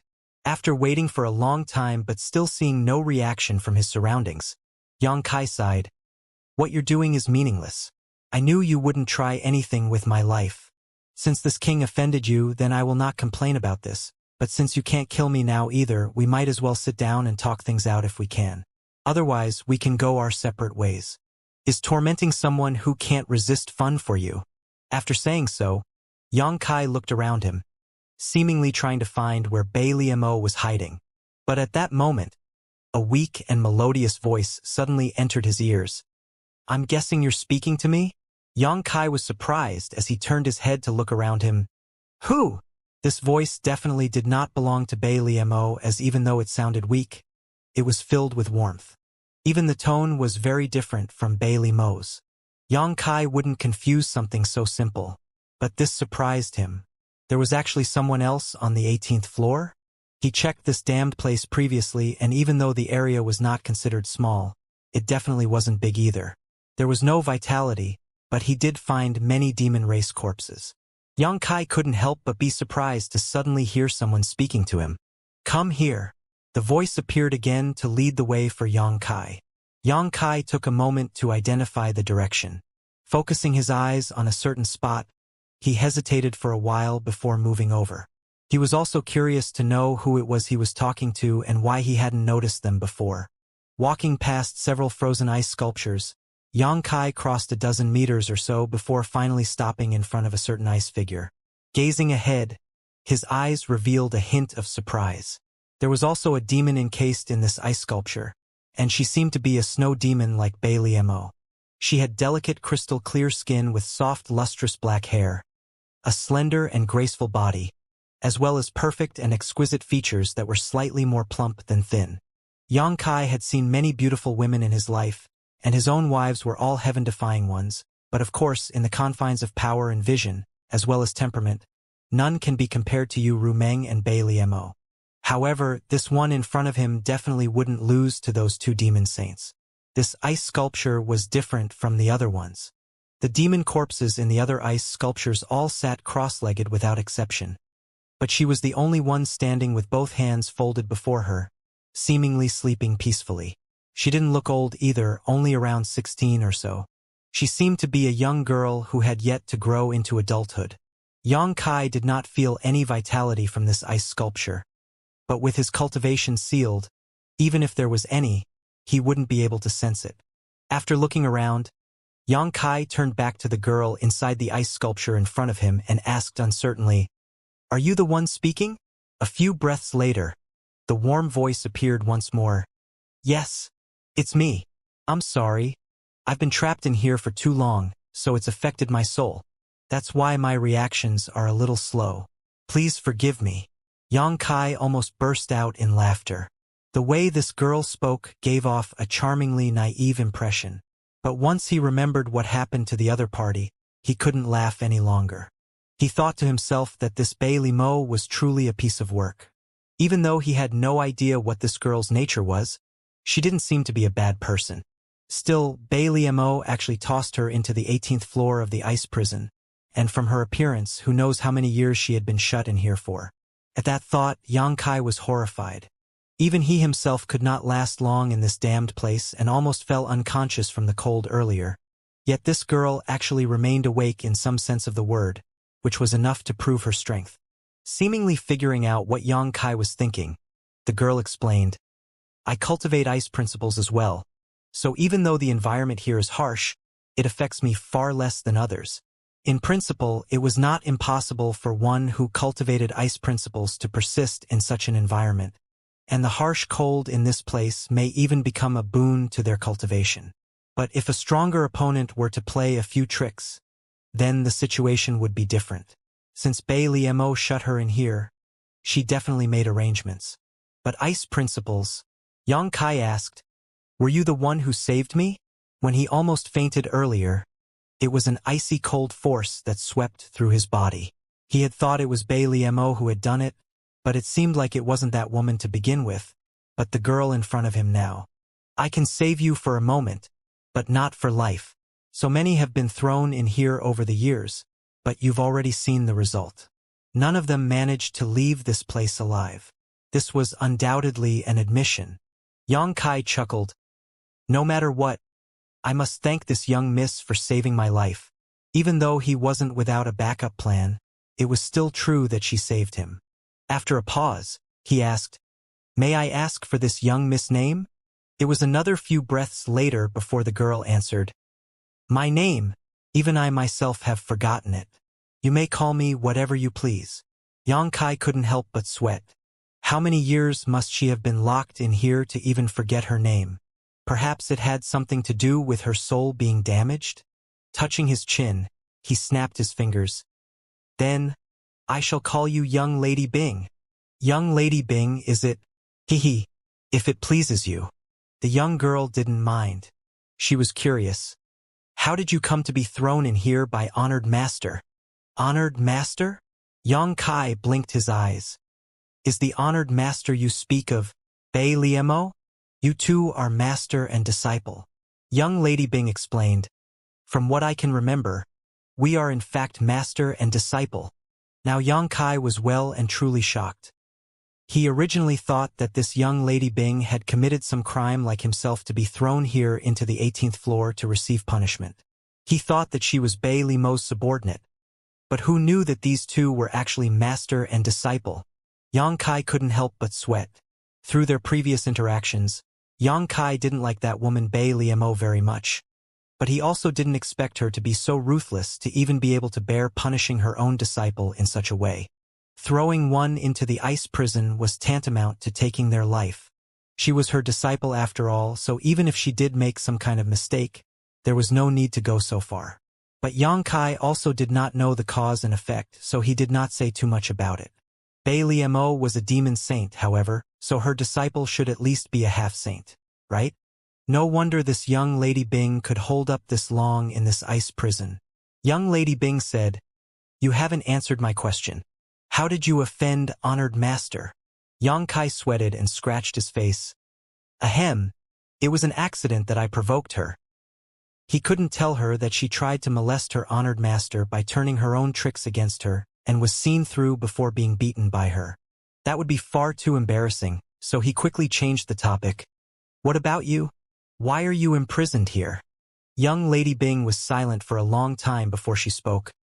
"I shouldn't tell you this, but it's been so long and you're the first one who has spoken so much with me. The reason that I'm imprisoned here seems to be because of a man." Yang Kai recoiled in shock. "You two master and disciple had your eyes on the same man." Young Lady Bing laughed. "No such thing. It was just me, but honored master wouldn't agree to it. When I refused to separate from him, she brutally tortured that man to death in front of me. I remember honored master asked him to humiliate me and curse me, but he would rather die than to say a single bad word about me." "That bitch!" Yang Kai fumed, but coming back to his senses, he quickly added, "I'm not talking about you. I'm talking about that villain Bai Liamo." Young Lady Bing said, "Don't curse my honored master." Even though her tone was light, Yang Kai could hear the displeasure in her voice and couldn't help but feel embarrassed. So he probed, "What happened after that? If she killed that man, then why did she have to go this far with you?" "Because I attacked her out of anger, disappointing her greatly. That is how things came to this." Yang Kai sighed at her story, not knowing what he should say. If this was all true, then this young Lady Bing was undoubtedly the most tragic victim in this matter. The man she loved was humiliated and killed before her eyes by her honored master. Then her honored master broke all ties with her and locked her up in this place, sealed in ice to live a life worse than death. What else could be more tragic in this world than this? It must have been hard for her to persevere until now. If it were anyone else, their soul would probably have collapsed long ago. "By the way, I heard you say that honored master won't kill you? Why are you so confident?" Yang Kai grinned at that. "Because your honored master still has something she needs from me." "Oh!" Young Lady Bing was surprised. "What does honored master need from you?" Yang Kai did not answer. Instead, his eyes flashed slightly as he smiled. "I've made up my mind. When your honored master comes to save me, I'll have her release you from here as repayment for saving my life." Young Lady Bing, "No need." Yang Kai frowned. "You don't want to go out?" "It's not that." Young Lady Bing's voice was bitter. "It's just that my body has long become necros, leaving behind only a broken soul. I can still survive for a while longer if I'm frozen here. But if I leave, then I'm afraid I will die even faster." That made things difficult. Right now, there was no way for Yang Kai to check her body's condition either. Otherwise, there was no saying whether he might be able to think of an idea or not. While he was pondering, young Lady Bing said, "Are you sure you can leave this place? It's not that I don't believe you. It's just that not a single person has been able to leave this place alive." Yang Kai smiled. "Just wait and see." "Is that so?" Young Lady Bing sighed. "Seems like this is really fate." "What fate?" Yang Kai frowned. Young Lady Bing said, "You thanked me for saving your life and said you wish to repay me, but are you sincere?" Yang Kai answered solemnly, "Naturally so.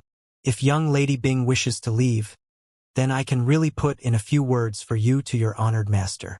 I don't dare guarantee that she would definitely agree, but I still have 80% confidence." Young Lady Bing quickly stopped him. "Please, you mustn't. And if you do manage to get out, then you should never mention me in front of honored master lest you not be able to save even your own life." Was it that serious? Yang Kai was doubtful. Wasn't it just a bit of narrow-mindedness between master and disciple? Yet he couldn't even mention her name, even though he had no idea what this girl's true name really was. Young Lady Bing means to say. Yang Kai looked doubtfully at her.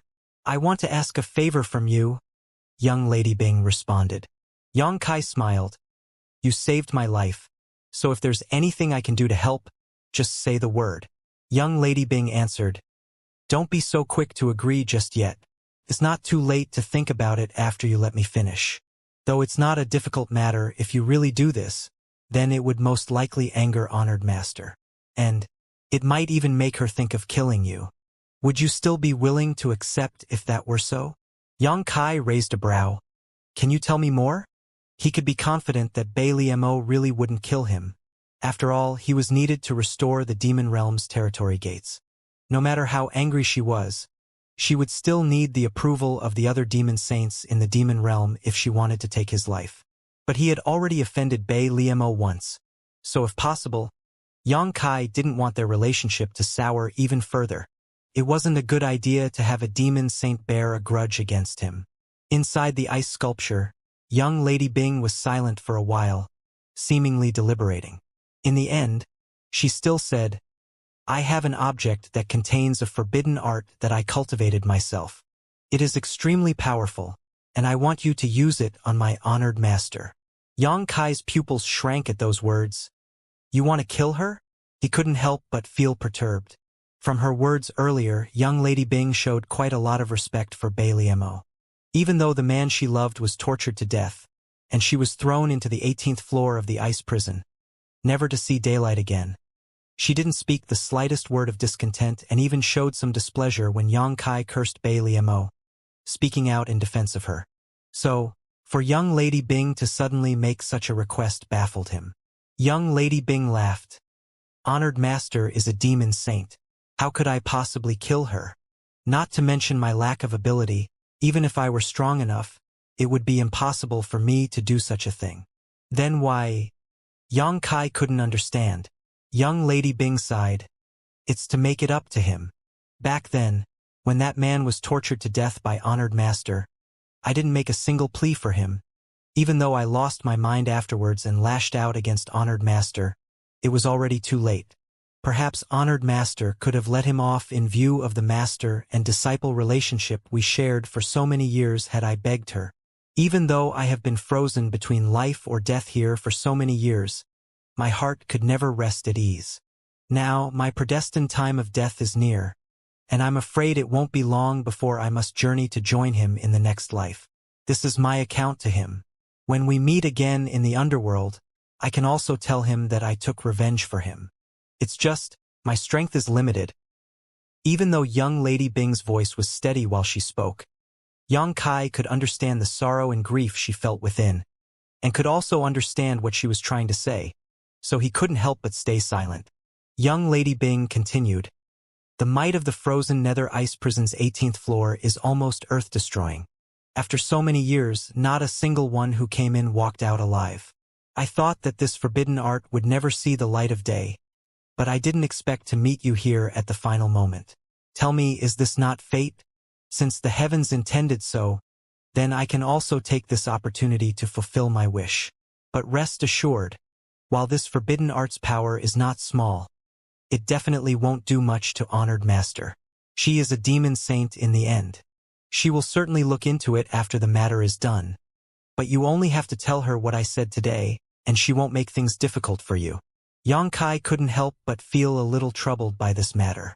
If young Lady Bing asked him for anything else, then he may be able to consider it, but wasn't it a little too frivolous to use something sealed with a powerful forbidden art against Bailey Mo? Even if Bailey Mo was unlikely to make things difficult for him afterwards, who knew how that crazy woman would react in the moment? If she really flew into a range, who was going to save him then? But since he had already said such big words, it would make him seem cowardly and ungrateful to back out now.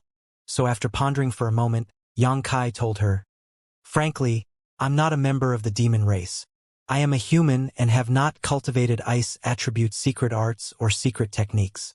Thanks to young lady's inheritance and origins as a snow demon, it's obvious that what you cultivate are ice principles. Is this forbidden art even something I can use? Young Lady Bing replied, It doesn't matter. You only need to activate it and the forbidden art will be released. I know this request is a little difficult, so if you're unwilling, just forget it. Yang Kai raised his hand to stop her. Young Lady Bing is also imprisoned and unable to protect herself, but since you were willing to save me, how can I possibly refuse such a small request? He had also made up his mind. Since he couldn't refuse, he could only agree. In any case, he was just taking a risk in front of Bei Liemo. If worst comes to worst, he could just drag Yu Rumeng in, and then Bei Liemo wouldn't be able to do anything to him. Then I must offer you my sincerest thanks. With this, I can die in peace. Young Lady Bing thanked him happily, and at the same time she spoke, Yang Kai saw a warm glow suddenly blossom at her chest, which grew bigger and bigger, as if something was going to break out. In the next moment, light flashed and a hole appeared on the ice sculpture.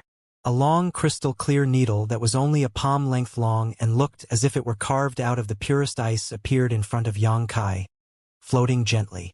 Young Lady Bing's voice then sounded, "This profound darkness needle has my forbidden art sealed inside of it. I'm not too sure how strong it is because I created it after being sealed in here, so I've never tested it out before, but it definitely won't be weak. Seeing as your relationship with Honored Master is not too good, you can keep this for the time being. If one day she strikes at you, then you can also use this to hinder her for a moment." This was a good proposal that caused Yang Kai's eyes to light up. This was equivalent to having another trick up his sleeve. Even though this was a one-time use object, he couldn't ask too much from something he got for nothing and asked, "How long can it stop her for?" 10 breaths at most. Perhaps as few as 3. Young Lady Bing quickly responded. Yang Kai couldn't help but feel a little disappointed, but remembering that Bei Liemo was a genuine demon saint, it was impossible to ask for more. Just as he was about to put the profound darkness needle away, he remembered the seal that Bei Liemo planted on him. He couldn't even open his own space ring, so he awkwardly asked, "Where should I put this?" Young Lady Bing laughed. "I've been negligent." After pondering for a moment, she suggested, "How about this? I'll plant it in your hand so it will be convenient for you when you need to use it.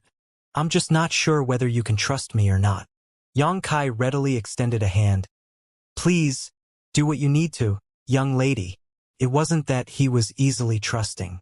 Even though he had a good impression of this young Lady Bing and was also grateful for her help, he didn't trust her to the extent that he could lay bare his heart to her. The only reason he agreed so quickly was that even if she did have any ill intentions, nothing much would happen to him. It was true that he had Bei Liemo's seal planted in him that restricted his Emperor Qi, but he had the soul-warming lotus to protect his soul, which was as strong as iron. His body's foundation did not disappear either, so even if this young Lady Bing tried anything on him, after being frozen for so many years, she still wouldn't be able to do much. Young Lady Bing clearly did not expect Yang Kai to agree so easily, so she was stunned for a moment before saying, "Please bear with it a little. It might hurt." Yang Kai nodded, motioning for her to go ahead. He wasn't afraid of pain. In the next instant, the profound darkness needle that was floating in front of Yang Kai twitched slightly. Then, in a flash, it penetrated Yang Kai's wrist as quick as lightning. Pain erupted as a cool aura lurked within his wrist, but it quickly disappeared. Yang Kai sensed it carefully and could clearly feel something foreign embedded in his wrist. But since it didn't have any effect on him, his mind was put at ease. When he looked down again, he discovered that there wasn't even a single injury on his wrist. He couldn't help but admire young Lady Bing's skills. At that moment, he was unable to clearly identify how strong young Lady Bing's energy fluctuation was, but he guessed that she was definitely a half-saint. Shaking his hand, he found no discomfort. Yang Kai asked, "Is that all?" "Yes," young Lady Bing replied. "Now that my wish has been fulfilled, I fear only that we may never see each other again in the future, so please take care of yourself, and—" Speaking up to that point, young Lady Bing suddenly stopped. Then, a soft energy emerged from the ice sculpture that expelled Yang Kai a dozen meters away. At the same time, the protective force enveloping Yang Kai's body also disappeared and ice principles flooded towards him from all directions again, making it so Yang Kai couldn't help but shiver as his face and hair were quickly covered by frost.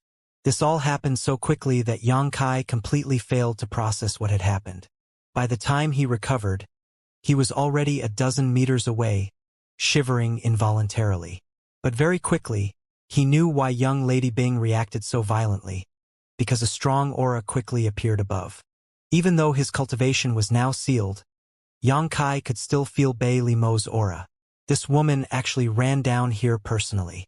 As expected, in just a few moments, a snow-white figure emerged on the 18th floor. Xianxia had also retreated cooperatively to a corner of the wall. His entire person was covered in frost, shivering with a pale face and purple lips. Sweeping her beautiful eyes over, Bei Liemo saw Xianxia, and the corners of her mouth turned up slightly, revealing a mocking smile. Waist swaying, she slowly came before Xianxia in light lotus steps and touched his calf with her jade foot. "Are you dead yet?" Xianxia shrunk into a ball. When he heard her words, he raised his head with difficulty and squinted at her. "Fuck you. Even if you die, I'll never die." Bei Liemo sneered. "So you still have the strength to curse at others? Seems like you're still far from death. Stay here, then. Tell me when you're about to die and I'll come to collect your body." After she finished speaking, she turned and left, ruthless and unforgiving. But she was unable to leave because Xianxia had found strength left in him to grab her ankle. His expression was one of grief and anger. He knew that this woman had deliberately come here to laugh at him, and perhaps holding hopes that he would lower himself to her and apologize. But the situation was bigger than him, and his fists weren't as big as the other parties. No matter how unhappy Xianxia was inside, he had to consider a way to get back. If he continued fighting with this crazy woman, the only one eating a loss would be him. Bei Liemo turned around and looked down at him, corners of her lips lifting smugly. "What's wrong? Can't you speak properly if you have something to say? Must you take advantage of people?" She glanced at Xianxia's sneaky hand. "Take your filthy paw off me or I'll break it." Xianxia quickly retracted his hand. There was no other way. This woman may not actually kill him, but torture was definitely something she would be happy to see. So he didn't dare to give her the opportunity to pressure him. He said in a trembling voice, "Don't you go too far. Kill a man, but humiliate him not. If you insult me again like this, do you believe I won't die for you to see? I would rather perish than suffer humiliation." Bei Liemo laughed and slowly crouched down in front of Xianxia, reaching out her jade-white hand and lightly lifting his chin with a finger, smiling. "It's only been a little while and you're already getting desperate? Weren't you having a good time cursing me just a few days before? Why aren't you continuing anymore? Oh, that's right. You even told a very wonderful story. Why don't you recite it for this saint to listen to? This saint is very interested to hear your story, too." Xianxia turned his head away in disdain, but he was pulled right back and forced to look her in the eye. Those beautiful eyes were filled with laughter and amusement, but he had no idea what she was being so happy about. He gritted his teeth. "What do you want?" Bei Liemo narrowed her eyes, red lips opening faintly. "Am I beautiful?" Xianxia blinked his eyes and recovered a little from his shock. The change in topic was too great. He was just about to say that she was as ugly as a pig, only to hear Bei Liemo say, "You'd better tell me the truth, otherwise, heh." The threat in her voice was evident, and a cold light was overflowing from her narrow eyes. "Beautiful, overwhelmingly beautiful," Xianxia shouted indignantly. Even though it was the truth, it still felt very vexing to say. He cursed in his heart. "You little bitch. You better not fall into my hands or I'll show you what you've got coming to you. I'll definitely catch you and ask you 10,000 times whether I'm handsome or not." Of course, saying I'm not handsome is definitely not an option. "If you do say I'm handsome, I'll have you tell me why I'm handsome. Then, between you Ru Meng and I, who's more beautiful?" Bei Liemo then asked. "Hey, don't reach out for a yard after taking an inch. What kind of question is this? Are you trying to set me up?" Xianxia glared at her. "Tell me honestly first." While speaking, Bei Liemo brushed a finger softly over Xianxia's lower lip. Even though his body was cold all over, Xianxia felt as if his throat was on fire and he gulped. "You're both beautiful." Bei Liemo obviously wasn't satisfied with that answer. She glared at him charmingly. "Answer me properly. Don't try to play me." Xianxia hung his head in frustration. "Is there any point in dwelling over this matter with me? My relationship with Ru Meng is completely different than with you.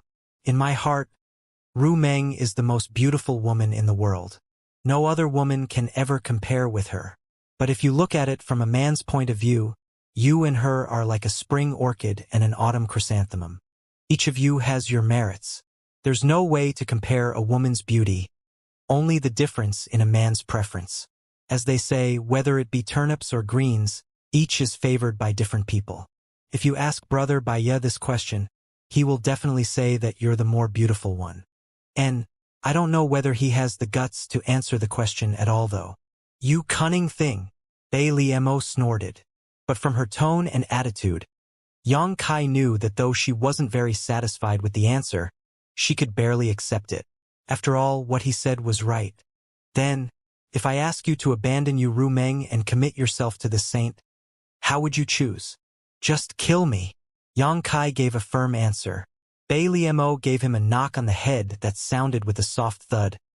Won't you even consider it? At the very least, I'm not that different compared to Yu Rumeng. Yang Kai is honored to receive Holy Venerable's regard. It is truly as prosperous as green smoke rising from my ancestors' graves. Only, there's nothing to consider in this matter, so you'd better kill me and get it over with. Mo chuckled. Fine. I won't make things hard for you any longer. I can't blame you either. With that bitch's heart seal secret technique, I'm afraid you won't be able to get rid of her influence on you so easily. Speaking of which, did you know that she used the innate divine ability of the Charm Demon clan on you? Everything you feel for her is because of the effects of that secret technique, and not because of your own thoughts. Rumeng told me that on the first day, but I believe even without the secret technique, nothing would change. Mo just smiled, not denying it. She rose and looked down at Yang Kai again from above. Little boy, it's best you stop thinking so highly of yourself and believing that Yu Rumeng is really interested in you. She is one of the demon realm's 12 demon saints. Your qualities may not be bad, but it's still not enough to enter our eyes. If not for your relationship with Yu Rumeng, then this saint also wouldn't even bother with your existence. Let me give you a piece of advice. When the day comes that you've lost all value to Yu Rumeng, you'd better flee quickly if you want to keep your life. Upon hearing this, Yang Kai could tell there was more to what she was saying than pure sowing of discord. So he frowned and asked, What does Holy Venerable mean by this? Mo sneered. Did Yu Rumeng tell you that once the heart seal secret technique is performed, then it is absolutely unbreakable? Yang Kai nodded. She did say that. Hearing this, Mo broke out in a fit of laughter, but her eyes were full of pity as she looked at Yang Kai, as if she had great sympathy for him. Yang Kai thoughtfully said, Could it be that it's possible to break the secret technique? Mo's laughter subsided. It's true that a normal charm demon can't break it, but Yu Rumeng is a demon saint. If she's willing to pay a certain price, then why wouldn't she be able to break it? She can break the heart seal secret technique's grip on her at any moment. Let me put it this way. As long as she can steel herself to kill you, that heart seal secret technique will break all by itself. Sadness lasts only a fleeting moment, but it can be exchanged for a lifetime of freedom. If it were this saint, then do you think you would still be able to keep your life once your value has dried up? A proper demon saint entangled in an unclear relationship with a human is simply unbecoming. Yang Kai's face paled at those words. He had no idea whether Mo was telling him the truth or not, or if she was just trying to cause a rift between them on purpose. But undeniably, Mo's words successfully planted a thorn in his heart. It wasn't that he valued Yu Rumeng's feelings for him, but rather that the heart seal secret technique had long been transferred to the soul-warming lotus, so it had essentially no binding effect on him. However, it had a huge hold on Yu Rumeng. Even though he couldn't see Yu Rumeng as a stranger anymore after being with her for such a long amount of time, if Yu Rumeng really did have ill intentions toward him, then he definitely wouldn't stand still and just wait for the end. What made Yang Kai wary was whether Yu Rumeng was doing just as Mo said, waiting for the right moment to cut off the heart seal secret technique's hold. If such a day really came, then he needed to make preparations in advance. Otherwise, if a demon saint really had it out for his life, then he wouldn't be able to escape no matter how hard he tried. However, his expression changed as he saw the smile on Mo's face as soon as he lifted his head and shouted, Nonsense! Bei Liemo sneered lightly. Whether what I said is nonsense or not, don't you know it in your own heart? There's no need to deceive yourself and the others around you. Yang Kai shook his head. It's useless no matter what you say to try and frighten me, so don't waste your time. My relationship with Ru Meng can't be shaken with just a few words from you. Bei Liemo could not tell the insincerity of his words and answered coldly. In that case, let me ask you a question. What? Have you taken her yet? Yang Kai was stunned for a moment. He never would have expected this woman to ask such a question, and he couldn't help but frown. Is this related to what you said earlier? Bei Liemo smiled. Why not? It has a lot to do with it. And let me guess, since you're a man, then you've obviously had such thoughts before. Only, I'm sure she probably rejected you, but she doesn't reject acting intimately with you. Correct. So what? Yang Kai looked coldly at her, though it was indeed as she said. Even though he and Ru Meng acted intimately with each other, there was no substantial breakthrough. For one, Yang Kai had his own reservations. After all, he was of a different race from her, and also had ulterior motives for following her to the demon realm. If they really come to that step, then things would also get troublesome in the future. Secondly, Ru Meng didn't seem to have such intentions either. Bei Liemo smiled. She's not giving herself to you because she wants to leave a way out for herself. After all, if she really does lose her purity to you, then there will be no way for her to turn back. Women are different from men. Whether it be me or her, we may be honorable demon saints, but we are still women in our bones. How could we bear to kill our own man? Yang Kai's face darkened at her words. He did not speak, but his expression was slightly hideous. Seeing that, Bei Liemo continued. So, if I were you, I'd definitely hurry up and find the opportunity to do her. Only then will you be able to rest easily. Otherwise, if you really wait until that day comes, then you'll definitely regret it. Yang Kai's face turned more and more hideous as he listened. He clenched his fists as if he might go on a rampage at any moment before he raised his head and glared at Bei Liemo. Are you trying to trick me? Bei Liemo stared indifferently at him. Whether I'm trying to trick you or not, you will know one day. When that time comes, don't regret not heeding my warning today. If that day really does come and you're lucky enough to escape from her, then you can come to this saint. This saint will keep you safe. Yang Kai snickered in his heart. While Bei Liemo was making things sound so pleasant now, if such a day really did come, it would be absolutely impossible for her to take him in. Indeed, she had grievances with Ru Meng, but she wouldn't go as far as to enter into a real fight with her for his sake. He estimated that she would try to exchange some benefits with Ru Meng at the very most. The mind of a demon saint couldn't be so simple. She had undoubtedly spoken too much today, so even though Yang Kai couldn't ascertain what her motives were, they definitely weren't good. Even saying what she did about women being unable to bear killing their own man, even one's own flesh and blood could be cut down in the pursuit of the Grand Tao, so what need be said of love between men and women? Yang Kai did not forget that they were all part of the demon race. Though he thought so in his heart, he still answered, Then I must thank Holy Venerable for her kind intentions in advance. But I believe such a day will never come. If Ru Meng truly does want to kill me, then this king will just give his life without resistance. Fool! Bei Liemo looked at him with contempt.